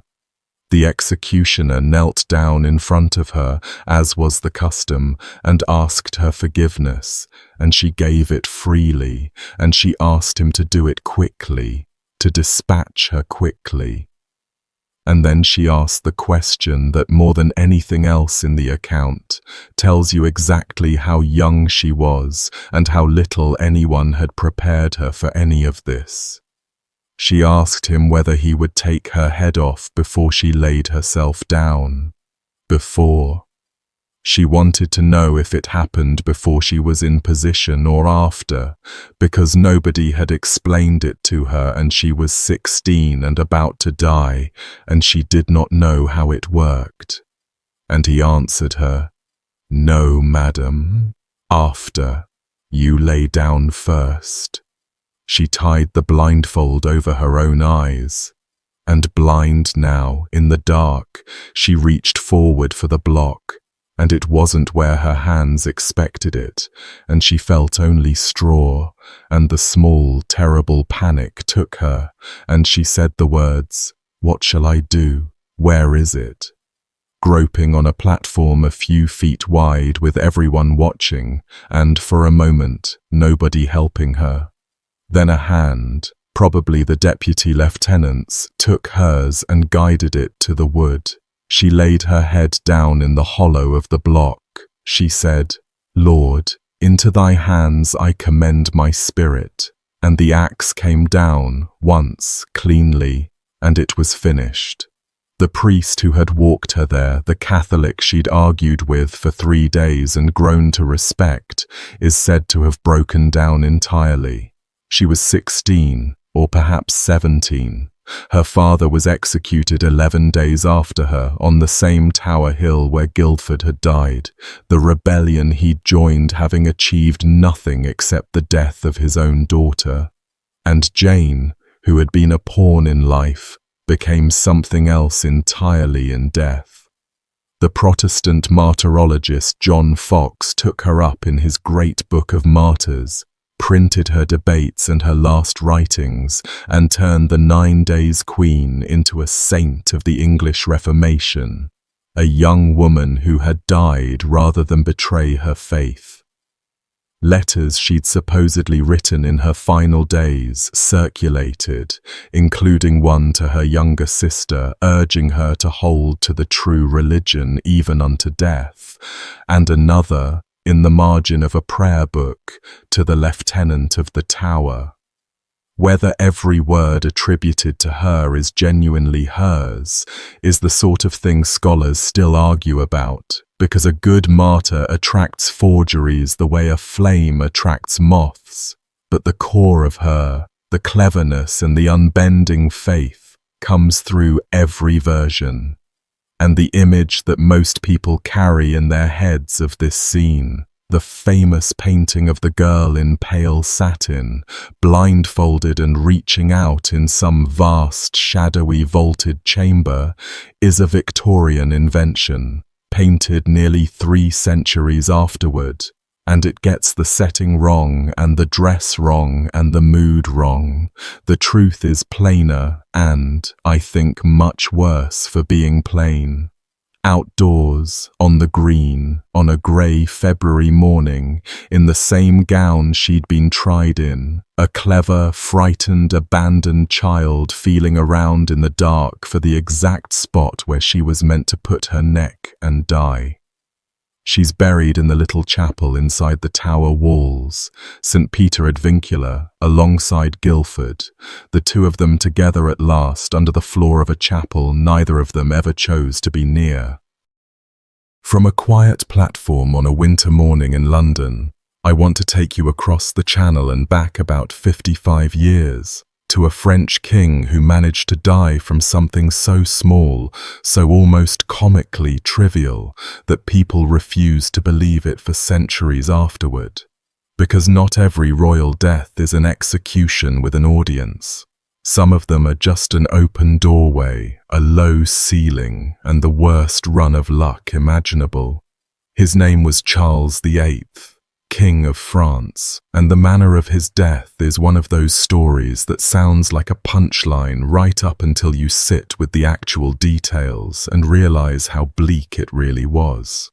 He hit his head on a door. That's the short version, the version that makes people smirk. The long version is stranger and a great deal sadder. Charles was born in 1470 at the Chateau of Amboise in the Loire Valley, and he became king at 13 when his formidable, cunning father, Louis XI, died. He'd had a strange, isolated upbringing, kept apart at Amboise by a suspicious father who didn't entirely trust the boy's surroundings, raised more on tales of chivalry and crusading romance than on the hard, practical business of governing. When he came to the throne, his older sister, Anne of Beaujeu, effectively ran the kingdom as regent through his teenage years, steering France through a noble rebellion, and Charles only really took the reins himself as a young man, hungry to do something grand and knightly with his crown, which is a large part of how France ended up pouring an army over the Alps into Italy. He was, by the descriptions that have come down to us, not a physically impressive man. And I want to walk through this carefully, because the people doing the describing were very often hostile foreign diplomats, with every reason in the world to belittle the King of France. A Venetian ambassador named Contarini left a portrait of him that is genuinely unkind, describing a small and ill-formed body, an oversized head, large, dull eyes that seemed weak or short-sighted, an enormous hooked nose, thick lips that stayed permanently parted, a stammer, and hands that twitched in a way the ambassador said was unpleasant to watch. There's even a persistent tradition that he had an extra toe on one foot, and that this is why he supposedly made broad, square-toed shoes fashionable to hide the deformity. Strip the diplomatic cruelty off all of that, and what you are probably left with is a small, frail, possibly neurologically affected young man who happened to have been handed one of the most powerful crowns in Europe. And even communes, who actually liked him and served him, wrote that there was never a man so small of body, and then turned immediately around and said there was never in the world a better-natured creature. He married Anne of Brittany in 1491, and it was a marriage made under the heaviest possible pressure, a marriage that was very nearly a hostage-taking. Anne was the Duchess of Brittany in her own right, the last independent ruler of a duchy that France had wanted to swallow for generations, and she had actually already been married by proxy to the Holy Roman Emperor's son, Maximilian, which would have boxed France in between two Habsburg territories. So Charles invaded Brittany, besieged Anne in the city of Rennes, and effectively forced her to break the other marriage and marry him instead. At sword's point, a 14-year-old duchess made to wed the king of the army outside her walls. The marriage contract even contained a clause that if Charles died, Anne would have to marry his successor, to make sure Brittany never slipped away again, which tells you exactly how the French crown thought of her, less as a wife than as the key to a province. But it did the job the crown wanted. It brought the independent Duchy of Brittany into France. Anne herself lived with a physical condition, a hip displacement that gave her a noticeable limp. And she wore shoes built up unevenly, one higher than the other, to compensate for it. The two of them had several children together over their years of marriage, and despite the brutal way it began, by most accounts the two of them grew genuinely fond of each other, which only makes what came next, the cradles and the coffins, harder. This is the part of Charles's story that almost everyone races straight past because they're so eager to get to the funny door, and it's exactly the part I don't think you should skip, because it's the heart of why his death is sad rather than silly. Every single one of their children died young. Not one survived him. The eldest, a boy they named Charles Orlan, was by all accounts a robust, healthy, much celebrated child, the great hope of the dynasty, the future, and he died of measles at the end of 1495, 3 years old. The others, and there were several more, all died in infancy, one of them a daughter who died the very same day she was born, in March of 1498, only a matter of weeks before Charles himself would die. So as the spring of 1498 came on, this man had buried all of his children, every one of them, small coffin after small coffin, year after year. He had no heir, none. The whole purpose of a king in that world, the continuation of his line, his name, his blood, had failed in his hands over and over again, in cradles and graves. And he was 27 years old. He'd spent a good chunk of his reign on a grand military adventure in Italy, marching an army south in 1494 to claim the throne of Naples, which he had a tangled hereditary claim to, and it started out like a triumphal parade, town after town opening its gates, almost no real fighting, Charles riding through in gilded armor like a conqueror out of a story. He reached Naples in early 1495 and had himself proclaimed king of it, wearing the crown, the imperial titles, the whole performance. And then it curdled. Disease tore through the army, the so-called French disease, syphilis, which broke out around the Naples campaign and spread back across Europe with the returning soldiers and would haunt the continent for generations. An Italian coalition formed against him, and he had to fight his way back out of the peninsula, came to a hard standstill at a battle called Fornovo, where his men took heavy losses and limped home to a France that was now deeply in debt, with essentially nothing permanent to show for the whole expensive business except, quite possibly, a disease that we'll come back to. His Italian kingdom melted away behind him almost as fast as he'd taken it. And running underneath the whole reign, underneath the campaigns and the diplomacy, was that quiet catastrophe in the nursery. Because a king's worth in that world was measured first and last by whether his line continued, and Charles's line kept dying. Charles Orland, the bright, healthy boy, gone at 3. Then a second son, also called Charles, dead in infancy. A third boy, Francis, who lived barely a month.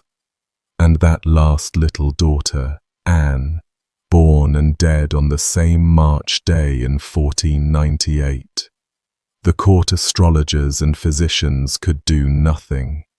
Anne of Brittany, who had carried and lost all of them, was 30 years into a life that had handed her one small coffin after another.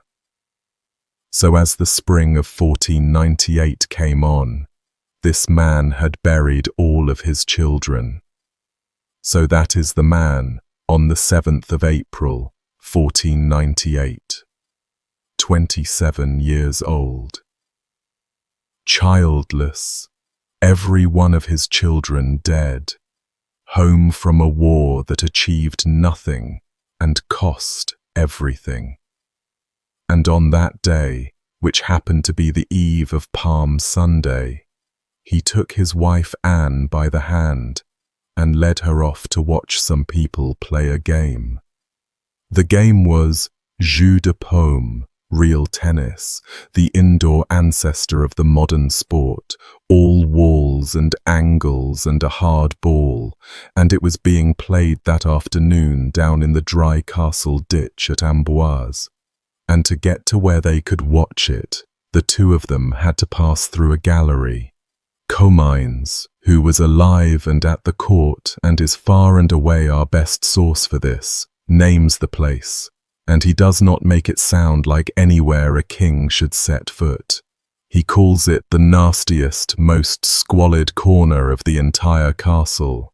He says it was crumbling and decrepit at the entrance, and that everyone, his word, everyone urinated there, that it was, in plain terms, a filthy, disused passage that the household used as a latrine. And as Charles stepped through the low doorway into this reeking gallery, He struck his head hard on the lintel, the top beam of the door frame. Comines makes a point of noting that Charles was not a tall man, which means either the doorway was extraordinarily low or the king managed to catch it at exactly the wrong angle. Either way, he hit his head solidly on stone, and then he was completely fine. That's the part that haunts the whole story. He didn't stagger, he didn't black out, he barely seemed to notice. He walked on into the gallery. He stood there in that foul, reeking passage and watched the tennis being played down in the ditch, and he talked, normally, lucidly, an entirely present and ordinary man who'd given his head a knock on a doorframe and shaken it off the way any of us would, and then, more or less, forgotten about it. There's even a tradition that he said he hoped never to think of an evil or sinful thing again, that he was in good spirits, talkative, himself. For a stretch of time he was just there, an unremarkable afternoon, a king watching a ball game and chatting with the people around him, the bump already half forgotten. And then, somewhere around 2 o'clock in the afternoon, mid-conversation with no warning at all, he pitched over backwards and collapsed, and he never spoke a clear word again. His physicians came running, and they made a decision that, by the medicine of their own time, was perfectly reasonable, and that by the standards of ours is almost unbearable to read. They decided he must not be moved. Disturbing him, they thought, would do more harm than leaving him still, so they left him exactly where he had fallen.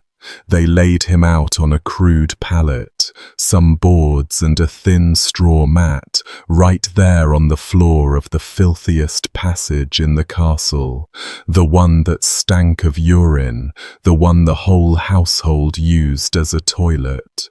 And there the King of France lay, unconscious, surfacing and sinking for something like 9 hours, while the most powerful people in the kingdom stood around him in that stinking corridor and could do absolutely nothing but watch the hours pass.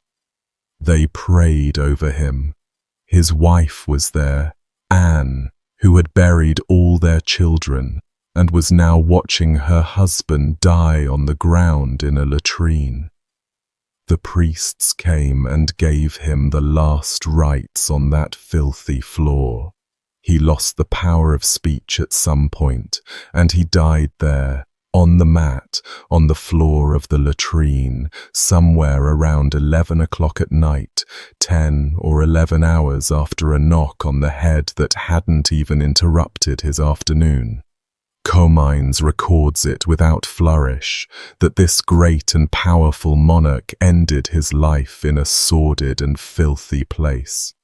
The man owned palaces, dozens of them, the great chateau of the Loire. He had built and commissioned and beautified. He had ruled millions of people. He had marched an army the length of Italy and worn the crown of Naples. And he spent the final 9 hours of his existence dying on the ground in a corridor that smelled of piss, because his doctors were afraid that picking him up might kill him faster. Rumors of poison went around at the time, naturally, because the human mind simply rebels at the idea that a man not yet 28 could be killed by a bump on the head that hadn't even slowed his step. People looked at a young king, dead in hours, with a foreign war freshly behind him and plenty of enemies, and reached for the obvious explanation that someone had done this to him. And modern doctors have wrestled with the very same problem, though from the other direction. The traditional medical answer is some kind of slow bleed inside the skull, a subdural hematoma, where a blow tears a small vessel and blood seeps out and gradually pools and presses on the brain over a span of hours. That actually fits the story almost eerily well, because it produces exactly that pattern doctors call the lucid interval, where a person takes a knock, feels fine, walks around, talks, seems completely normal for hours while the blood quietly builds up inside the skull and then suddenly crashes as the pressure becomes too much. A man hits his head on a lintel, watches a tennis match, chats, and collapses 2 hours later. That is a textbook description. But a more recent study pushed back hard on the whole premise, arguing that it's close to impossible for a gentle knock taken while simply walking, not riding, not falling from a height, to kill a healthy young man at all, and floating instead the idea that something else was already badly wrong with Charles, possibly a seizure disorder connected to syphilis he might have brought back from Italy, with the doorway just being the place he happened to be standing when his body finally failed him. That part is speculation, and the people who proposed it were honest enough to say so plainly and to ask that his remains be examined to settle it. What is not speculation is the flaw, and the 9 hours, and the smell. And there's one small, bitter detail that closes the loop on the whole life. Charles was born at Amboise, and he died at Amboise. The same chateau, the only king of France ever to be born and to die in the same Loire castle. He came into the world in that building, and he left it from the floor of that building, in the dark, in the filth, with everything he was supposed to have left behind him, every child, every heir, already in the ground ahead of him. And because he died without a son, the crown passed sideways to his cousin, the Duke of Orléans, who became Louis XII. Louis promptly had his own marriage annulled so that he could marry Charles's widow, Anne of Brittany, and keep Brittany tied to France, which means that within a year of Charles dying on that floor, his grieving wife had been handed off to his successor like a piece of the dowry, the duchy passing from one king's bed to the next. Anne, for her part, had buried every child she'd had with Charles, and would go on to bury more. The dynasty he'd failed to continue simply rerouted around his corpse and carried on. Charles, at least, died by accident, by a freak of anatomy and the cruelest possible luck. The death I want to move to next was meant to be the opposite of an accident. It was meant to be clean, controlled, dignified, a single practice stroke from a professional, and it went so badly wrong that the people standing in that room carried the sound of it with them for the rest of their lives. This is Mary, Queen of Scots, and her execution in February of 1587. And to feel how grotesque the ending was, you have to understand how long the road to it had been, because Mary did not die quickly in any sense of that word. She died slowly, over nearly 19 years. Mary was born in 1542 and became Queen of Scotland when she was 6 days old. 6 days. Her father, James V, lay dying after a military defeat, and when they brought him word that his wife had given birth to a daughter rather than the son he needed, he is supposed to have said that the crown had come with a lass and would go with a lass, and then he turned his face away and died, and the crown of an entire kingdom came down on a newborn in a cradle who would never know him. She was sent away to France as a small child to keep her safe from the English, who wanted to seize her and marry her to their own prince. And she was raised at the glittering French court, the most sophisticated in Europe, betrothed to and then married to the French heir, the Dauphin. And for a brief stretch she was Queen Consort of France as well as Queen of Scots in her own right, the two crowns held by a teenager who had everything in front of her. And it all collapsed around her quickly. Her young husband, sickly all his life, died of an ear infection that spread to his brain, and at 18 Mary was a widow, no longer Queen of France, and she came back to a Scotland she barely remembered, a cold and factional country that had, in her long absence, turned hard Protestant and Calvinist, and did not particularly want a young Catholic queen returning from France with French manners, French clothes, French servants, and the old forbidden faith.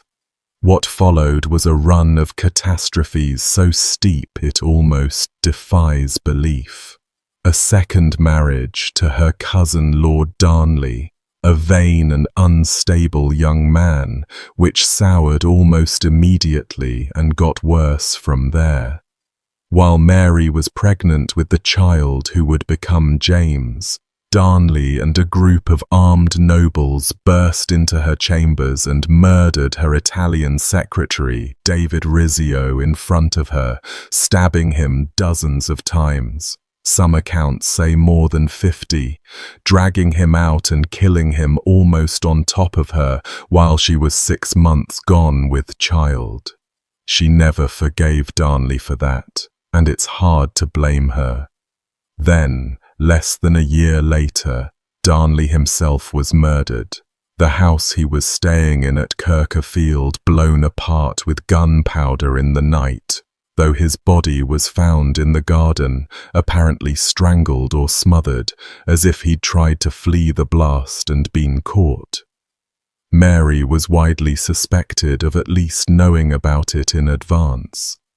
And then, astonishingly, she went and married the single most obvious suspect in Darnley's murder, the Earl of Bothwell, who may well have abducted and coerced her into it. The sources fight about how willing she was, which is, however you read it, about the worst situation a reigning monarch can possibly be caught in.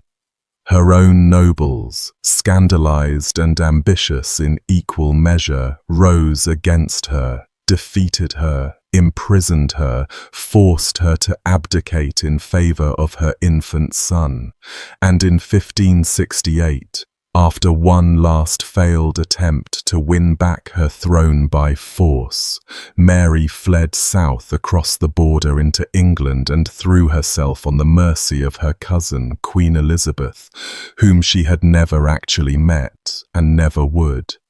That was the great mistake of her life, though in fairness she had very few good options left. Because Mary, as a great-granddaughter of Henry VII and a Catholic, was the single most natural figurehead in the world for everyone, in England and across Europe, who wanted Elizabeth gone and a Catholic back on the English throne. Mary was, simply by drawing breath, a standing threat to Elizabeth's life and crown, a living alternative queen sitting on English soil. She had expected, when she crossed the border, to be received as a fellow sovereign, helped, perhaps restored to her Scottish throne by English arms. Instead, she was met with guards and questions and a polite, endless detention that hardened year by year into the thing it really was. And so Elizabeth did the thing that solved the problem in the short term and created a slow nightmare for the long term.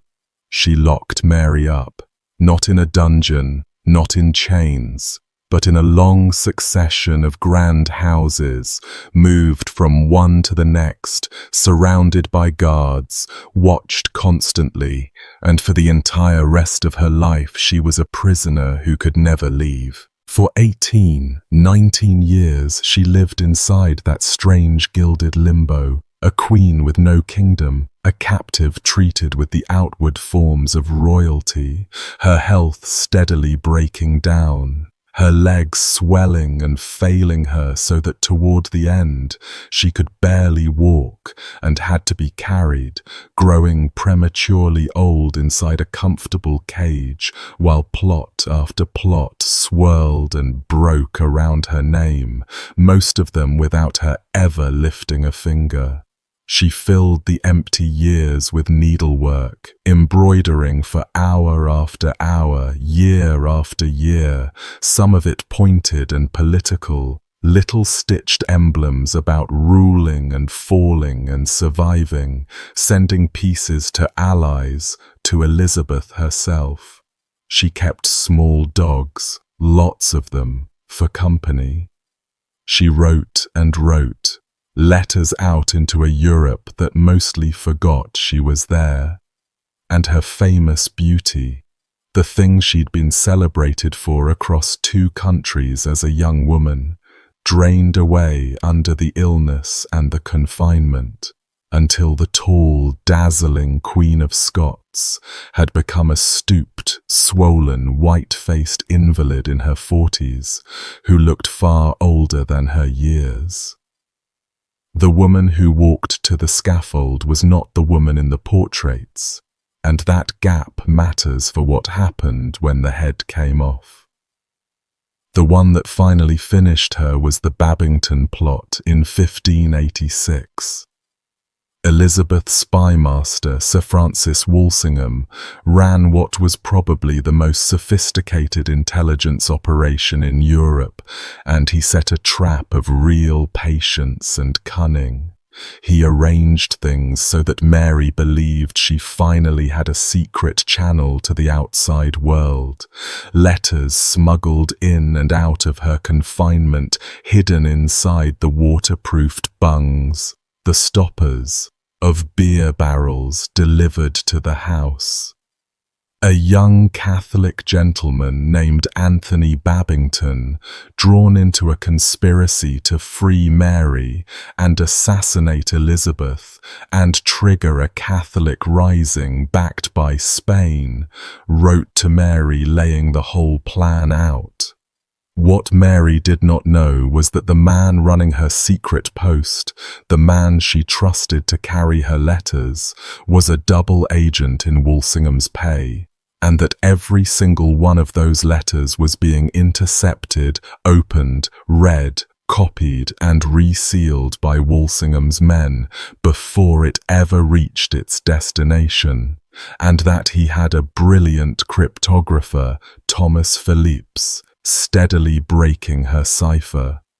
And Walsingham waited. He had enough to destroy Babington at any moment, but he wanted Mary, and so he let the correspondence run, let the conspirators talk, until at last Mary wrote a reply that explicitly endorsed the plan, including the part involving the killing of Elizabeth. When that letter was decrypted, the cryptographer is said to have drawn a small gallows mark on his working copy and sent it on, because that was it. That was the rope. They finally had her in her own hand. Walsingham's men even forged an extra postscript onto the letter, asking for the names of the conspirators to draw the whole network out into the open. She was put on trial at Fotheringhay Castle in the autumn of 1586, condemned, with only a single one of the commissioners daring to dissent, and Elizabeth, after agonizing over it for months, signed the death warrant in early February of 1587, and Elizabeth genuinely, deeply did not want to do it. Executing an anointed, crowned queen, a blood cousin, set a precedent that could one day come back around onto any monarch's own neck, Elizabeth's included. She even, at one point, hinted broadly to Mary's jailer that it would be terribly convenient if Mary could simply, quietly be helped out of the world in private, so that Elizabeth's own hands would stay clean of the open killing of a queen. The jailer, a man named Paulet, to his lasting credit, flatly refused to murder a prisoner placed in his care under cover of darkness, said God forbid that he should make so foul a shipwreck of his conscience. So it could not be done quietly.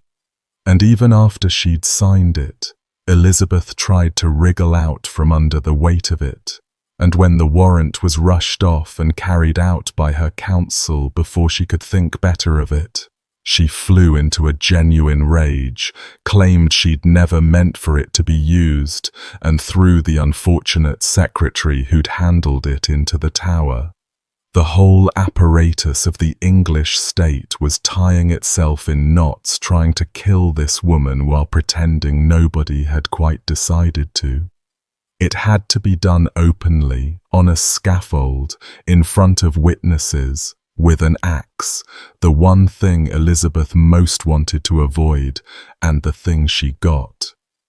Mary herself was told on the evening of the 7th of February that she would die the next morning, given only the night to prepare. She spent it calmly, by all accounts, sorting her belongings, writing letters, dividing her few possessions among her servants, praying. She wrote to her relatives in France. She asked that her servants be allowed to witness her death and be well treated afterward. She is said to have slept, or at least rested, for part of that last night, while her women sat up around her weeping. They built the scaffold inside the great hall at Fotheringhay, low, only about 2 feet high, 12 feet across, the whole thing draped in black cloth, with a block on it, a cushion to kneel on, and a low stool. The fullest eyewitness account we have was written by a man named Robert Winkfield, who was present in the hall, and his account was read over and effectively endorsed by Elizabeth's chief minister Burghley, so it is about as close to the actual room as we can possibly get 4 centuries on. Mary came in composed, more than composed, almost serene. Winkfield says her face suggested mirth rather than mourning, which is a genuinely strange thing to read. A woman walking to her own beheading looking, if anything, at peace, even faintly cheerful. She refused the ministrations of the Protestant Dean of Peterborough, who pressed himself on her to the end, telling him plainly that she was settled in the ancient Catholic Roman religion and meant to die in it, and to spend her blood in its defence. Her loyal servant Melville was weeping helplessly, and she was the one comforting him, telling him to carry word to her friends that she had died a true woman to her faith. She prayed, in Latin and then in English, and she kissed her crucifix, and spoke of Christ's arms spread on the cross, receiving her into mercy. Then her women helped her out of her black outer garments, unpinning and lifting them away, and her 2 attendants were weeping so hard now that they could barely do it. And underneath the black, Mary was dressed entirely in red. A crimson velvet petticoat, a crimson satin bodice, a pair of red sleeves drawn on, even by some accounts, red undergarments, the colour carried all the way through. Red was the liturgical colour of martyrdom in the Catholic Church, the colour of the blood shed by the saints for their faith. And there is no serious doubt that she chose it on purpose, that she dressed her own execution deliberately as the death of a Catholic martyr, a final statement aimed straight at everyone watching and everyone who would later read about it across Catholic Europe. She had spent the whole morning, the whole night before, composing this. The serene face, the refusal of the Protestant dean, the crucifix, the Latin prayers, and now the red, the body of a queen turned into an image of a martyr in front of a hall full of Protestant officials who had wanted a quiet, deniable, forgettable execution and were instead getting a piece of theatre that would outlive every one of them. Her jailer's own papers describe her standing there on the black scaffold, dressed blood red from head to foot, and the effect of it on the people in that hall was, by those accounts, genuinely appalling, in the older and stronger sense of that word, filling them with a kind of dread, the sight of her. And even then, even in that moment, she had it in her to make a dark, dry joke, remarking as her women undressed her that she had never had such grooms to help her undress before, nor ever put off her clothes in front of such a large company of onlookers. To her sobbing women she said, in French, "Do not weep. I have given my word for you, that they would be looked after." One of them, named Jane Kennedy, took out a white cloth embroidered with gold and tied it over Mary's eyes, covering the whole upper part of her face. She knelt down. She felt for the block, found it this time, laid her head into the hollow of it, and began to say, "Into thy hands, O Lord, into thy hands," over and over. And the executioner lifted the axe and swung, and he missed the neck. Not completely, but the first blow did not land where it was meant to. It struck the back of her head, biting into the skull, a glancing, badly aimed, horrible blow that did not kill her, and that she, by the accounts, was alive to feel. Some sources say she made a small sound, a whisper, something like "Sweet Jesus." The blade had gone into the back of her skull while her head was still up off the block, the aim thrown off, and now there was no taking it back. He raised the axe and swung a second time. This blow caught the neck properly, cut down through it, but even then it did not sever the head, did not finish the work, left it still attached to the body by a thread of tissue and sinew, what Winkfield describes as one little gristle. And so the executioner had to set the axe to that last bit of gristle and saw at it, back and forth with the edge of the blade, until the head finally came free of the body. 2 full strokes of the axe and then a sawing cut to take off the head of a kneeling, blindfolded woman who, we can only hope, was somewhere in the middle of all of it, no longer aware of what was being done to her, though not a single person standing in that hall could have been certain of that as it was happening in front of them, the blows and the blood and the sound of the blade working at the last of her neck. Then the executioner reached down, took hold of the severed head by the hair, and lifted it up high to show the assembled hall, calling out, "God save the Queen," meaning Elizabeth, the living one. And the head dropped out of his hand and fell back down onto the scaffold with a sound nobody there ever forgot. Because what he was actually holding up in his fist was a wig. Mary, after nearly 19 years of captivity and worsening illness, had lost the famous auburn hair of her youth, the hair that had helped make her one of the most celebrated beauties in Europe, and what she wore now was a wig of that old, remembered colour, an auburn dress wig pinned over her own, and underneath it her real hair was cropped very short and had gone entirely, prematurely grey. Winkfield writes that it appeared as grey as the hair of a woman of 70, though Mary was 44 years old.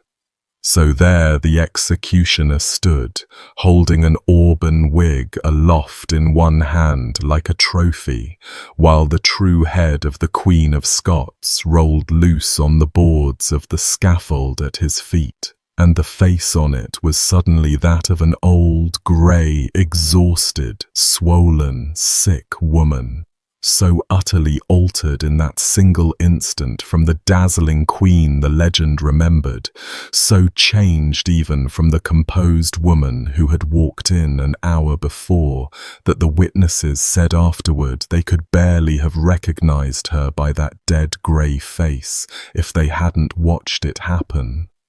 All the beauty, all the years of it, the thing 2 kingdoms had fought over, gone, and underneath it just a tired old woman's head on a wooden floor. And the head, lying there on the scaffold, kept moving. Winkfield records it in plain, flat words, that her lips stirred up and down for a quarter of an hour after the head was cut off. 15 minutes. The mouth opening and closing, the lips working, which we understand now as the last reflexive firing of severed nerves and starved muscle, but which to the people standing in that hall in February of 1587 must have looked, unbearably, as though she was still trying to speak, still trying to pray. The severed head on the floor going on and on, separate now from the body it had been attached to a minute before. The lips moving for a quarter of an hour while everyone stood and watched and could not look away and could not make it stop. And then there is the dog. As the executioners began the grim work of dealing with the body, stripping it so that everything touched by her blood could be burned and no relics taken, they discovered that Mary had smuggled her little dog in under her skirts, a small Skye Terrier by tradition. It had been pressed against her body through the entire thing, all of it. The speech and the prayers and the blindfold and the axe and the sawing, hidden in her clothing the whole time, silent. And now it would not come out.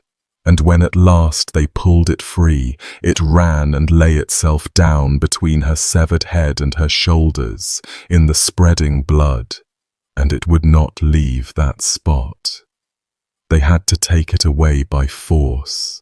The little dog refusing to be parted from the body of the woman who'd kept it pressed to her as she died. And afterward it had to be washed, because it was soaked through with her blood, and the accounts say it pined afterward and would not eat. Of everything that happened in that hall, the cracked skull and the grey head and the lips moving on the floor for a quarter of an hour, it is the dog that the witnesses seemed least able to put out of their minds.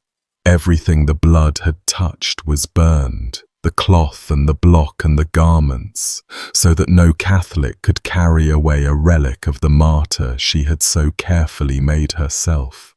They were thorough about it, scrubbing the scaffold, burning the rest, even, by some accounts, seeing to it that nothing of hers left that hall to become an object of veneration. Her body was embalmed and sealed in lead, and her internal organs were taken out and buried secretly somewhere within Fotheringhay itself, so that not even that much of her could be found and honoured. For months her leaded coffin sat at the castle while the diplomatic storm raged, before she was finally given a burial at Peterborough Cathedral in the summer. Her son James, who, it has to be said, had done remarkably little to try to save his mother during all those long years, accepting Elizabeth's assurances and his own pension and looking away, in time became King of England after Elizabeth died childless, the 2 crowns united in him at last, exactly the outcome Mary had dreamed of and never lived to see. And years into his reign, with the throne secure under him, he had Mary's body dug up from Peterborough and moved to Westminster Abbey, and given a grand marble tomb, taller and finer, some noticed, than the one he gave Elizabeth, the two queens who never met now lying under the same roof, the one who signed the warrant and the one who wore red to the block. That was a death meant to be quick and merciful that turned into something drawn out and butchered. The next one was meant to look like nothing at all, like a deposed queen quietly passing away in a remote mountain castle, and the truth underneath the official announcement was a murder so deliberate and so exactly arranged that it mirrored, almost detail for detail, a killing this same woman had been blamed for nearly 40 years before. Her name was Joanna I, Queen of Naples, and she ruled one of the most important kingdoms in the Mediterranean in her own right for close to 4 decades, which for a woman in the 14th century was something very near to unimaginable. She was born around 1326, and she inherited the crown of Naples from her grandfather, Robert the Wise, who looked past a whole field of men to name her, a young woman, his sole heir on his deathbed. She was cultured, learned, a patron of Boccaccio and of Petrarch, sharp-minded and politically formidable, and she spent the entirety of her long life being simultaneously one of the most admired and one of the most slandered women in all of Europe, her reputation swinging wildly between she-wolf and saint, depending on who was holding the pen. Boccaccio, who knew the Naples court, wrote of her as more renowned than any woman of her time for lineage and power and character. Others wrote of her as a poisoner, an adulteress, a husband-killer. The same woman, the same life, read in completely opposite directions by men who in many cases had never met her and were really arguing about whether a woman should rule at all. And the court she grew up in was a viper's nest.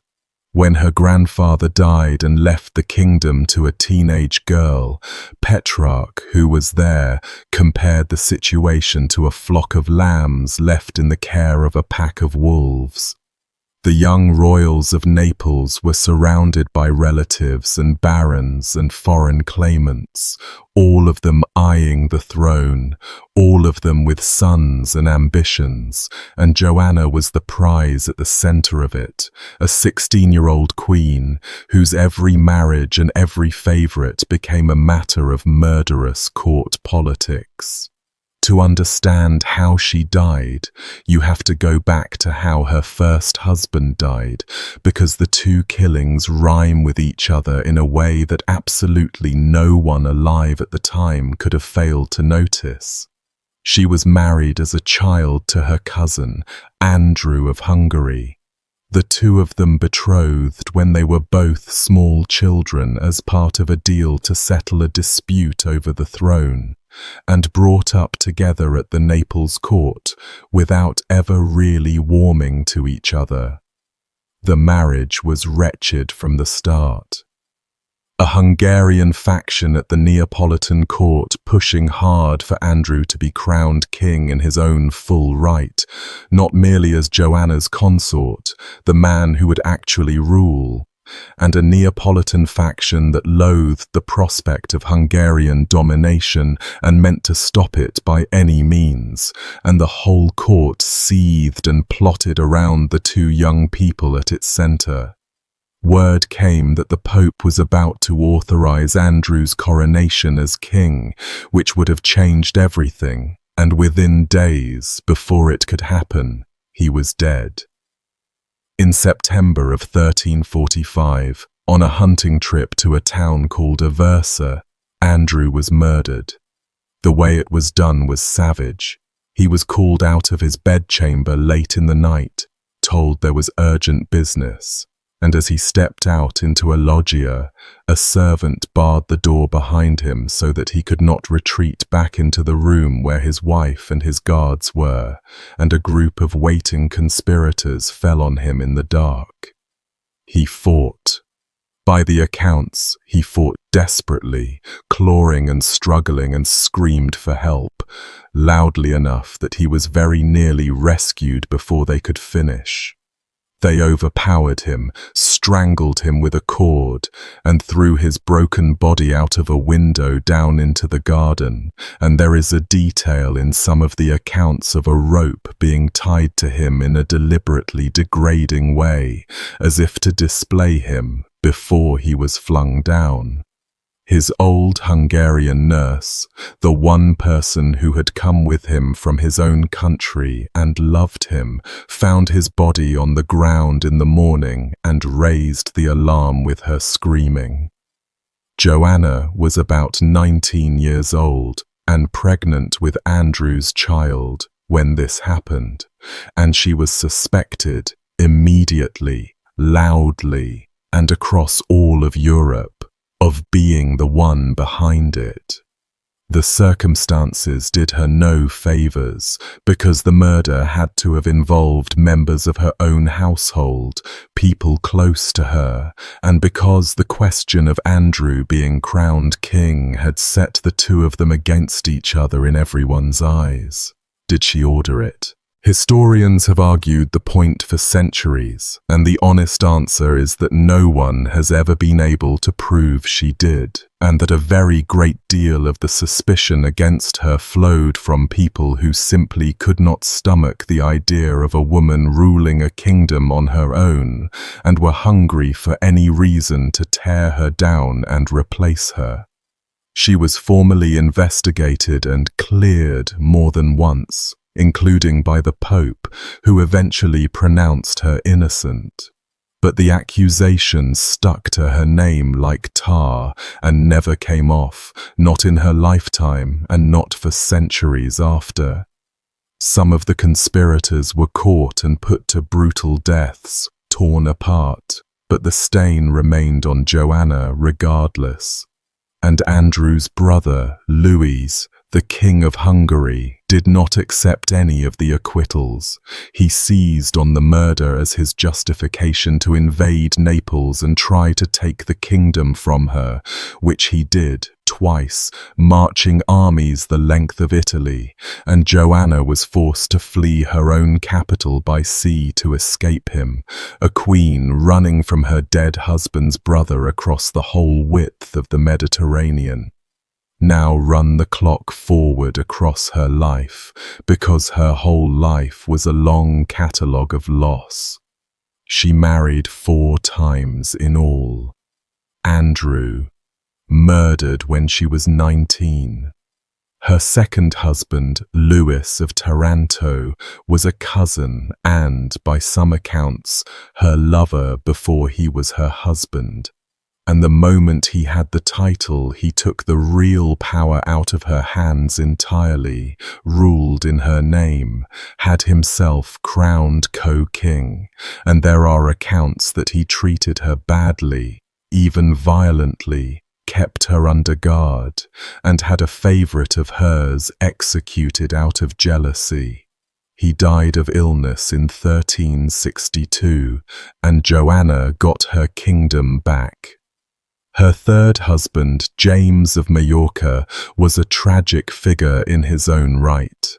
A prince who had spent something like 13 years locked in an iron cage by the King of Aragon, an actual cage, and had come out of it with his mind shattered by the experience. He kept leaving Joanna to mount doomed expeditions to win back the kingdom of Majorca that had been taken from his family, and he died on one of them, having never really recovered from what the cage had done to him.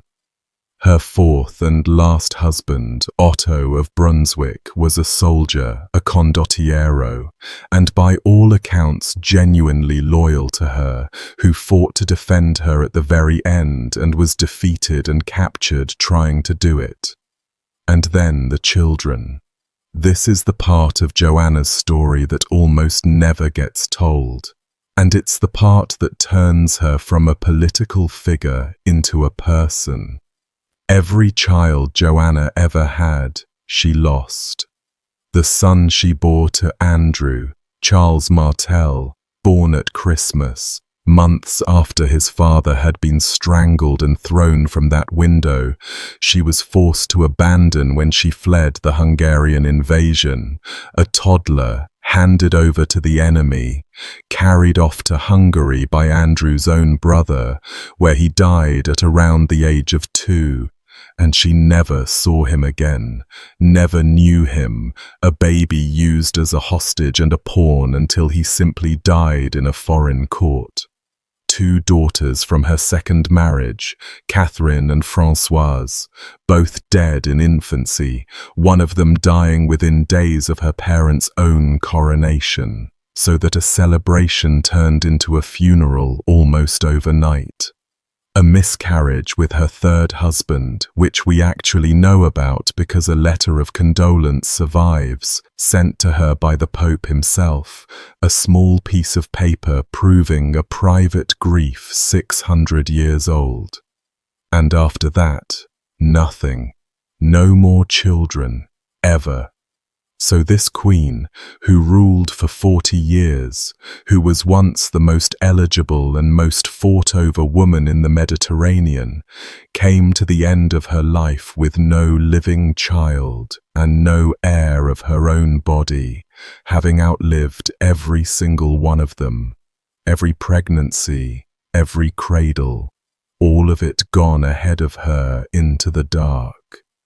She had everything a medieval ruler was supposed to want: the crown, the lands, the titles, the renown, and not one child to leave any of it to.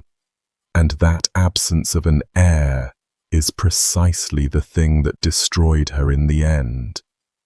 With no child of her own to follow her, the succession to Naples was thrown wide open.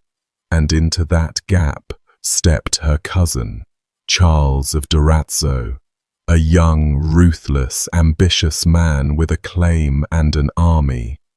He was, in a grim irony, a man she had partly raised at her own court, a relative she'd shown favor to, and he turned on her completely.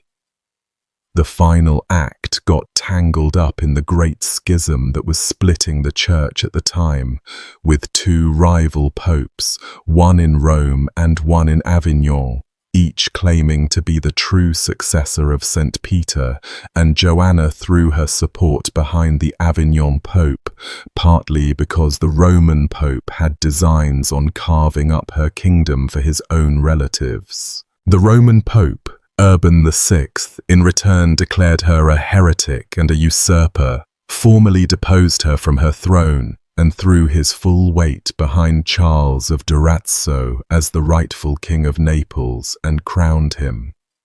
Joanna, fighting for her survival, adopted a French prince, Louis of Anjou, brother of the King of France, as her new heir, disinheriting Charles in order to bring French armies down into Italy to save her.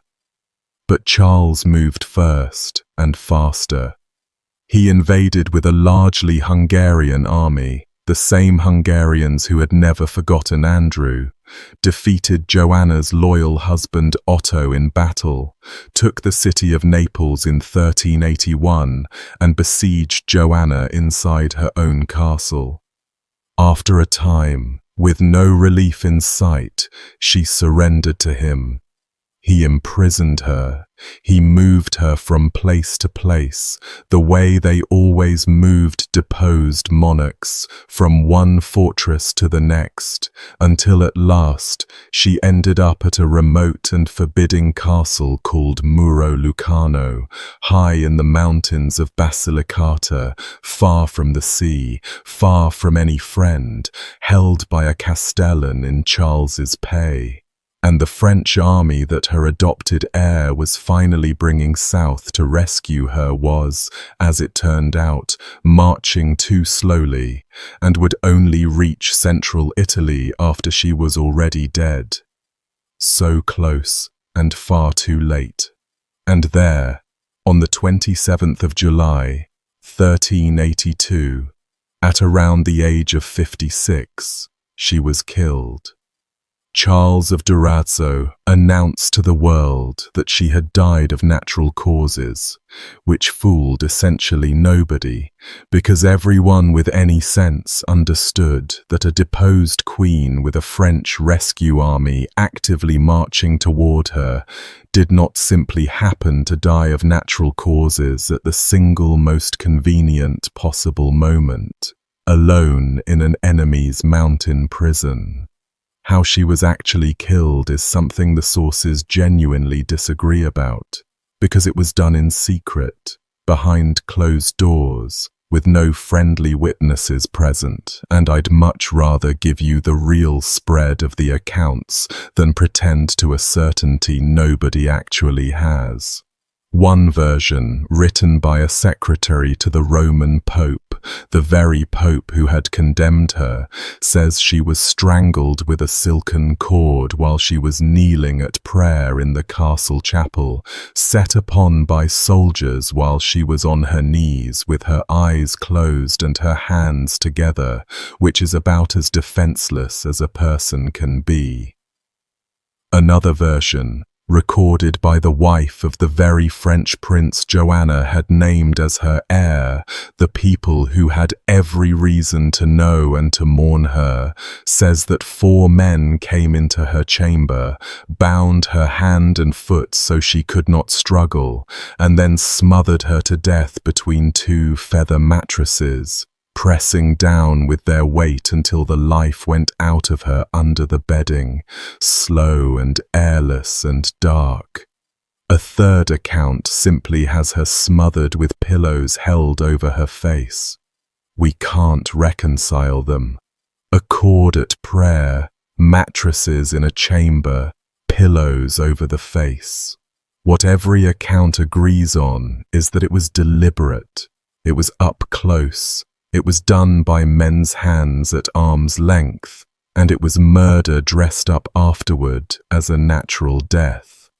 And whichever of those it truly was, strangled with a cord or crushed between mattresses or smothered under pillows, the manner of her killing pointed straight back at Andrew. Because Andrew had been strangled and flung down, and now Joanna, nearly 4 decades on, was strangled or smothered, killed by men's hands at the closest possible range, by an army full of Hungarians who had never forgotten him, in what was understood by everyone as revenge. The symmetry of it was so precise that chroniclers wrote it up almost gleefully as a wheel coming all the way around, the queen at last dying as her first husband had died, paying in the same coin for a murder she may very well never have committed. People found that satisfying, the moral neatness of it, the sense of an old debt finally settled, the universe balancing its books.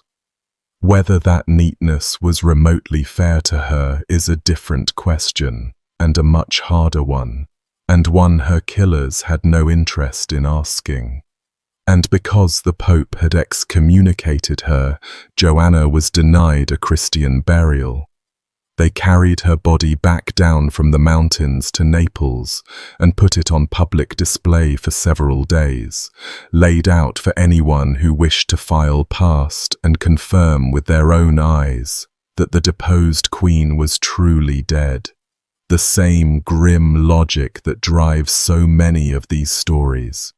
The new regime needing the crowds to see the body so that no pretender could ever claim to be her.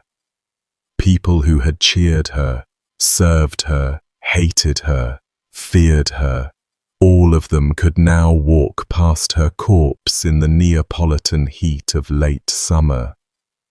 After that she was disposed of in unconsecrated ground, denied the rites, denied a tomb, denied the prayers that everyone in that world believed the soul needed.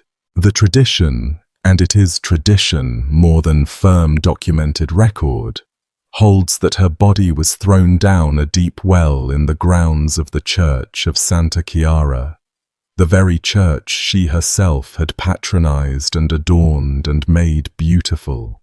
The great Angevin mausoleum where her own grandfather, Robert the Wise, the grandfather who had named her his heir and set her whole tragic life in motion, lay entombed in carved and gilded splendor. She had poured money and care into that church. She had meant surely to lie there herself one day among her family under a fine monument. And she may instead have ended at the bottom of a well in its yard, in the dark, with no stone, no name, no monument, her excommunication never lifted in her lifetime or after it, a 40-year reign finishing face down in the water within sight of the tomb she'd built for her own dynasty. The last death today is the quietest of the 5. And in some ways it's the worst of them, because there was no axe and no cord and no door, no single violent instant you can point your finger at and say, there, that's the moment. Only a man in a cold tower, and the slow, deliberate subtraction of food, and the long string of days it takes a human body to die that way. Richard II of England.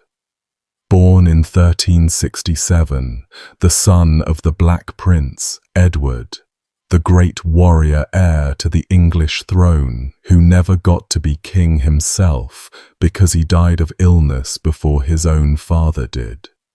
So the crown skipped clean over a generation and came down on Richard when he was 10 years old. A child king, that recurring nightmare of the medieval world, a small boy on a great throne surrounded by full-grown men with appetites and ambitions of their own. He had one genuine moment of high courage early on.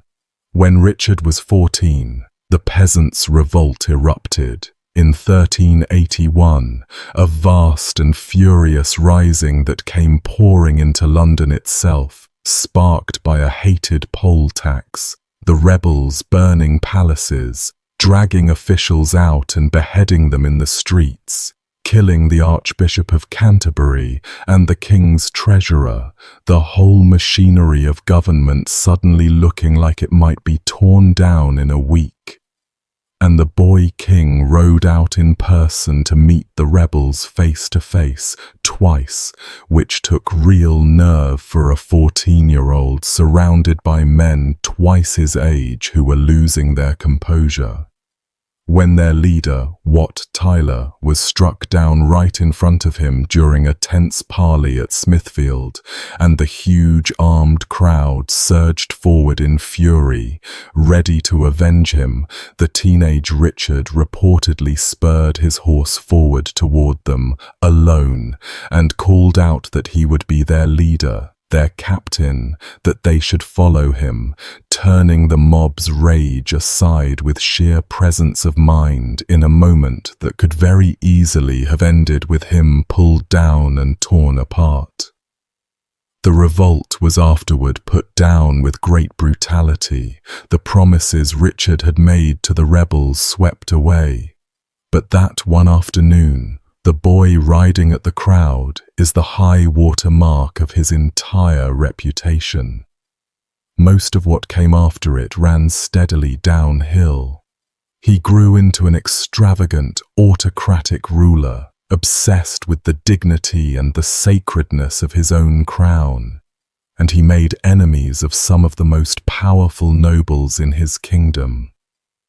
Early on, a group of great lords known as the Lords Appellant had effectively seized control of his government, and through what became known as the Merciless Parliament, they hunted down and executed or exiled the men Richard loved and relied on, his friends and favourites and tutors, and the young king had to sit and watch it happen, powerless. He never forgot it. Years later, when he had rebuilt his own power, he took a cold and patient revenge on those same appellants, arresting them, executing some, exiling others, in the stretch of his reign that historians simply call his tyranny. He spent money on a scale that genuinely astonished people, his vast household consuming whole herds of livestock every single day. By one chronicler's claim, something like 28 oxen and 300 sheep daily, 10,000 people fed at his expense. He is sometimes credited with inventing the handkerchief, having little cloths made for wiping his nose, which gives you a sense of the fastidious, theatrical, almost otherworldly kingship he cultivated. He rebuilt the Great Hall at Westminster, the one with the soaring hammer-beam roof that is still standing today, still taking people's breath away 600 years later. And he loved his wife. This is the side of Richard that gets buried under all the politics, and I don't think it should be. He married Anne of Bohemia in 1382, a foreign princess, a match that nobody in England was thrilled about. No dowry came with her, and the chroniclers were openly rude about her, one of them dismissing her as a tiny scrap of humanity. And against all of that, the two of them fell completely, genuinely in love. By every account, it was a real and devoted marriage, the two of them rarely apart, Richard keeping her constantly at his side. They had no children across 12 years of marriage, but they had each other, and for Richard that bond seems to have been the steady, fixed centre of his entire life and reign. Anne died of plague in 1394 at the Manor of Sheen, 28 years old, and they had been married for 12 years with no warning that it would end so soon. And Richard simply came apart. His grief was so total, so violent, that it frightened the people around him and left a mark in the records that historians still point to. He ordered the Manor of Sheen, the riverside palace where she had died, to be torn down, demolished, razed to the ground, the buildings pulled apart and the site abandoned, because he could not endure that the place where he had lost her went on standing as if nothing had happened there. Think about the scale of that, a king destroying one of his own palaces because his wife died in it. He delayed her funeral for 2 months so that it could be made staggeringly, almost ruinously lavish, sending all the way to Flanders for extra wax to burn, ordering a tomb where the two of them would lie with their hands joined. And at the funeral itself, when the Earl of Arundel turned up late and then asked to leave early, Richard was so enraged that he seized a baton from an attendant and struck the Earl across the head with it, hard enough to draw blood, in the middle of the abbey, in front of the entire court and the body of his dead wife, and the man fell and the blood ran on the floor of the church, and the service had to be halted. This is a king so unmade by the death of his wife that he is levelling palaces and assaulting his great nobles at the graveside. Historians have argued, and I think there's real weight to it, that Anne's death removed the one steadying influence in his life, the one person he fully trusted and softened for, and that the Richard who came afterward, more erratic, more suspicious, more vengeful, more reckless with his own crown and his own safety, was a man grieving with no break left on him at all. Grief curdling slowly into the tyranny that would eventually cost him everything. 2 years after Anne, he married again, purely for diplomacy, and his second wife was a 6-year-old French princess named Isabella, a small child. The marriage was never anything but a political instrument and was, obviously, never consummated. She was a little girl. But it tells you something cold about the machinery he was now operating inside, marrying a child to seal a treaty with France, while the wife he had actually loved was only 2 years in her grave. The end, when it came through his cousin. When Richard's immensely powerful uncle, John of Gaunt, died in 1399, Richard seized Gaunt's vast inheritance for the crown and barred Gaunt's exiled son, Henry Bolingbroke, from claiming what was lawfully his. Henry had been exiled by Richard the year before, after a quarrel that Richard had handled in his usual high-handed way, and now Richard had robbed him of his birthright as well, the whole enormous Duchy of Lancaster. That was the spark that lit everything, because it told every great landowner in England that if the king could simply confiscate Lancaster's inheritance on a whim, then no man's lands and no man's titles were safe from him. Henry invaded England while Richard was away on campaign in Ireland, landing in the north with a small force that swelled rapidly as the disaffected flocked to him, and Richard came home to discover that the country had simply gone over to his cousin almost without a fight. He surrendered at Flint Castle in Wales on the promise that his life would be spared, and was brought to London and made to abdicate formally in a long document listing 33 charges against his rule. Henry took the throne for himself as Henry IV. Richard was deposed in October of 1399 and packed off into imprisonment, moved in secret from place to place and eventually north to Pontefract Castle in Yorkshire, a grim and powerful fortress that had once belonged to John of Gaunt himself, which has its own bleak symmetry, the king ending up locked in the family seat of the man whose inheritance he'd stolen. Henry had promised, in a loose way, to let Richard live. A living deposed king is an awkward, dangerous thing to have on your hands, but the open killing of an anointed monarch was a line that even a usurper hesitated to cross, because if a king could be murdered, then so could the next king, and the one after that, and Henry had just made himself a king by taking the crown off a living man. What changed his mind was a plot. In January of 1400, a group of Richard's old loyalists, several earls among them, the men who had lost the most when Richard fell, conspired to assassinate Henry and his sons all at once during a tournament at Windsor over the Epiphany, and to put Richard back on the throne. It's known as the Epiphany Rising.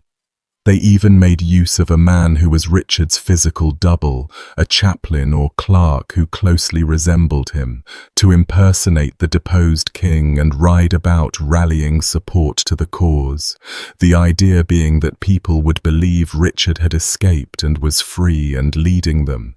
The plot was betrayed at the last moment. Henry slipped away from Windsor just ahead of it, and it collapsed. The conspirators scattered and were hunted down, and most of them were caught by local townsfolk and mobs and killed on the spot, beheaded in marketplaces, their heads sent to London in sacks. But the whole affair taught Henry the one lesson he could not afford to ignore, which was that for as long as Richard kept breathing, men would keep dying in attempts to restore him, and one of those attempts might eventually succeed and cost Henry his own head and his sons' heads with it. Richard had to go. The living king and the deposed king could not both exist. He died at Pontefract around the middle of February 1400 at the age of 33. And the cause, the one that historians keep coming back to as the most probable, is starvation. He stopped receiving enough food, his body wasted away, and he died of it. Now, was it forced or was it chosen? The official line, the version Henry's government put out and that the chronicler Walsingham recorded, was that Richard, on hearing the news that his supporters had been caught and killed, fell into a black, total despair and refused to eat, that he starved himself, a hunger strike of pure grief and hopelessness, blaming no one for his own death. The darker tradition holds that this was simply a convenient story and that Richard was deliberately starved to death on Henry's orders, his food cut off, left to waste away in his cell in the Tower. And there is a particularly grim detail attached to the forced starvation version, that his cell at Pontefract was placed close to the castle bakehouse, so that a slowly starving man lay there day after day with the smell of fresh bread drifting through the walls, his body shutting down while the air was full of the one thing being kept from him. We can't confirm that detail, and it may be a later flourish, but it is exactly the sort of refined cruelty that the period was entirely capable of, and the men who held charge of Richard at Pontefract were Henry's own loyal kinsmen and servants, men with every reason in the world to make absolutely sure the old king never came back out of those walls alive. Whether his own hand was forced or whether his own despair did the work, the mechanism was the same, and it is a slow and ugly way for a human being to die. Starvation is not a quick fading out. The body turns on itself, consuming first its fat and then its own muscle, and finally beginning to break down its organs, the heart weakening, the mind clouding over, the cold creeping in deeper as the body loses the fuel to keep itself warm, the skin going slack over the bones, day after day after day of it, in a stone room through the depth of a Yorkshire winter. It can take weeks, weeks of lying there growing weaker, more confused, more cold, the hunger that screams at first eventually fading into a kind of dull collapse as the body gives up demanding what it isn't going to get. For a man who not long before had presided over a household that ate its way through whole herds, who had rebuilt Westminster Hall and clothed his court in luxury beyond most people's imagining, who had little perfumed cloths made to wipe his nose, to end up hollowed out and starving on a cot in the freezing dark, attended by men who were watching him die and doing nothing to stop it, is a fall about as far and as complete as a fall can be. And if the detail about the bakehouse is true, if the smell of fresh bread really did come through the wall to him those last days, then it is hard to picture a more deliberate cruelty than that, a starving king and warm bread on the other side of the stone. And then there is what they did with his body afterward, which I find every bit as telling as the death itself. Henry needed the whole of England to know, beyond any doubt, that Richard was dead, because rumours that he had somehow survived would feed every future plot, exactly the sort of thing that had just nearly toppled the new king at Windsor. So the body was brought south, all the way down from Pontefract to London, carried slowly through town after town so people could see it pass, and then put on public display at Old St. Paul's Cathedral, where the official funeral observances were held with Henry himself attending, playing the part of the grieving cousin.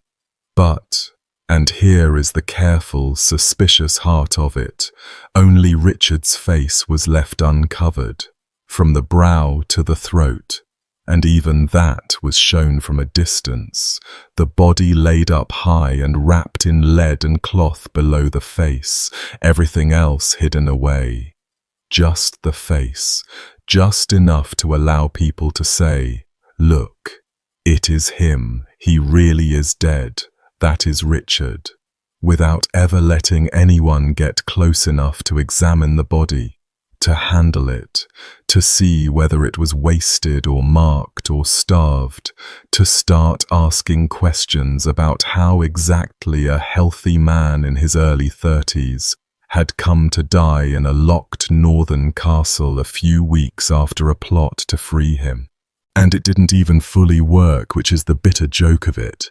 Despite the careful display at St. Paul's, despite the lying in and the public face, rumours that Richard was still alive somewhere persisted for years afterward, for decades.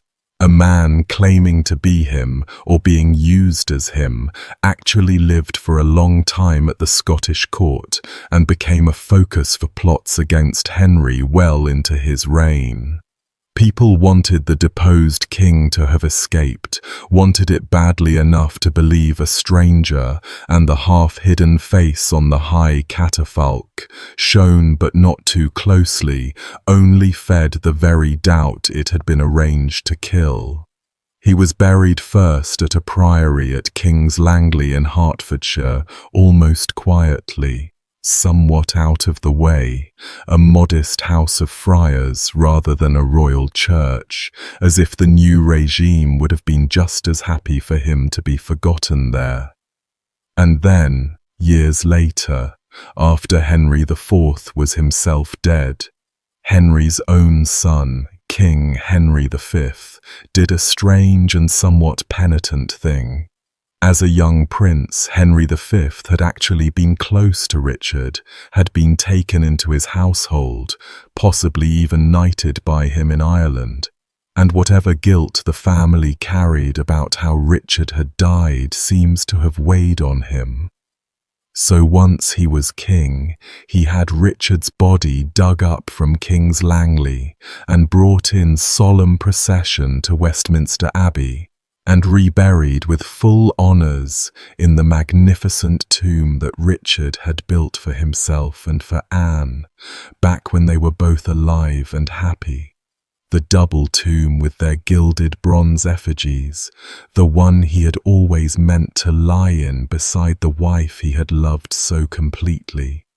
So in the very end, after the cold tower and the empty plate and the half-hidden face at St. Paul's and 20 years lying half-forgotten in a friary, he got at least that one thing he had wanted, laid down at last beside Anne, under the gilded images of the two of them that he'd commissioned in his better years, their bronze right hands originally cast to be clasped together, though the clasped hands were lost at some point over the centuries.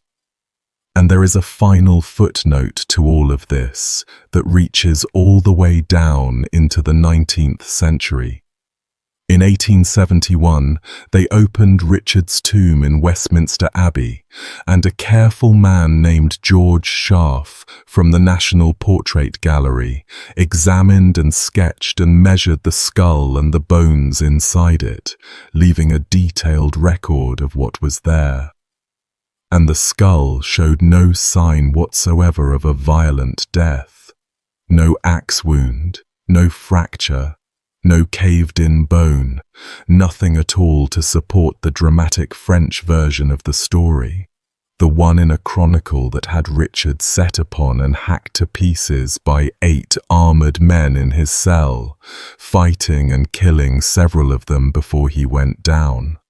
The bones told a quieter and grimmer story, entirely consistent with a man who had simply wasted away, which carries the long, old argument in its own quiet way right back to the cold tower and the empty plate, the slow death rather than the loud one. And there's one last indignity. Over the centuries before the tomb was properly sealed, souvenir hunters had reached in through a hole in the side of the monument and pilfered some of the bones, treating the king like a curiosity shop. His jawbone was taken by a schoolboy and kept in a family's possession for decades, passed around, before it was finally returned to the abbey in the 20th century.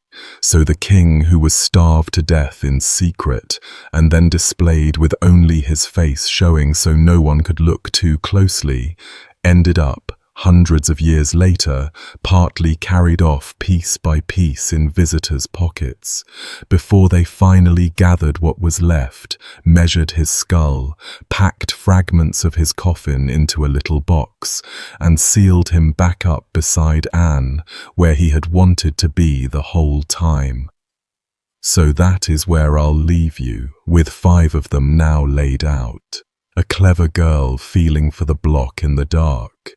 A king dying on the floor of a latrine while his doctors stood by afraid to lift him. A queen whose lips went on praying for a quarter of an hour after her head was off.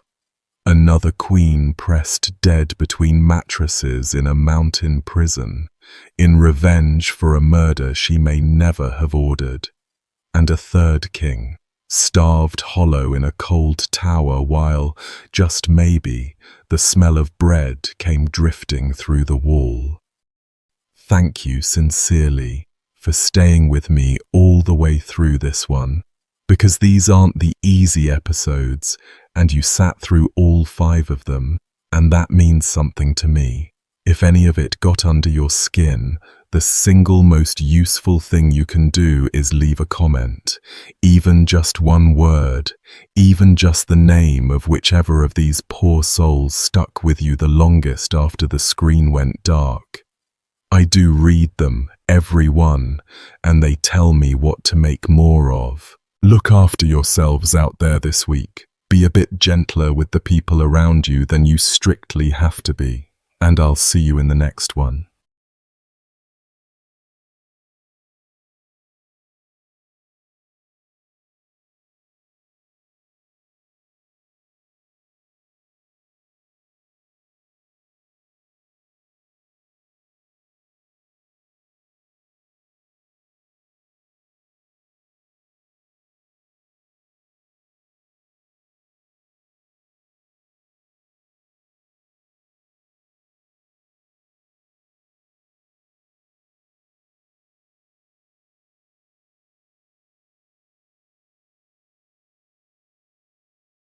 A monk once held a cracked skull up toward the King of France and told him almost cheerfully that this was the hole through which the English had entered the country. The king was Francis I. The skull belonged to a man who had been dead for 100 years by then, hacked apart on a wooden bridge in the cold of an autumn morning, and the monk was not exaggerating to be dramatic. He meant it as a plain matter of state. One axe blow to one duke's face had, in a chain of consequences nobody could have stopped, opened the door to an English king sitting on the French throne.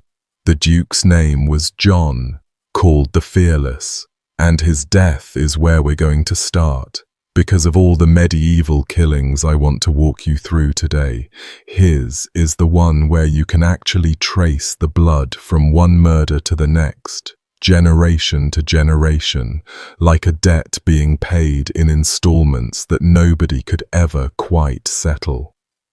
Before we get into it properly though, welcome in. If you're new here, this is the channel where we sit with the grim, strange, and frequently horrifying corners of medieval history, and I'm really glad you found your way to it.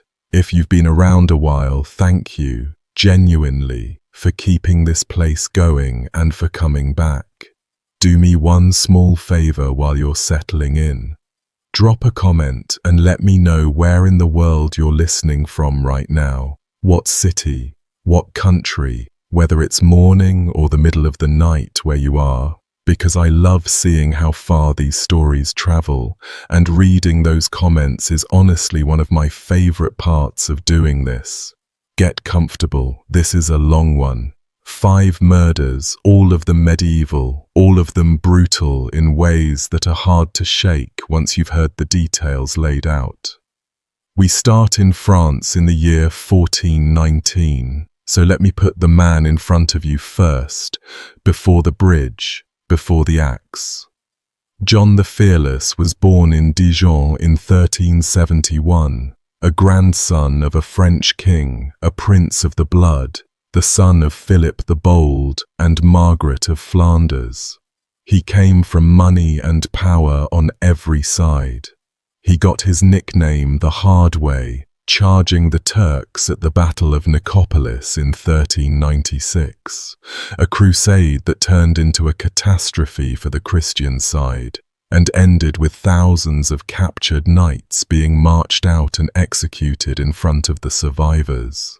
The Christian army had ridden east full of confidence, the last great crusade of the European nobility, and the Ottoman Sultan Bayezid took it apart. The young French knights, John among them, had insisted on charging first, against the advice of older and wiser commanders, and they rode straight into a trap of sharpened stakes and waiting cavalry. After the battle, Bayezid had his prisoners brought before him and, in revenge for a massacre the Crusaders had committed earlier, ordered most of them beheaded on the spot, a long morning of executions while the surviving nobles were forced to watch, spared only because they were worth ransoming. John was among that handful of high-ranking prisoners ransomed back at enormous cost, a sum that took years to fully pay. And somehow that whole humiliating disaster, where his recklessness had helped destroy a Christian army, left him with a reputation for fearlessness rather than failure, which tells you something about how reputations were made among men who valued nerve above almost everything else, even sense. He became Duke of Burgundy in 1404 when his father died, inheriting one of the richest, most independent territories in all of Europe, and from almost the first day he held that title, he was locked into a hatred with another man that would shape and eventually end both their lives. That man was Louis, Duke of Orléans, the younger brother of King Charles VI. You have to understand what France was like in those years to understand why this hatred mattered so much. The king, Charles VI, suffered from episodes of severe and recurring mental illness. There were long stretches where he did not know who he was. He believed at times that his own body was made of glass and would shatter if anyone so much as brushed against him, and he had iron rods sewn into his clothing to stop people from touching him. There were periods where he could not recognize his own wife, where he attacked his own attendants, where he ran through the halls of his residence howling until he collapsed. He was, in the cruel shorthand of the time, Charles the Mad, and he reigned for over 40 years, which meant France spent 4 decades being ruled, in practice, by whoever could get closest to the throne during the king's bad spells. During those stretches, somebody had to actually govern the kingdom, and the two men who wanted that job most desperately were John the Fearless and Louis of Orleans. Louis was the king's brother, charming, lavish, free with money that wasn't always his to spend, and widely whispered to be the lover of the queen, Isabeau of Bavaria.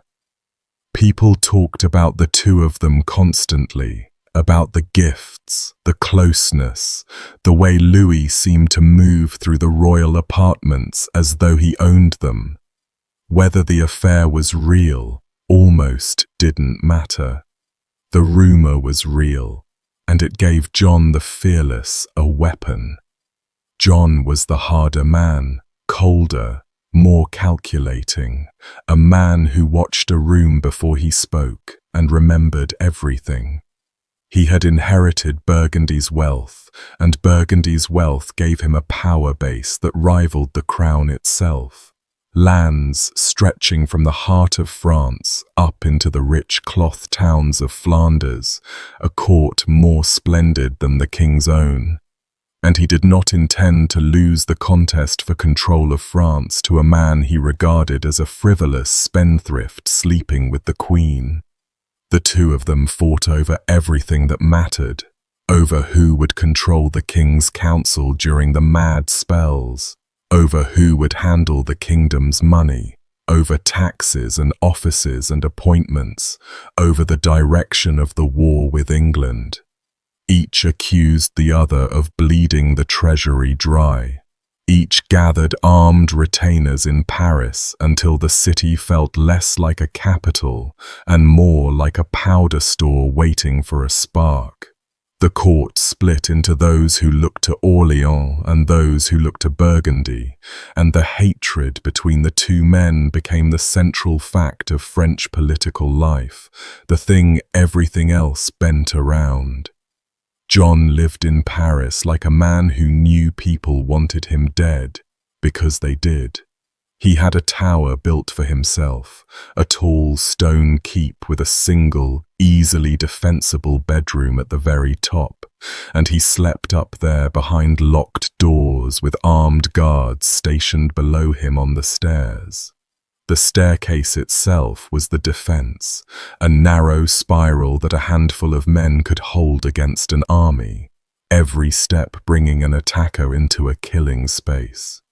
You can still go and see that tower today, standing on a street in the 2nd arrondissement of Paris, the Tour Jean Sans Peur, a strange, grim survival from a paranoid age, built by a man whose whole architecture of living was organized around not being murdered in his sleep. He had it added onto an existing residence specifically so he would have somewhere to retreat to, somewhere defensible, a bolt hole in the heart of his own house. When he went out into the city, he went surrounded by bodyguards, never alone, never exposed. None of this was for show or for vanity. He understood exactly what kind of world he had chosen to compete in, a world where his own cousin could be dragged off a horse and hacked apart in the street, because he had made that exact thing happen to someone else. And he was right to be afraid, though in the end it wasn't a knife in the night that got him. It was a meeting he agreed to attend in broad daylight, on a bridge, with safe conduct sworn on both sides. What John did in November of 1407 tells you precisely how that world worked, and it is the foundation for everything that happened to him 12 years later on the bridge. On the 20th of November, John and Louis stood together in public and swore a solemn vow of reconciliation. They embraced in front of witnesses. They took communion side by side from the same priest. They presented themselves to the city of Paris as two royal cousins who had finally set their quarrel aside for the good of the kingdom. Everyone wanted to believe it. France needed it to be true. 3 days later, on the evening of the 23rd of November, Louis of Orléans was riding back through the dark streets from visiting the Queen at her residence on the Rue Vieille du Temple. A messenger had reached him there with word that the king, his brother, wanted to see him at once on urgent business. It was a lie. The king wanted nothing. The message was bait, and Louis swallowed it, mounting his horse and riding out into the night with only a small handful of attendants. The details that survive are awful in their specificity, and they come down to us partly because there was a witness. As Louis rode through the narrow street between 7 and 8 in the evening, a gang of masked men rushed out from the darkness and the doorways where they had been waiting and fell on him. Louis raised his hand to protect his head, the natural thing any human being does, throwing an arm up against the blow. The first stroke took that hand clean off at the wrist. Then they went for his skull. An axe came down and split his head open, and the men did not stop when he fell. They kept striking him on the ground, beating his body against the cobblestones, blow after blow, long after he could have been alive to feel them, until his brains were scattered across the street and his head was barely recognizable. The attackers had been thorough about it, leaving nothing to chance with a man this important, making certain he could not survive. A young squire named Jacob, who tried to throw himself between his lord and the attackers, was cut down and killed beside him, the only one of Louis's small party to even attempt a defense. And up in a window above the street, a shoemaker's wife named Jacquette, 34 years old, watched the whole thing and screamed murder into the night, her voice the only protest as the most powerful man in France after the king was reduced to a heap on the pavement, his severed hand lying somewhere apart from the rest of him in the dark. When it was over, the killers melted back into the dark, and Louis's household came creeping out later to gather what was left of him, the severed hand, the scattered fragments of his skull and brain, collecting the pieces into a lead box, so that what remained of him could be buried whole, or as close to whole as they could manage. The gang had been led by a Norman knight named Raoul d'Anquetonville, and Raoul worked for John the Fearless. Within 2 days, the city understood who was behind it, and John did something that, even now, 6 centuries later, is a little breathtaking in its sheer nerve. He went to the funeral. He walked among the mourners at the church of the Celestins where Louis was laid to rest, and he wept. He stood over the coffin of the man he had just had butchered in the street. The coffin holding a body and a lead box full of the pieces that wouldn't stay attached, and he performed grief in front of the entire court of France. Then, as the investigation closed in and the truth became impossible to hold back, he confessed. He admitted it. He fled Paris before the consequences could land. And then, a few months later, he came back, not to apologize, not to beg forgiveness, but to argue that he had been right to do it. He hired a theologian from the University of Paris, a man named Jean Petit, who stood up in March of 1408 and delivered a long, carefully constructed oration, arguing that the killing of Louis of Orléans had been a justified act of tyrannicide. Louis, the argument went, had been a tyrant plotting against the crown, and John had performed a public service by having him destroyed. It was a remarkable piece of work, dressing up a street ambush as an act of civic virtue, and John not only endorsed it, he later paid Raoul d'Anquetonville generously for what the surviving records dryly describe as his notable services. That speech, that flat refusal to even pretend at remorse, lit a fire that burned across France for the next decade and more. The kingdom split into two armed camps. On one side stood the Burgundians, the men who followed John and accepted his power. On the other stood the Armagnacs, named for one of their leaders, the faction loyal to the murdered Louis's family and absolutely determined to see John punished, to take blood for blood.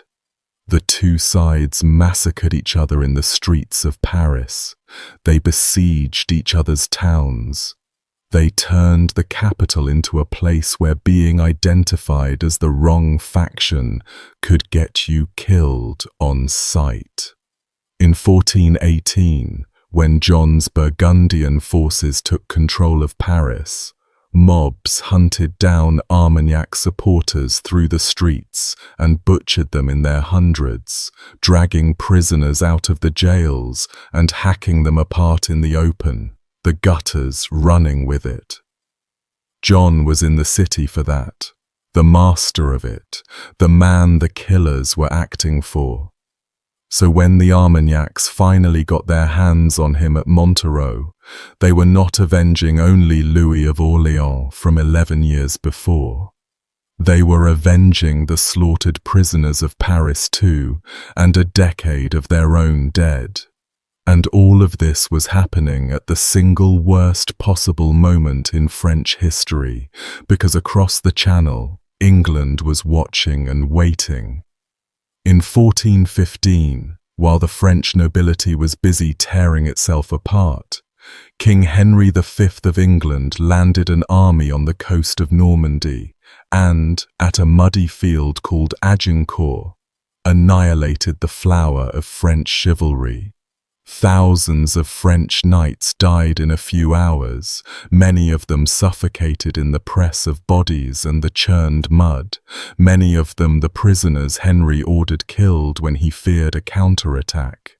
The kingdom was now bleeding from two wounds at once, an English invasion pressing in from outside and a civil war eating it alive from inside, and John the Fearless sat right at the center of the inside one. He maneuvered. He played both sides where he could. In 1418, he seized control of Paris itself, and the young heir to the throne, the Dauphin Charles, barely escaped the city, fleeing south to set up his own rival government. The two halves of France now had two centers of power that despised each other, with the English carving off the country's richest provinces in the meantime. By 1419, everyone who could see clearly could see disaster coming. The English were taking Normandy town by town. Rouen, the great Norman capital, had fallen after a brutal siege in which the defenders pushed the useless mouths, the old and the sick and the poor, out of the gates to starve in the ditches between the walls and the English lines, because there wasn't food enough inside for them, and the English wouldn't let them through. With that kind of catastrophe unfolding, pressure built on both John the Fearless and the Dauphin Charles to finally bury the feud and unite against the real enemy. The Dauphin was still a teenager, 16 years old, surrounded by Armagnac advisors, men who remembered with perfect clarity who had ordered Louis of Orléans hacked apart in the street and left with his hand cut off and his brains in the gutter. These were not men inclined toward forgiveness. They had spent 12 years hating John the Fearless, and now they were being asked to make peace with him. They agreed to meet, despite everything, because the situation was that desperate. There had already been one meeting that summer, in July, at a place called Pouilly, where the two sides swore a peace that was celebrated in Paris with church bells and a Te Deum, a sung thanksgiving to God. But the peace didn't hold. The English kept advancing, and so a second meeting was arranged for September. The location chosen was a bridge at a town called Montereau, southeast of Paris, where the rivers Yonne and Seine flow together. Carpenters were sent to build a special structure on the bridge for the meeting, 2 wooden barriers, each with a gate, creating a sealed enclosure in the middle of the span where the 2 leaders could speak privately while their men waited on either side. Each side would bring 10 men into the enclosure, and each of those 10 swore a personal oath of safe conduct. The whole thing was designed to be controlled, contained, and safe. John was warned repeatedly and by people who cared about him not to go. They told him to his face that he was walking into his own murder, that the Armagnacs had never forgiven him and never would, that no oath sworn on that bridge would protect him. He went anyway. Whether that was the famous fearlessness or pride or simple exhaustion with a war that had no end in sight, no one can say for certain. He rode to Montereau. It was the 10th of September, 1419.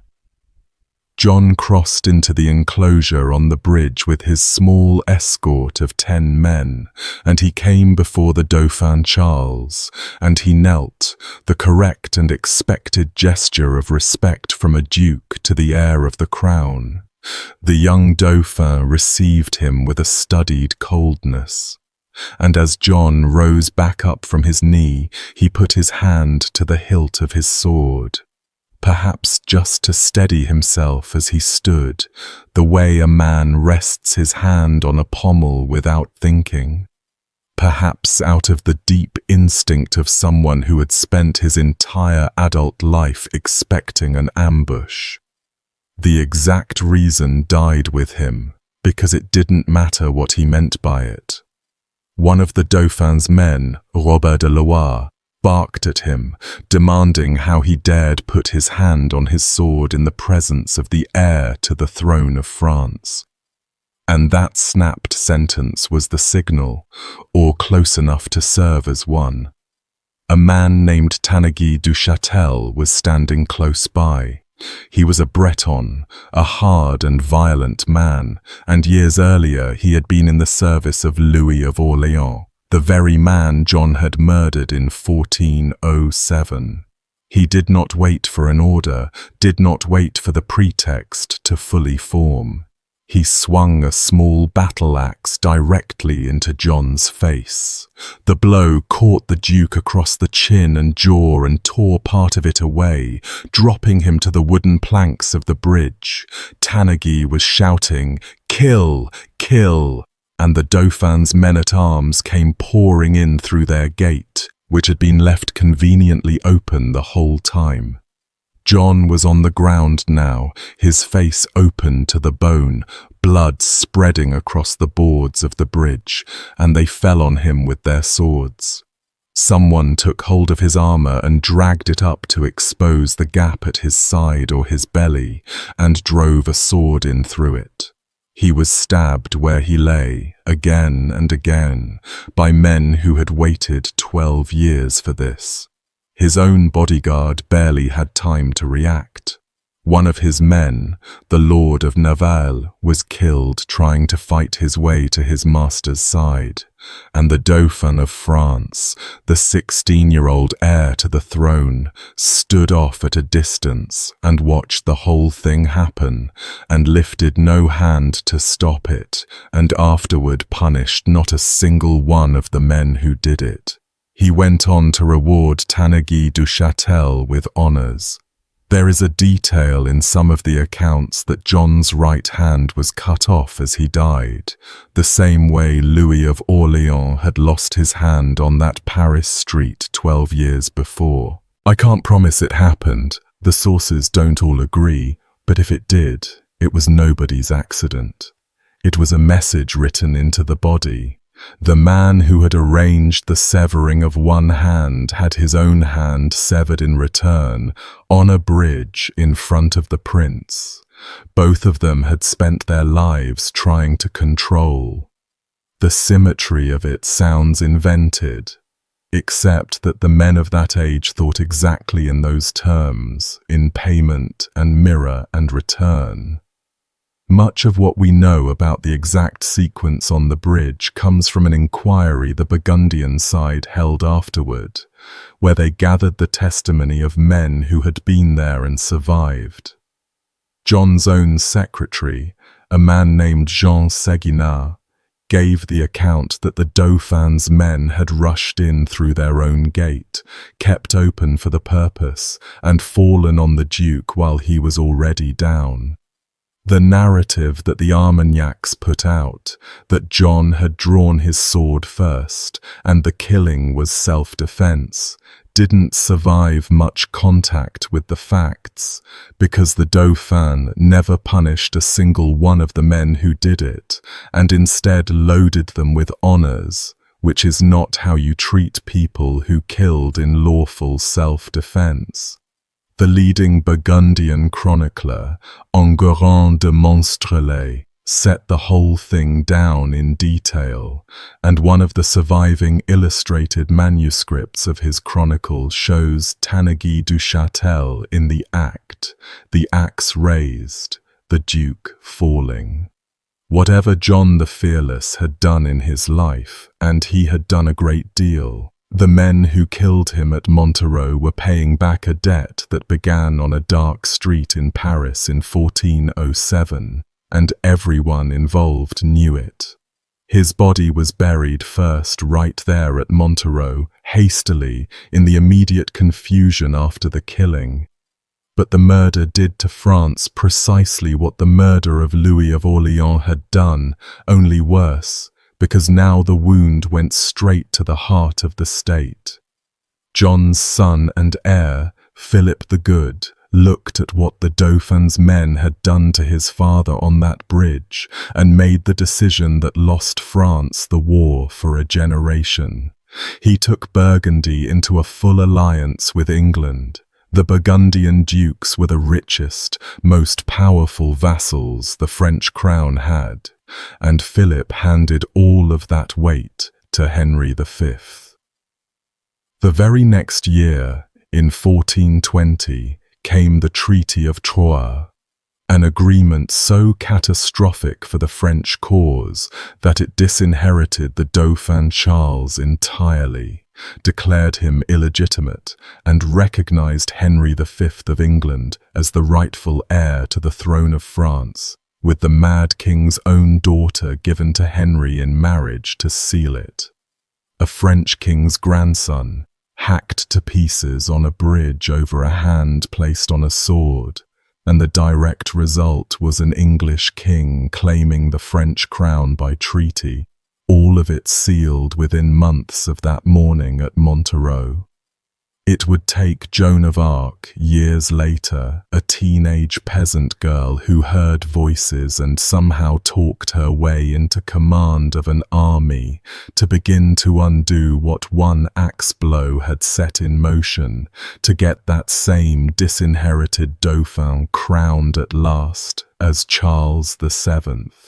But that was years and many thousands of deaths away. In the immediate aftermath of Montereau, the murder looked like exactly what it was, a catastrophe that handed France to its enemy.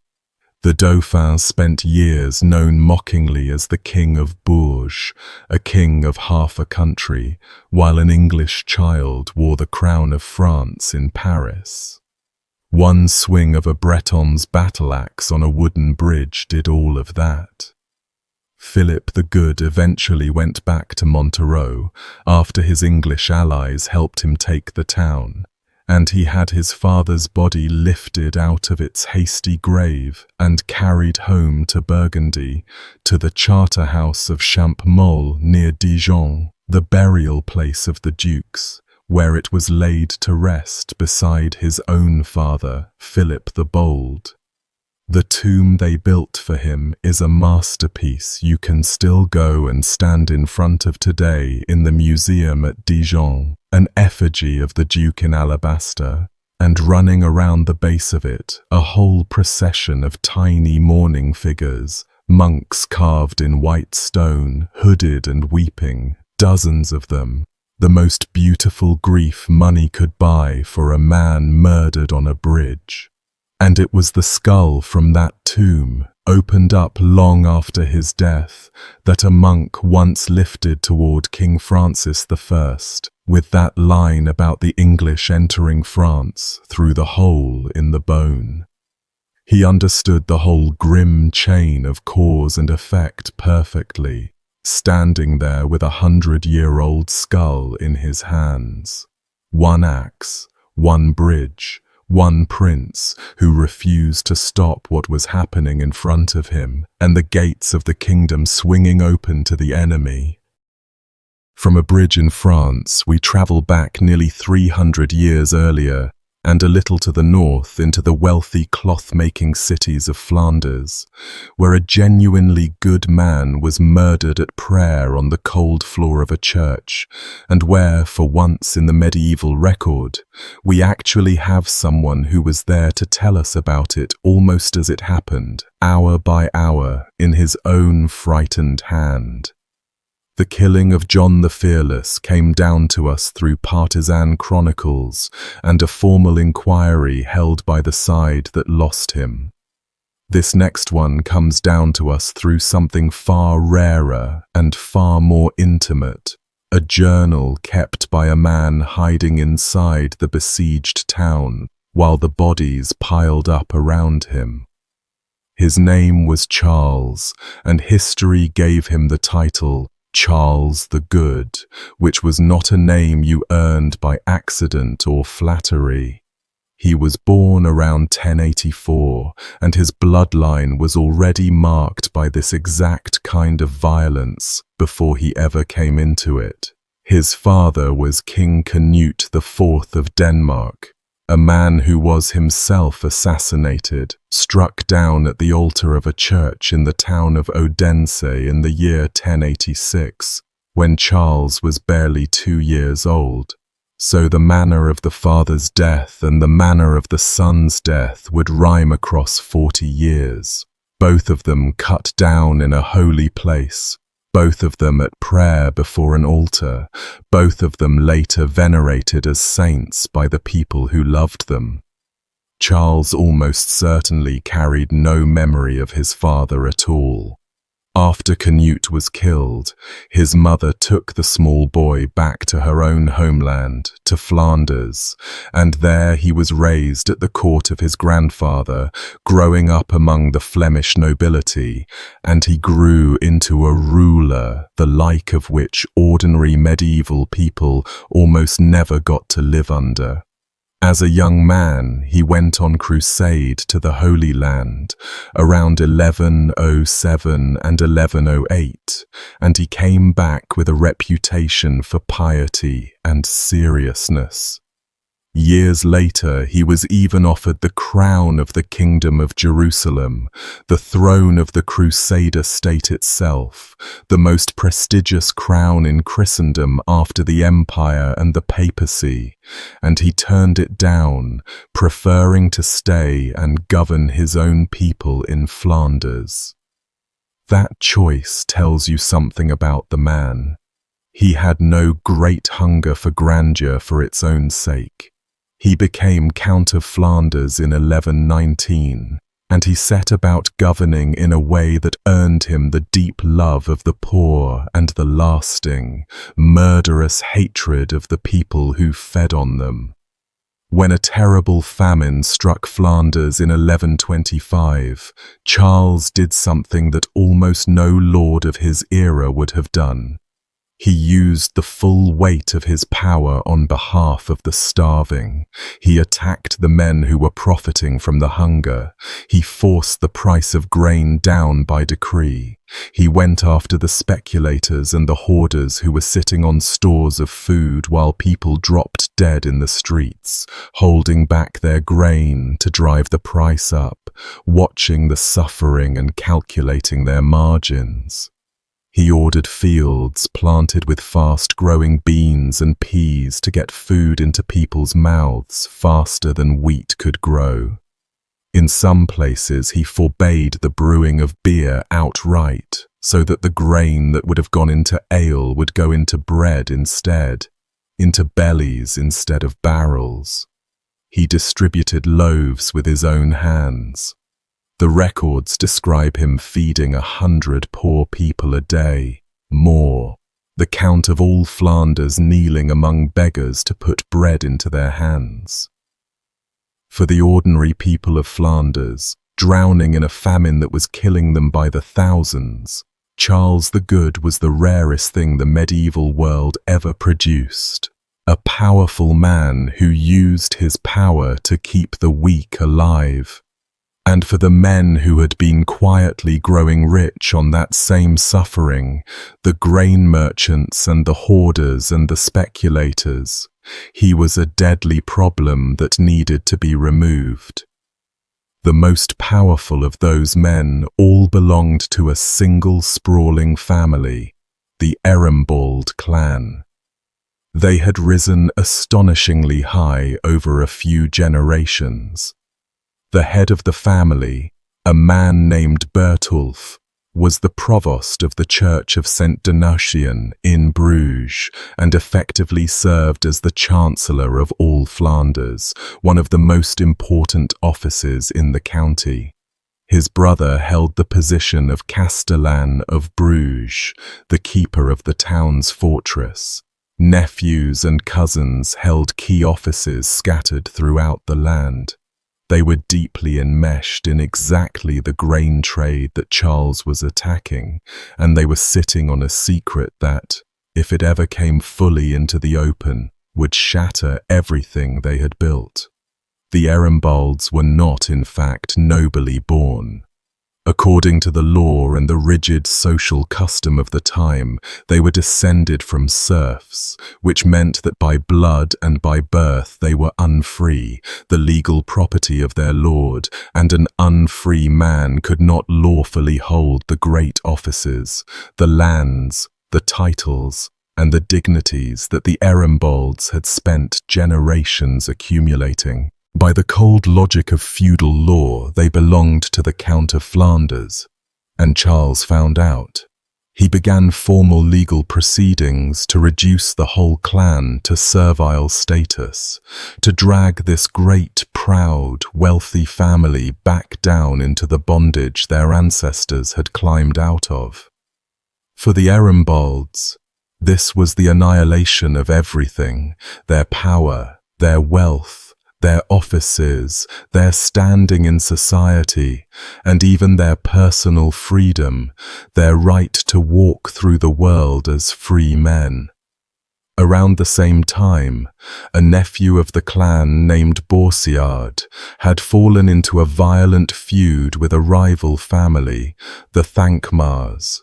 The sort of blood feud between noble houses that turned the Flemish countryside into a place of ambushes and burned farms. Boursiard was the most aggressive and dangerous of all the Erembald kinsmen, a man who solved problems with armed men and fire, and Charles had finally moved against him directly, punishing his lawlessness by ordering Boursiard's house burned to the ground. To a man like Boursiard, that was not justice, it was a declaration of war from the Count himself. Cornered on every side, watching Charles methodically prepare to enslave the entire family and humiliate them publicly, the provost Bertulf gathered his kinsmen together in secret, and they made the decision to murder Charles the Good, and to do it soon, before the legal proceedings could reduce them to chattel. This is the point where the historical record gives us something almost miraculous, in a dark way, because the man who tells us what happened next was right there in Bruges, as the whole thing unfolded around him. His name was Galbert of Bruges. He was a notary, a clerk who worked inside the Count's own administration, a man attached to that very church of St. Donatian where the murder took place. And during the violent chaos that followed the killing, Galbert did something that virtually nobody in the entire 12th century did. He kept a journal. He scratched his notes onto wax tablets day by day, in the middle of the danger, when he could find a corner to do it, and then copied those rough notes up into a finished narrative whenever a moment of relative peace allowed. He tells us so himself, in his own words, that he had no suitable place for writing, that he set down a summary of events on his tablets in the midst of so much danger by night and conflict by day. What survives because one frightened notary couldn't stop himself from writing things down is the only document of its kind from that entire century, a near day-by-day record of a political assassination and the whole bloody spiral that came out of it, written by a man who was breathing the same air, hearing the same screams, ducking the same danger. What makes Galbert so unsettling to read, even now, is how plainly he writes. He isn't composing a grand history or a polished saint's life. He's a working clerk setting down what he saw and heard, the rumors flying through the besieged town, the names of the dead, the way ordinary people behaved when the order of their world came apart in a single morning. He records his own fear, his own confusion about what would happen next, his own grief for a count he had clearly admired. There was a second contemporary writer too, a cleric named Walter of Terouanne, who composed a more formal life of Charles, and between the two of them, the frightened notary and the careful clerk, we can reconstruct that morning and the weeks that followed in more detail than almost any other event of the entire period. Most medieval murders come to us as a sentence or two in a chronicle written generations later. This one comes to us almost in real time, from someone who lived through it. The morning was the 2nd of March, 1127.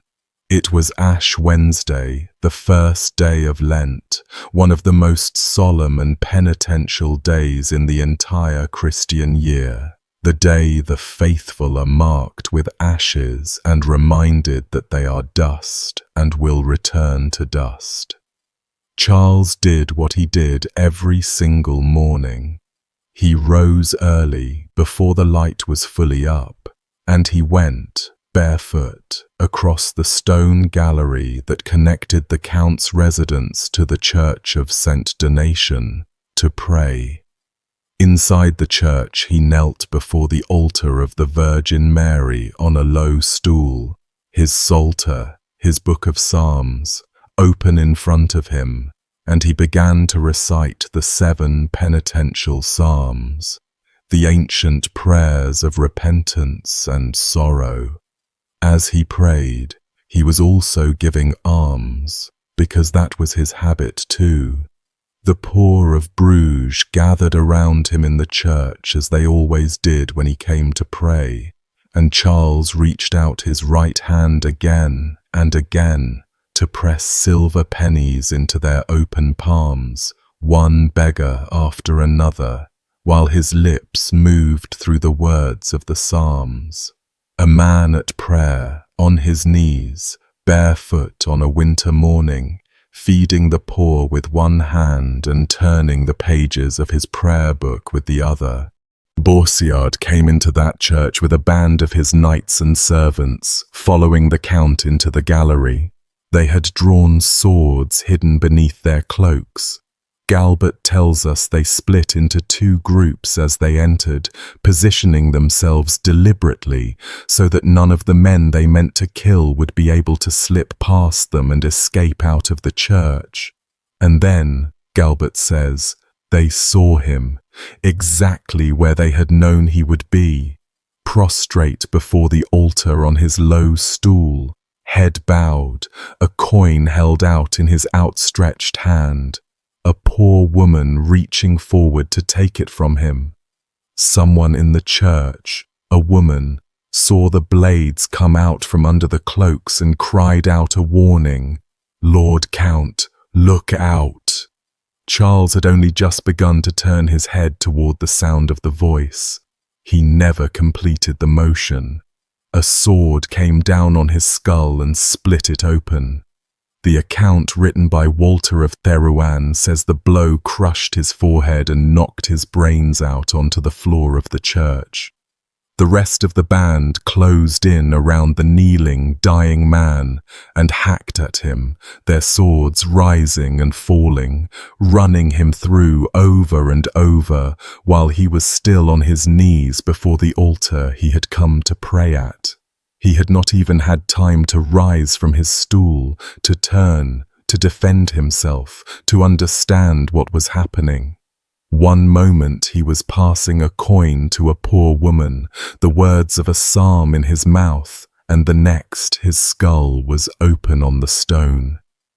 His blood spread across the same stones where, moments earlier, he had been pressing coins into the hands of the hungry, mixing with the silver pennies that had scattered from his hand when he fell. The Count, who had fed an entire region through a famine, died on a church floor on the first morning of Lent, barefoot, with his prayer book open in front of him and a half-given alms still in his hand. Galbert names the leader of the killing as Boursiard, and a knight called George, who struck alongside him, the same George who would meet his own end soon enough, and meet it in a way that even the chronicler, no friend of the killers, sets down with a certain grim completeness. The killers were not finished when the Count stopped moving. An official named Walter, who had come to the church in the Count's company, tried to get away. They caught him, wounded him so badly that he was already dying, and then dragged him by his feet out of the gallery, all the way across the floor to the doors of the church, where they dismembered him outside on the ground with their swords. His sons, who had come with him, were hunted down and cut to pieces as they tried to flee the slaughter. Walter of Therouanne, writing about it afterward, framed the whole thing as a kind of fourfold sacrilege, putting the question to Boursiard directly, demanding to know whom he had killed, and why, and when, and where, and answering it himself. His own lord, out of concern for justice, in the holy season of Lent, inside a church, at the foot of an altar. What happened to the conspirators in the weeks that followed is its own long catalogue of horrors, and Galbert recorded all of it in the same steady, unflinching voice he used for everything else. The murderers barricaded themselves inside the Count's castle and the fortified church complex in the centre of Bruges. A loyal knight named Gervais of Praet raised the citizens of the town against them and laid siege. The great barons of Flanders gathered and swore a league together, a binding oath that they would utterly destroy the men who had done this thing and would spare the life of none of the guilty. And then the violence simply reversed direction and came back on the men who had started it, and it came back with interest. The knight George, the one who had struck the Count down alongside Boursiard, was caught. They cut off both of his hands. Then they struck him down, and they dragged him by his feet into a sewer, and they left him there to drown in the filth, a fitting end, Galbert seems to feel, for what he had done. A serf named Fromold was hanged in the marketplace with a stick thrust through his shins to hold him, and his body was deliberately turned around so that it faced the castle in a posture of obscene humiliation. A message hung up in the public square for the men still holding out behind the walls. The provost Bertulf, the mastermind of the whole plot, the head of the family, tried to escape the siege by having himself lowered on ropes down from a balcony after paying a bribe of 40 marks of silver to the men who let him down. He was betrayed almost the moment his feet touched the ground, abandoned by the same men who had taken his money, captured, and then tortured to death slowly for what he had done. The siege of the castle itself dragged on for weeks. The defenders climbed up into the high tower of the church and began tearing the sacred building apart from the inside to make weapons and ammunition, breaking up the great bells and stripping the lead from the roof and hurling the broken pieces down on the attackers below. Galbert writes that the destruction grew so complete that nothing inside the church kept its holy and untouched appearance, that the consecrated space was beaten down into rubble and ruin by the very men who had already committed murder at its altar. They tore up the choir, the very heart of the church, for stones to throw.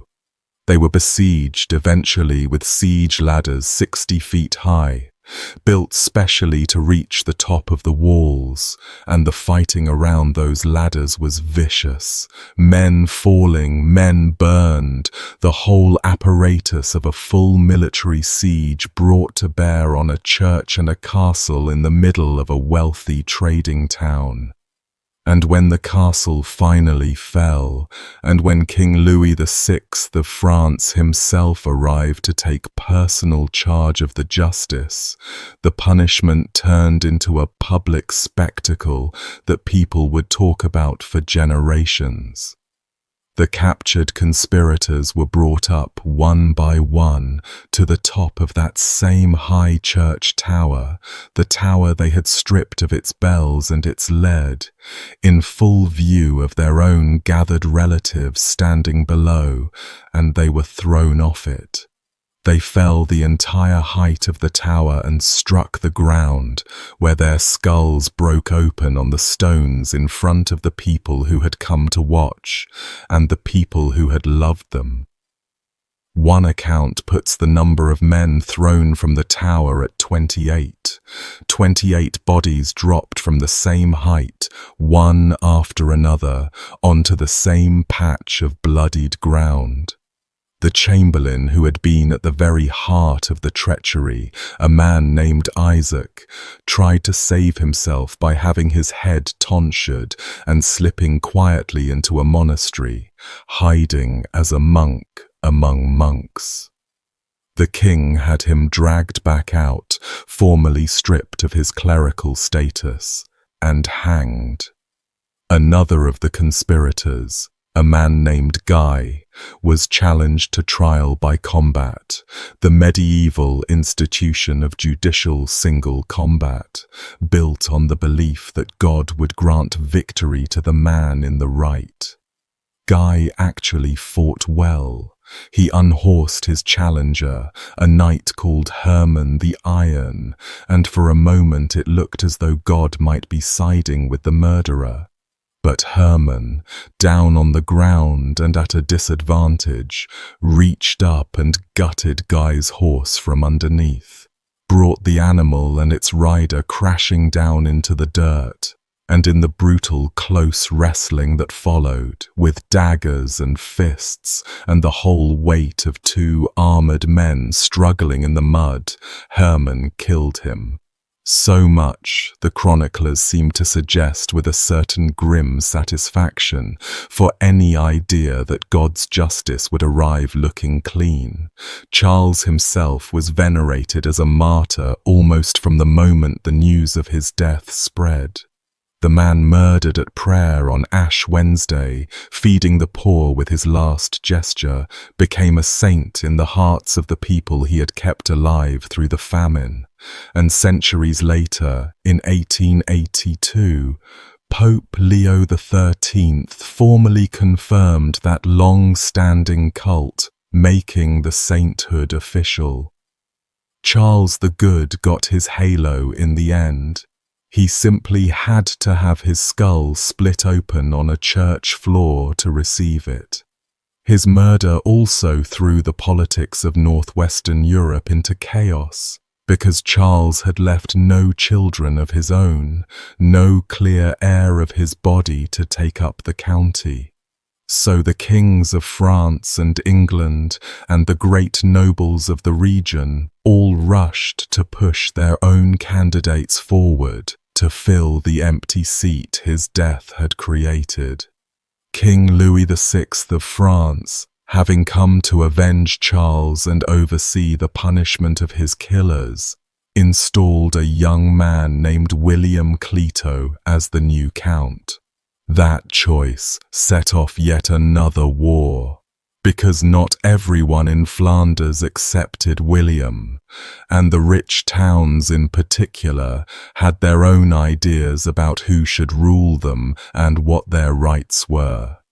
The fighting ground on with its own sieges and its own deaths until William Clito himself was killed at the siege of a town called Aalst in 1128, barely a year after the man whose murder had vaulted him into power. The death of Charles the Good at an altar on Ash Wednesday kept on killing people long after his own blood had been scrubbed off the stones of St. Donation. Leaving the blood-stained churches of Flanders behind, we cross the water and travel north to Scotland, where another murder was committed on consecrated ground, before another high altar, and where the killer went on to do something almost no medieval murderer ever managed. He became a king, not just any king, but one of the most celebrated figures in his nation's entire history, a national hero whose statue stands today on famous battlefields. And the man whose blood he spilled in that church became the footnote that Scotland spent the next several centuries quietly trying to forget. The dead man was John Comyn, called the Red Comyn, Lord of Badenoch, and in his own day he was one of the most powerful men in all of Scotland. This was during the long, savage wars of Scottish independence, the era of William Wallace, the era of the terrible hammering that Scotland took from King Edward I of England, the man they called the Hammer of the Scots. John Comyn was born around 1274. He was a nephew of the deposed Scottish king John Balliol, and he held a serious claim to the throne of Scotland in his own right, with royal blood running down both sides of his family tree. The Comyns were, at that point, very possibly the single most powerful family in all of Scotland, holding vast lands and castles across the country and dominating its politics, far more established and wealthy than the Bruces. John had served as a guardian of Scotland, one of the men who held the fractured country together during the long stretches when there was no king sitting on the throne at all. He had fought the English. He had been at the Battle of Falkirk in 1298, where William Wallace's army was broken, and Comyn commanded Scottish forces in the field afterward. He was not some minor lord. He was a man who could plausibly have been King of Scots himself, and everyone knew it, which is exactly what made him so dangerous to the one other man who wanted that crown. And he had one great rival, a man whose own family also claimed the Scottish throne, a man Comyn could not stand and could not work alongside, no matter how the kingdom needed them to: Robert the Bruce, Earl of Carrick.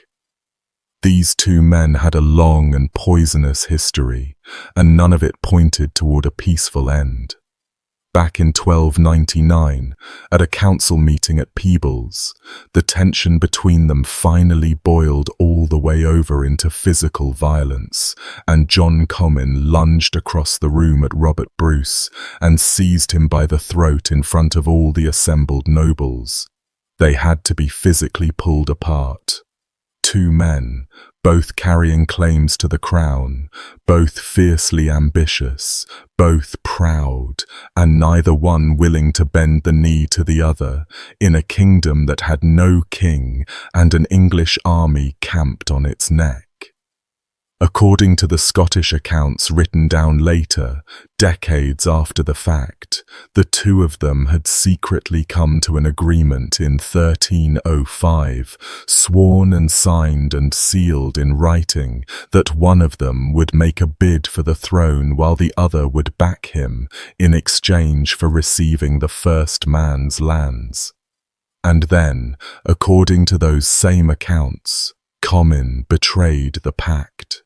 He sent word south to King Edward I of England, warning him of what Bruce was planning, an act of treachery that, if Edward had believed it, would have put Robert Bruce's head on a spike above a city gate.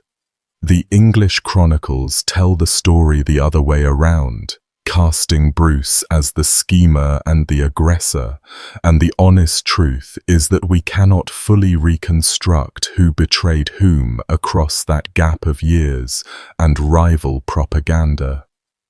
What we can say for certain is that the two men agreed to meet in a church in the cold of February in 1306. The place was the Church of the Greyfriars, the Friary of the Franciscans, in the town of Dumfries in the southwest of Scotland. They met on the 10th of February. Both men left their swords outside the church, as you did when you entered a holy place, the iron set aside at the door, the two rivals coming together unarmed before God to talk. They came together before the high altar, the most sacred spot in the whole building, with the consecrated host kept nearby, the very body of Christ as the medieval church understood it. And whatever passed between them in that conversation, it went wrong, and it went wrong fast. The old argument flared up again, the buried hatred came roaring back to the surface, the accusation of betrayal was thrown out into the air between them, and Robert Bruce pulled a dagger, a blade he had carried in past the unwritten rule about swords, and stabbed John Comyn right there, at the foot of the high altar, in front of the consecrated host, on the holiest ground a medieval town possessed. What Bruce did not do, in that first moment of fury, was finish the job. He came rushing back out of the church, and the expression on his face told his waiting companions everything before he managed to get a word out. One of them asked him how it had gone in there, and Bruce, in the version that has come down to us through the centuries, answered that he doubted, that he feared he had slain the Comyn. Doubted. He wasn't sure. He had stabbed a man and left him bleeding on the altar steps, but in his shock he didn't even know whether the man was dead or alive. And one of his followers, a man named Roger de Kirkpatrick, gave the reply that became one of the most famous lines in all of Scottish history. "You doubt? In that case, I'll make sure." In the old Scots tongue, I mac siccar. And Kirkpatrick, together with another man named John Lindsay, turned and walked back into that church, back to the high altar where the wounded Comyn lay, and finished what Bruce had started, stabbing the bleeding man to death where he had fallen. I'll be straight with you that this whole exchange, the famous I mac siccar line, comes from the Scottish chronicles that were written down decades after the murder, and it may well be a later piece of storytelling Polish rather than a word-for-word record of what was actually said on the day. But the bones of the event are solid and not really in dispute. Comyn was stabbed by Bruce, did not die from that first wound, and was finished off by Bruce's men, who went back into the church specifically to make sure he was dead. There is also a grimmer version preserved by a near-contemporary English chronicler named Walter of Gisborough, writing close to the time. who says that Comyn, after he was first wounded, actually managed to confess his sins and was truly repentant, and that he was then dragged back out from the vestry where he had crawled and killed on the very steps of the high altar by Bruce's order. Either way you read it, a wounded man, possibly at prayer, possibly in the act of confessing his sins and making his peace with God, was hauled back to the altar and stabbed until he stopped moving. And there was a second man killed in that church. Comyn's uncle, Sir Robert Comyn, was present, and he rushed to defend his nephew the instant the attack began, an older man throwing himself at armed attackers in a church to save his kinsman. He was cut down as well, struck a heavy blow to the head, in some accounts delivered by Bruce's own brother-in-law Christopher Seaton. The skull opened the same way so many of the men in these stories met their ends. So 2 members of the Comyn family died on that church floor on the same day. The Red Comyn at the high altar, and his uncle nearby, their blood mingling on the same consecrated stone, both of them killed inside a Franciscan friary, on holy ground, in the literal presence of God as the medieval mind understood it, with the body of Christ present in the sacrament on that very altar above them. For the men who did it, this was not just a murder. It was a thing done in front of God, and they knew it as they did it. For a medieval Christian, it is genuinely hard to overstate how appalling this was. Murder was a mortal sin that endangered your soul. Murder committed inside a church was sacrilege piled on top of the sin, and murder committed before the high altar, in the presence of the consecrated host, in the literal presence of the body of Christ, was about the most spiritually catastrophic act a person could commit. And the church responded exactly as you would expect it to. Pope Clement V excommunicated Robert Bruce, cutting him off entirely from the church, from the sacraments, from the community of the faithful, condemning him in the eyes of God, and consigning his soul, by the doctrine of the age, to damnation. By every spiritual yardstick that mattered to people then, Robert Bruce had just destroyed himself, traded his eternal soul for a knife stroke in a friary. What he had also done, though, was burn every single bridge behind him at once. With John Comyn dead on the altar steps, there was no path left back to negotiation. No careful manoeuvring between the factions, no way to return to the English side or to broker some compromise. He had committed the unforgivable thing, the irreversible thing, and the only direction left open to him was straight ahead. So just 6 weeks later, on the 25th of March, 1306, Robert the Bruce had himself crowned King of Scots at Scone, the ancient crowning place of Scottish kings, in a hurried, makeshift ceremony that even lacked the proper royal regalia, because the English had carried all of it off to London years before. The man who had stabbed a rival claimant to death at an altar walked straight out of his own excommunication and onto a throne. And he went on, against every expectation, to become the king who defeated the English at the Battle of Bannockburn in 1314 and won Scotland its hard, bloody independence, the great hero king of the Scottish national story. The Red Comyn, whose murder made all of it possible by leaving Bruce with nowhere to go but forward, became the man that Scottish history learned to step quietly around. The killing did not make Bruce's path easy, though. The early years of his reign were a disaster. The murder of Comyn turned the powerful Comyn family and all their allies into his sworn blood enemies, and Scotland was now fighting a war on two fronts, against the English and against a huge faction of its own nobility, who would never forgive the man who had stabbed their kinsman at an altar.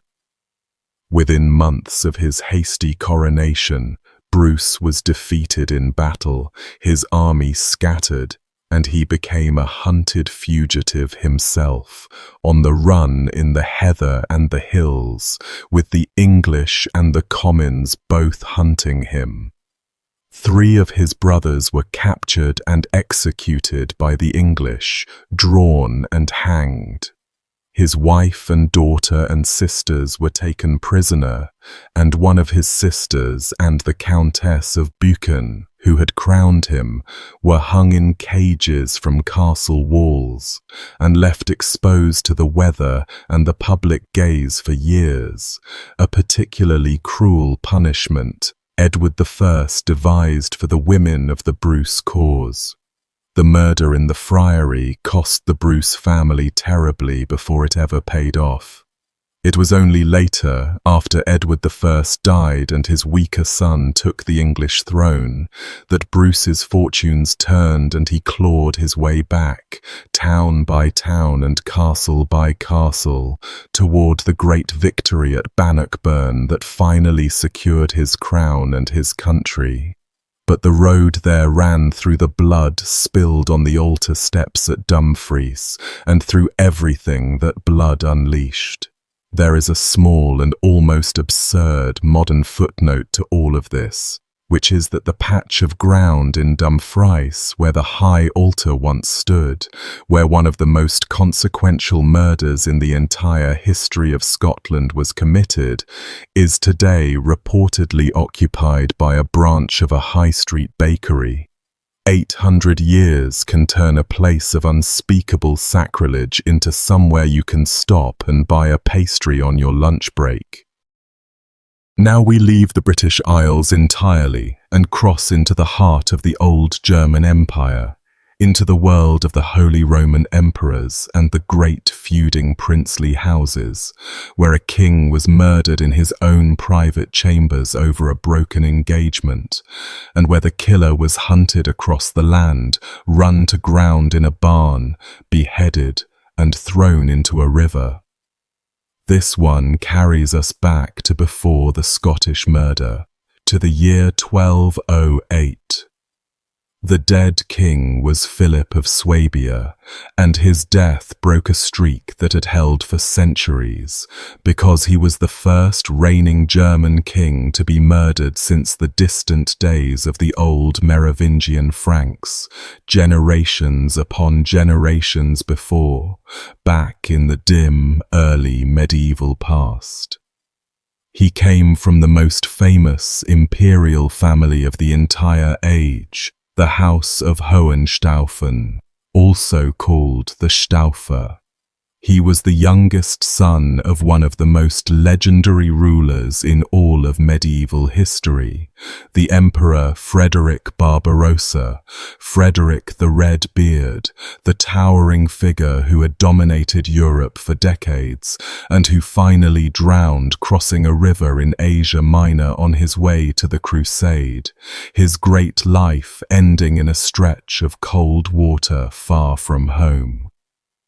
Philip was born in early 1177, and the road to a crown should never have run through him at all. He had older brothers ahead of him in line. He was originally even intended for a career in the church, marked out as a younger son for a bishopric. But death cleared the path in front of him, as death so often did in these families. His brother, the Emperor Henry VI, died suddenly in 1197, while still a relatively young man, leaving behind as his only heir a son who was just 3 years old. And a 3-year-old child, however legitimate his claim, cannot hold a sprawling empire together against ambitious grown men. So the German princes fractured, and in 1198 they did something that all but guaranteed years of bloodshed. They elected two rival kings at once. Philip of Swabia was chosen by the supporters of his own Hohenstaufen family, the natural candidate to hold the throne for his infant nephew or to take it himself. And a completely separate faction, led by the Archbishop of Cologne and backed by money from the King of England, elected a different man entirely, Otto of Brunswick, of the House of Welf, the ancient and bitter enemies of the Hohenstaufen. Two crowned and anointed kings, two armies, one throne, and a civil war that ground on for a full decade across the German lands, with cities besieged, the countryside burned, and the loyalty of lords bought and sold for cash and castles and favours.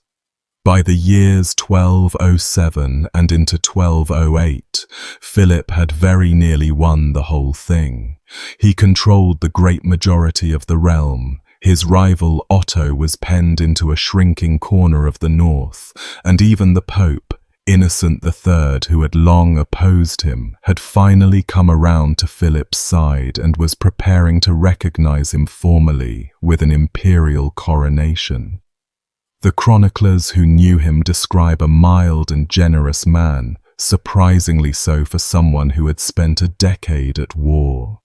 The great poet of the age, Walter von der Vogelweide, sang his praises, and the picture that comes down to us is of a ruler who was patient, even gentle, who preferred to win men over with money and favors, rather than crush them, and who was on the very edge after 10 exhausting years of seeing all that patience pay off in a crown that no one could contest.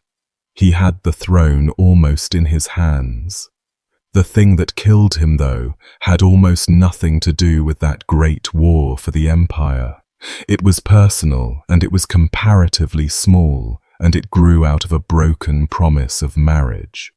Some years earlier, in order to secure a useful ally during the Civil War, Philip had betrothed one of his young daughters to a man named Otto of Wittelsbach, the Count Palatine of Bavaria. Now this was a different Otto entirely from his rival for the throne, and you genuinely have to keep the two of them straight in your head, because the name Otto turns up everywhere in this story. Otto of Wittelsbach, the Count, the future murderer, was promised one of Philip's daughters in marriage. But as Philip's grip on the kingdom tightened and his victory came into view, that particular alliance with the Wittelsbachs simply stopped mattering very much, and Philip quietly arranged instead to marry the daughter off to someone far more valuable to him, the heir to the throne of Bohemia. The engagement to Otto of Wittelsbach was dropped without much ceremony, the way these political betrothals so often were. And then Otto suffered a second humiliation of exactly the same kind, which seems to have pushed him over an edge he was already standing near. He had a separate engagement arranged, this one to the daughter of a Silesian duke, and that match fell apart as well, because the young woman's father had heard things about Otto's character, troubling things about a cruelty and an instability in the man, and broke off the betrothal to protect his daughter from him. 2 engagements arranged and 2 engagements collapsed, 2 public rejections, and Otto of Wittelsbach fixed the blame for the ruin of his marriage prospects squarely on Philip, and resolved to make the king pay for it with his life. The opportunity came in the summer of 1208. Philip was at the city of Bamberg, attending the wedding of his niece, a happy family occasion, the bride being given to a duke, a celebration that brought the great families of the empire together under one roof. He had actually interrupted a military campaign against his rival to be there, setting the war aside for a few days of feasting and family. Otto of Wittelsbach was there too, moving among the guests, a count at a wedding, a familiar face, and nobody seems to have thought anything of it. And after the ceremony was over, on the 21st of June, the king retired to his private apartments to rest through the warm part of the afternoon, the feast still going on elsewhere in the palace. He was in good spirits. His position had never been stronger. Otto of Wittelsbach managed to get himself access to the king's chambers, walking in among the trusted men, a count and a familiar face at a family wedding, nobody's idea of a threat in that moment. He may even have been admitted as a friend coming to pay his respects. And there, in the king's own private rooms, away from the noise and the crowd of the wedding feast, Otto attacked him. The account that has come down to us is that he drew his sword and cut Philip's throat, opening it with the edge of the blade, and that the king fell, bleeding out on the floor of his own bedchamber while the wedding feast carried on somewhere down the corridor, and that Otto and his small group of followers fled the scene before anyone could understand what had happened or move to stop them. No chronicler was in the room. No one who wrote about it had witnessed the murder with their own eyes. The accounts were all set down afterward, by people piecing together second-hand what had happened behind that door, and they don't all agree on the precise mechanics, on exactly how the blow was struck, or precisely what wounds the king took before he died. What nearly all of them do agree on, though, is the reason behind it. Even chroniclers writing far away down in Italy connected the killing back to the broken marriage, to a wedding that was promised and then never happened. A king standing on the brink of ruling all of Germany, cut down in his own bedchamber by a jilted count, over a daughter promised in marriage and then promised to somebody else. There were others suspected of having a hand in it, or at least of looking the other way. The Bishop of Bamberg, in whose city the murder happened, and his brother, a powerful margrave, both came under suspicion of complicity, of having known what Otto intended and done nothing to stop it, or worse. They lost their offices and their property in the aftermath, though they were quietly rehabilitated a few years later when the political winds shifted, which is often how these things went. A king could be murdered, and the men who may have helped arrange it could be back in their seats within the decade, because power in the empire was a thing that flowed where it flowed, and grudges had a way of bending to convenience. But the man who actually drew the sword, the man everyone agreed had cut the king's throat, was Otto of Wittelsbach, and for him there would be no quiet rehabilitation. The aftermath of his death was terrible in its own quiet, domestic way. Philip's wife, the queen, a Byzantine princess named Irene, was pregnant when he was killed. When the news of the murder reached her, she fled in grief and terror to one of the Hohenstaufen family castles, and there, broken by the shock, she went into labor far too early, miscarried the child, and died herself within weeks of her husband, the baby dying with her. The whole heart of the family was wiped out in a matter of months by one man's wounded pride and one stroke of a sword in an afternoon. Otto of Wittelsbach did not get to enjoy his revenge for very long. He became an outlaw, a hunted man with a price on his head, placed under the imperial ban, declared beyond the protection of any law in the land, a man any subject could kill on sight without consequence. Philip's surviving family demanded justice for the murdered king. With Philip dead, the whole long war for the throne that he had so nearly won simply collapsed into his rival's hands. Otto of Brunswick, the Welf candidate, the man Philip had fought for 10 years, was now suddenly the only king left standing. The princes who had backed Philip had no reason to keep fighting for a dead man, and they came over. Within months, Otto of Brunswick was acknowledged as king by the German nobility, and the following year, the Pope crowned him Holy Roman Emperor in Rome. To seal his triumph and tie up the loose threads of the old conflict, Otto even betrothed himself to one of Philip's own daughters, marrying into the family of the man whose throat had been cut. A decade of war, thousands of dead, cities burned and ransomed, and in the end, the whole thing was settled not on a battlefield, but by one furious count and one stroke of a sword in a bedchamber on a June afternoon. Philip lost the war he had already won by dying. The man who finally delivered justice for the murder was the imperial marshal, a warrior named Henry of Culden, who had been Philip's most formidable soldier and who took it upon himself to run the killer down. He tracked Otto across the country and found him in the spring of 1209, hiding in a barn, a granary near the Danube, a great count of the empire reduced to crouching in the straw like a cornered animal waiting for the dogs.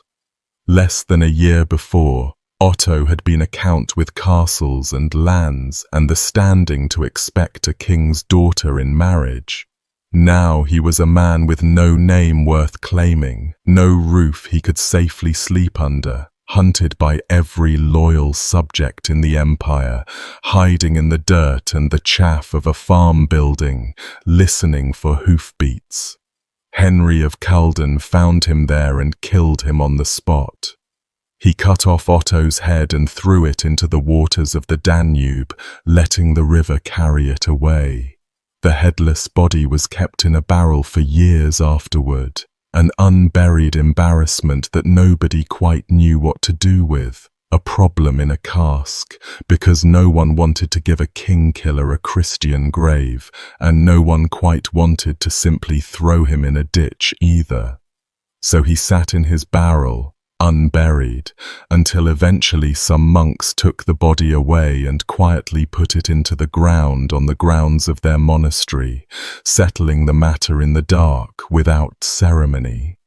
The man who had cut a king's throat in a private chamber on a summer afternoon ended up headless in a river and pickled in a barrel, a piece of refuse that no one wanted to claim or even acknowledge. Philip himself was buried first at Bamberg, where he had died. But years later, his nephew, the very boy who had been only 3 years old when the whole succession crisis began, and who grew up to become one of the most extraordinary rulers of the entire Middle Ages, the brilliant and strange Frederick II, had Philip's remains taken up and moved to the great imperial cathedral at Speyer, the traditional burial place of the German kings and emperors, the cold stone heart of the dynasty. It was a calculated gesture, meant to honor the murdered king and to bind the old loyalists of the Hohenstaufen cause to Frederick's own rule. So Philip got his place among the emperors in the end, laid to rest in Speyer 100 years almost exactly, and in the very same cathedral as the last man we are going to talk about today. Because that final king also ended up buried at Speyer after a death every bit as violent as Philip's, and arguably far worse in the long, bloody horror of its aftermath. We end with another German king, murdered exactly 1 century after Philip of Swabia in the year 1308, and this one was killed by a member of his own family, his own nephew, in an ambush at a river crossing in the spring sunshine. Philip had been killed by a count he had wronged over a marriage. This last king would be killed by a young man he had wronged over money and land, and the difference between a betrothal and an inheritance turned out to matter very little once the swords came out. And the revenge that followed his murder was so vast and so cruel, and reached so far beyond the actual killers, that it passed into a legend that swept up not only the men who held the swords, but their families, their wives, their servants, their tenants, anyone unlucky enough to be connected to them by blood or service. The king was Albert I of Habsburg. Albert came from the family that would eventually go on to rule a vast portion of Europe for the next 600 years, the Habsburgs. But in his own day they were still climbing toward that greatness, still establishing themselves. His father, Rudolf, had been the very first Habsburg to wear the German crown, the man who lifted the family up from the ranks of ambitious regional counts into the company of kings. Albert was born in 1255.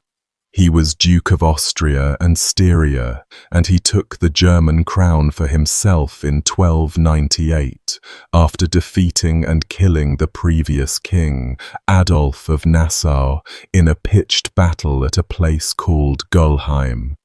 The two kings had actually faced each other directly in the fighting, and by some accounts Albert killed his rival with his own hand, struck him down in the press of the battle. So Albert came to his throne already with a king's blood on him, having put down the man he replaced in the most personal way possible. He was a hard man by every surviving account, a grim and forbidding presence. He had lost an eye at some point in his life, whether to illness or to injury, the sources don't entirely make clear, and the empty, hollow socket gave his face a permanently harsh and unsettling cast. One contemporary described him in distinctly unkind terms, as a one-eyed man with a look about him that turned the stomach. He ruled in much the way that he looked, firmly, without warmth, without much give in him at all. His reputation for heavy-handed rule over the Swiss lands, the forest cantons in the mountains, became the soil out of which the William Tell legend would later grow. That whole tradition of a proud, free people groaning under a cruel Habsburg governor. Whether the historical Albert deserved the reputation is a separate question, but the reputation was real, and it attached itself to him. And he had one particular habit that, in the end, got him killed. He held on to things that were not entirely his to keep. The thing in question was an inheritance, and the person it rightfully belonged to was his own nephew, a young man named John, who would earn a terrible nickname before this was over. John was the son of Albert's younger brother, Rudolf II, who had died young before John was even born. Years earlier, Rudolf II had given up his own share of the family's Austrian lands to make Albert the sole ruler, and in exchange he had been promised compensation, some other territory or a sum of money to make up for stepping aside and handing his brother everything. That promised compensation was never delivered. Rudolf II died with the debt still unpaid, and his son John grew up as a duke in name and title only, a young man with a noble pedigree and a grand-sounding title, and absolutely no lands, no power, no wealth, nothing but acclaim against his rich and powerful uncle. He watched his cousins, Albert's sons, grow up with everything, with lands and castles and futures, while he had a title and a grievance and nothing else. And when John finally came of age and went to Albert and demanded what was owed to his dead father, what was rightfully his by every measure of justice, Albert refused him. He refused him again and again and again, putting the young man off, denying him, keeping for himself what should have gone to his brother's son. Year after year the demands came, and year after year the answer was no, or worse than no, silence, delay, a wave of the hand. To Albert it was probably a small thing, one landless nephew making noise about an old arrangement. To John it was his entire life, his stolen birthright, the thing that stood between him and being a real duke instead of a beggar with a coat of arms. There is a well-known story about the final insult, the thing that supposedly broke whatever patience John had left, and while I can't promise you that every detail of it survived intact across the centuries, it fits everything else we know about both men. At a family gathering at Winterthur on the evening before the murder, Albert is said to have presented his landless nephew with a wreath of flowers, a garland, in front of the whole assembled family. John had come to that gathering expecting land, or a real grant of power, or at the very least, some serious and public sign that his uncle was finally going to honor the debt and treat him as the duke he was supposed to be. Instead, he was handed flowers, a thing you might give to a child or a young girl, a small and very public humiliation dressed up as a gift. John threw the wreath down and declared that he would not be put off with flowers, and he stormed out of the gathering. That same night, he and a group of fellow conspirators, men who had their own grievances against the king, decided that Albert was going to die. The next day was the 1st of May, 1308, a spring morning. Albert was travelling toward his ancestral Habsburg heartland, and his route required him to cross the River Reuss near the town of Windisch, in what is now Switzerland, close to the spot where his family's ancient castle stood. As the crossing was underway, the king became separated from the main body of his retinue. Some of his people had already gone across the river, others were strung out behind him still waiting their turn, and for a few crucial minutes, the king of the Romans found himself on the wrong side of the water, exposed and nearly alone, with only a small handful of men around him. The conspirators had been counting on exactly this kind of moment.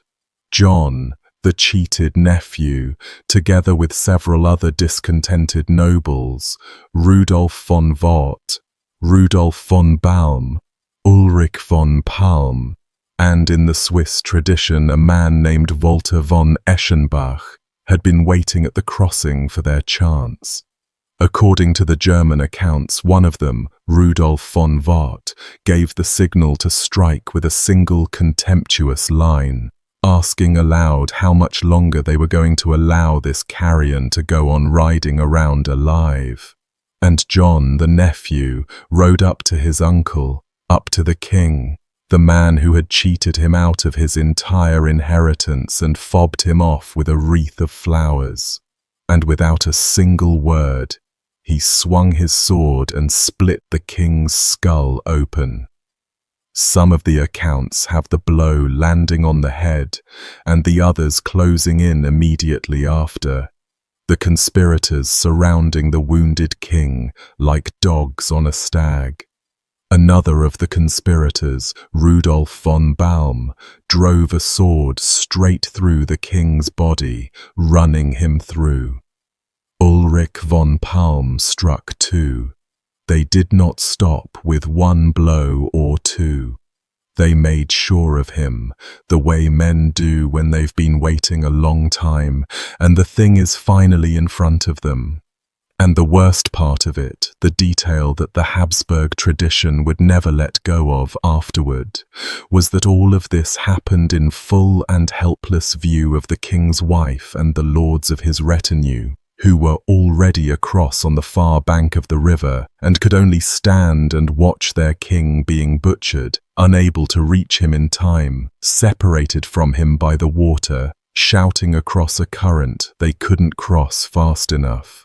There is a legend attached to how Albert died, and I'll give it to you plainly as a legend, because that is what it is, though it is old and stubborn and has been retold for centuries. The story goes that the dying king, his skull cleaved open, fell at the edge of the riverbank, and that he was found there by a poor peasant woman who happened to be passing, and that she cradled his head in her lap and held him as the life ran out of him. A king who had cheated his own brother's son, who had ruled with an iron hand and a face that frightened people, dying in the arms of a stranger, a poor woman with no name that history bothered to record, his royal blood soaking into the ordinary ground beside an ordinary river. The killers scattered in every direction and fled, and the long hunt for them began. And the hunt is where this particular story becomes something that strains belief, because the revenge taken for Albert's murder was savage on a scale that is genuinely difficult to take in. His widow, Elizabeth, and above all his daughter, Agnes, set out not merely to catch and punish the killers, but to destroy everyone around them as well, to make an example so terrible that no one would ever again dream of laying hands on a Habsburg king. Now, a great deal of the most extreme material comes to us from later sources, some of them written centuries after the events, and a good part of that tradition was shaped by people who had their own reasons to want the Habsburgs remembered as bloodthirsty tyrants. So we should hold the worst of it loosely. But even after you account for the exaggeration and the propaganda, the documented core of it is grim enough to chill you. The nephew, John, the man who had actually struck the king down and split his skull, managed to escape the immediate vengeance that fell on the others. He got himself out of the country. The story goes that he fled south to Italy and ended his days in or near a monastery at Pisa, possibly imprisoned, possibly living out a long penance as a monk, at one point begging the new emperor for a mercy that he never truly received, and he died around 1312 or 1313, a hunted parricide who had escaped with his life, but with very little else. History remembering him chiefly by that single ugly name, John the Parricide, the kin-killer. The other conspirators were not nearly so lucky, and neither, in the legend that grew up around the revenge, was anyone connected to them. Rudolf von Vogt, the man who had given the signal to attack, fled toward France but was caught along the way and handed over to the king's avengers. He was broken on the wheel, near the very place where the murder had been committed. Breaking on the wheel was among the most prolonged and agonizing deaths the medieval world devised. The condemned man was bound to a large wheel, often spread out and tied across it, and his arms and legs were methodically shattered with an iron bar, blow by deliberate blow, the executioner working his way along the limbs, breaking each bone in several places, the body still living through all of it, still feeling all of it. And then the ruined, broken man, his arms and legs now soft and bending in the wrong places, was often woven through the spokes of the wheel itself, threaded into it, and the wheel raised up on a tall pole, so that he hung there in the air, conscious, exposed to the sun and the cold and the rain and the birds, dying slowly over hours or sometimes days, unable to move, unable to do anything but feel and wait. It was designed to be the worst death a court could order, reserved for the worst crimes, and the murder of a king qualified. And there is a legend attached to Rudolf von Wort's death too, one of the most haunting in this entire collection of grim stories. His wife, a woman named Gertrude, is said to have stayed with him through the whole length of his ordeal. She knelt beneath the wheel where her broken husband hung dying for the full 3 days it took him to die, without eating, without leaving him, praying at his side through the days and the cold nights, speaking to him, comforting him as best she could while his shattered body hung above her in the spokes, until at last he was gone. Then she walked all the way to Basel, entered a convent of penitents there, and lived out the remainder of her life within those walls, dying years later in 1322. Whether every detail of that 3-day vigil is literally true, or whether it was smoothed and deepened by later retelling, it became one of the most famous stories of devotion in the entire German-speaking world, told and retold for centuries. A wife kneeling beneath the wheel of her husband's execution for 3 days and nights, refusing to leave him to die alone among strangers. Another of the conspirators, Rudolf von Balm, the man who had run the king through with his sword, was dragged to his execution tied to the tail of a horse, hauled to his death through the dirt. Walter von Eschenbach, by tradition, managed to escape the hunt entirely, and lived on for decades afterward in hiding, disguising himself as a common herdsman, a nobleman of the empire who spent the rest of his natural life pretending to be a peasant and tending other men's animals in order to stay alive and unrecognized. And then there is the broadest part of the revenge, the part that is hardest of all to verify and easiest to be horrified by. The later tradition holds that Albert's daughter, Agnes, pursued not only the killers themselves but their families, their relatives, their servants, their tenants, hundreds upon hundreds of people, and that she ordered them executed or driven from their homes, condemning whole households and bloodlines for the crime committed by a handful of men.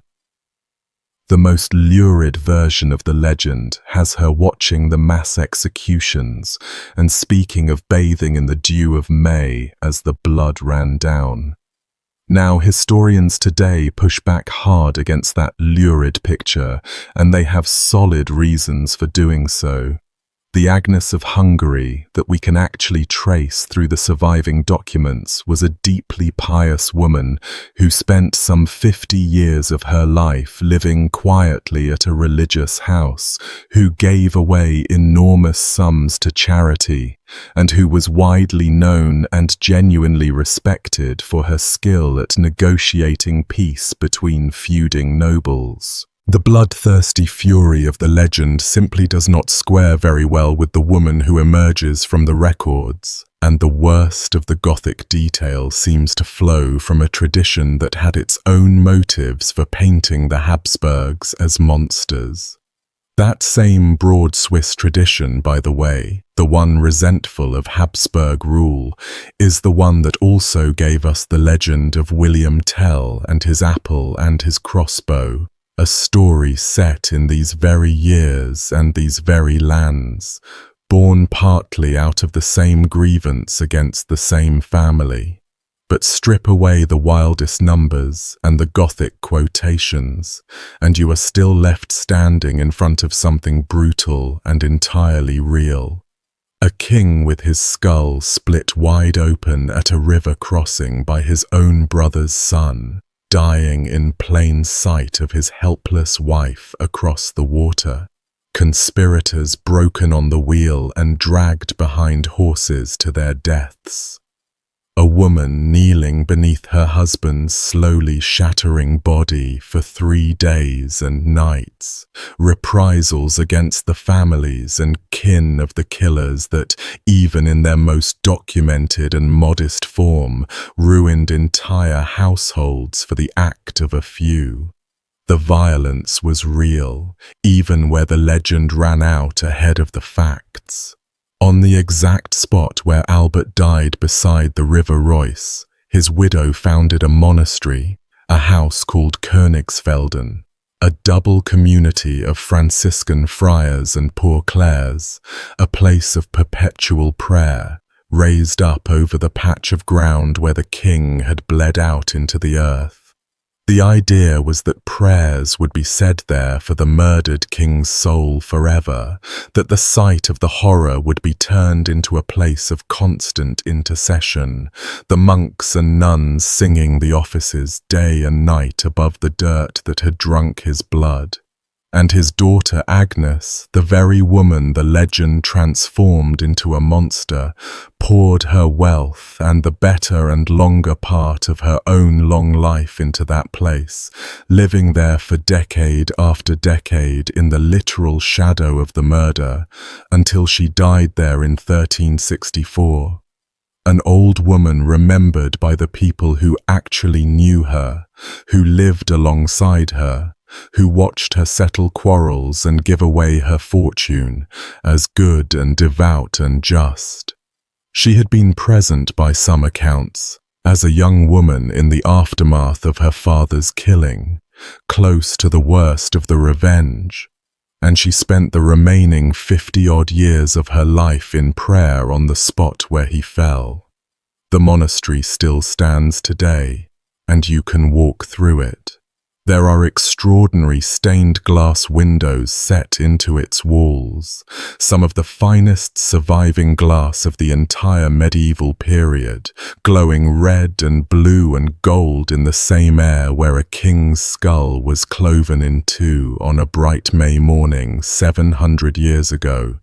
The light coming through them and falling on the floor where the prayers are still meant to be rising for Albert the One-Eyed, cut down by the nephew he would not pay.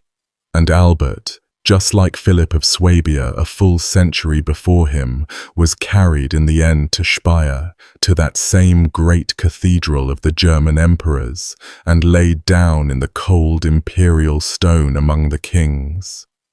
The accounts of his death that survive come mostly from later chroniclers, men like Johannes von Winterthur and Matthias von Neuenburg, and from the Swiss historical tradition that took shape over the following centuries, a tradition that, as we've seen, had its own quarrel with the Habsburgs and its own reasons to shade the story. Pulling the documented bones out of the legend takes some care. But the central undeniable fact sits there regardless of who's telling it.